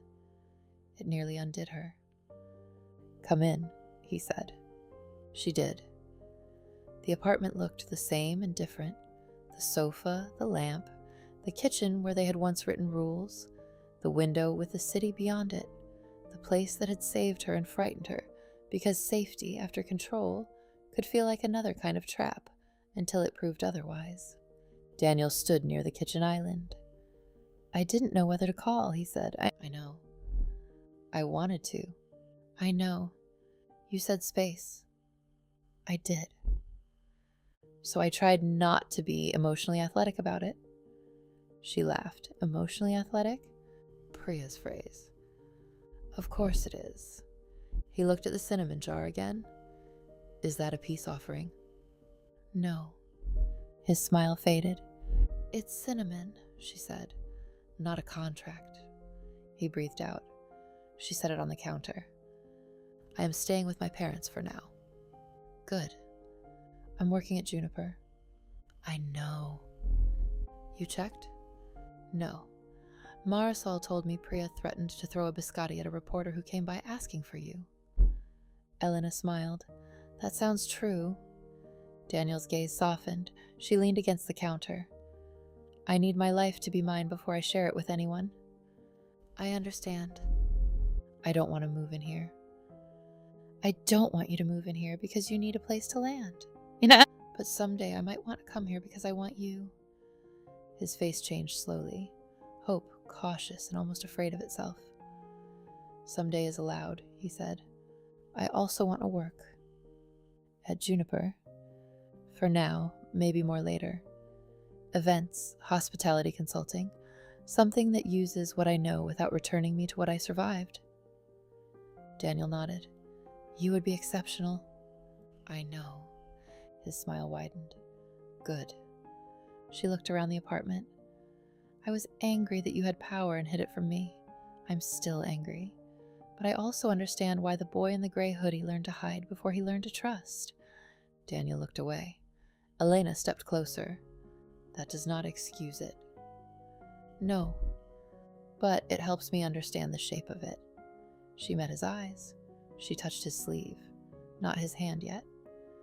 Tell me something true, she said. Daniel's breath caught, then he nodded. I am scared that if you see all of me, not the careful parts, not the helpful parts, not the generous parts, you will decide I am just another man who built a palace around a wound. Elena listened, then she said, You might be. He closed his eyes briefly. But you are also the man who waited 6 days because I asked for space. You are the man who asked what I wanted. You are the man who is learning that love does not get to dress itself as control. That is the man I am willing to know. Daniel swallowed. Tell me something true. Elena looked down at his hand, then took it. I am scared that loving you will make me vanish again. His fingers closed gently around hers. I won't let that happen, he said. Her eyes lifted. He caught himself, then corrected. No, that's wrong.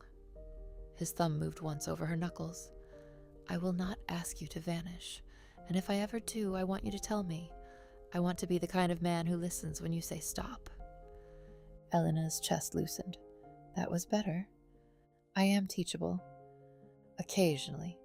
He laughed. She stepped closer, and this time, when he reached for her, it was slow enough for yes to exist before touch. Their kiss was not dramatic. No city lights flared, no music rose, no old wound disappeared. It was warm, careful, chosen. That was enough. Ethan sent flowers once. Elena did not keep them. They arrived at her parents' house in a white box tied with black ribbon, because even apology had a brand when Ethan touched it. Lucia brought them into the kitchen with her eyebrows raised. No, Elena said. Her mother set the box down. You haven't read the card. I don't need to. Matteo looked over his newspaper. I can throw them away. Lucia pointed at him. You will not enjoy this too much. I will enjoy it the correct amount. Elena laughed. She opened the card anyway. Elena, what you said that night was difficult to hear. Some of it was unfair. Some of it was true. I am trying to understand the difference. Ethan, no, I love you. No performance. That made it harder. She placed the card back in the envelope. What do you want to do? Lucia asked. Elena looked at the flowers, white orchids. Of course. Donate them, she said, somewhere they won't be mistaken for forgiveness.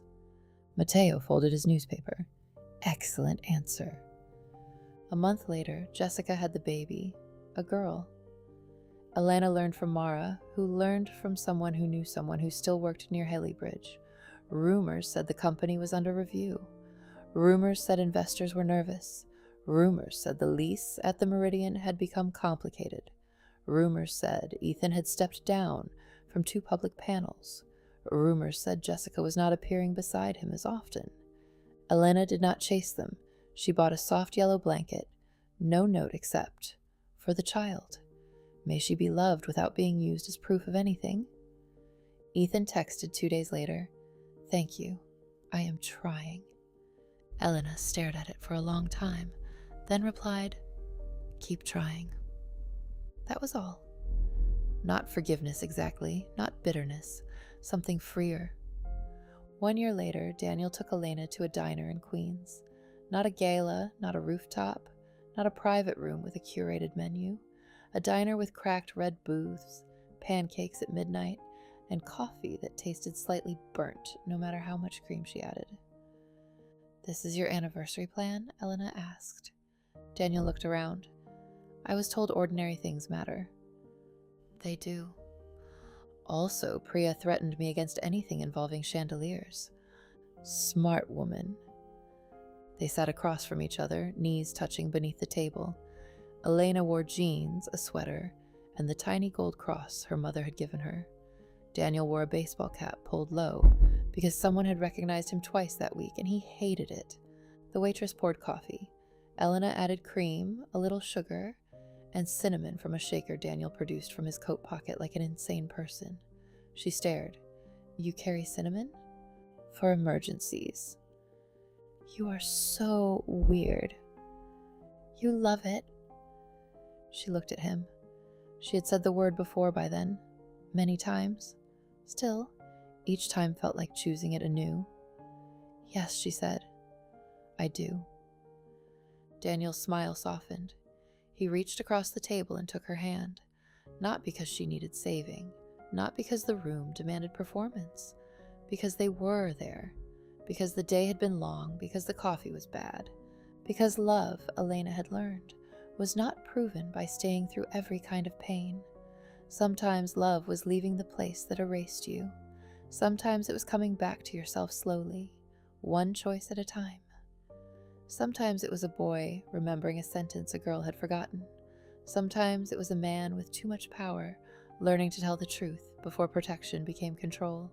Sometimes it was a woman accepting tomorrow without surrendering herself to forever all at once. Daniel brushed his thumb over her knuckles. "How was your day?" he asked. Elena looked at him. The question reached all the way back to a yellow house in Queens, to her father at the kitchen table, to a version of love built not from spectacle, but attention. She smiled. "It was mine," she said. Daniel's eyes warmed. "Tell me about it." So she did, and he listened.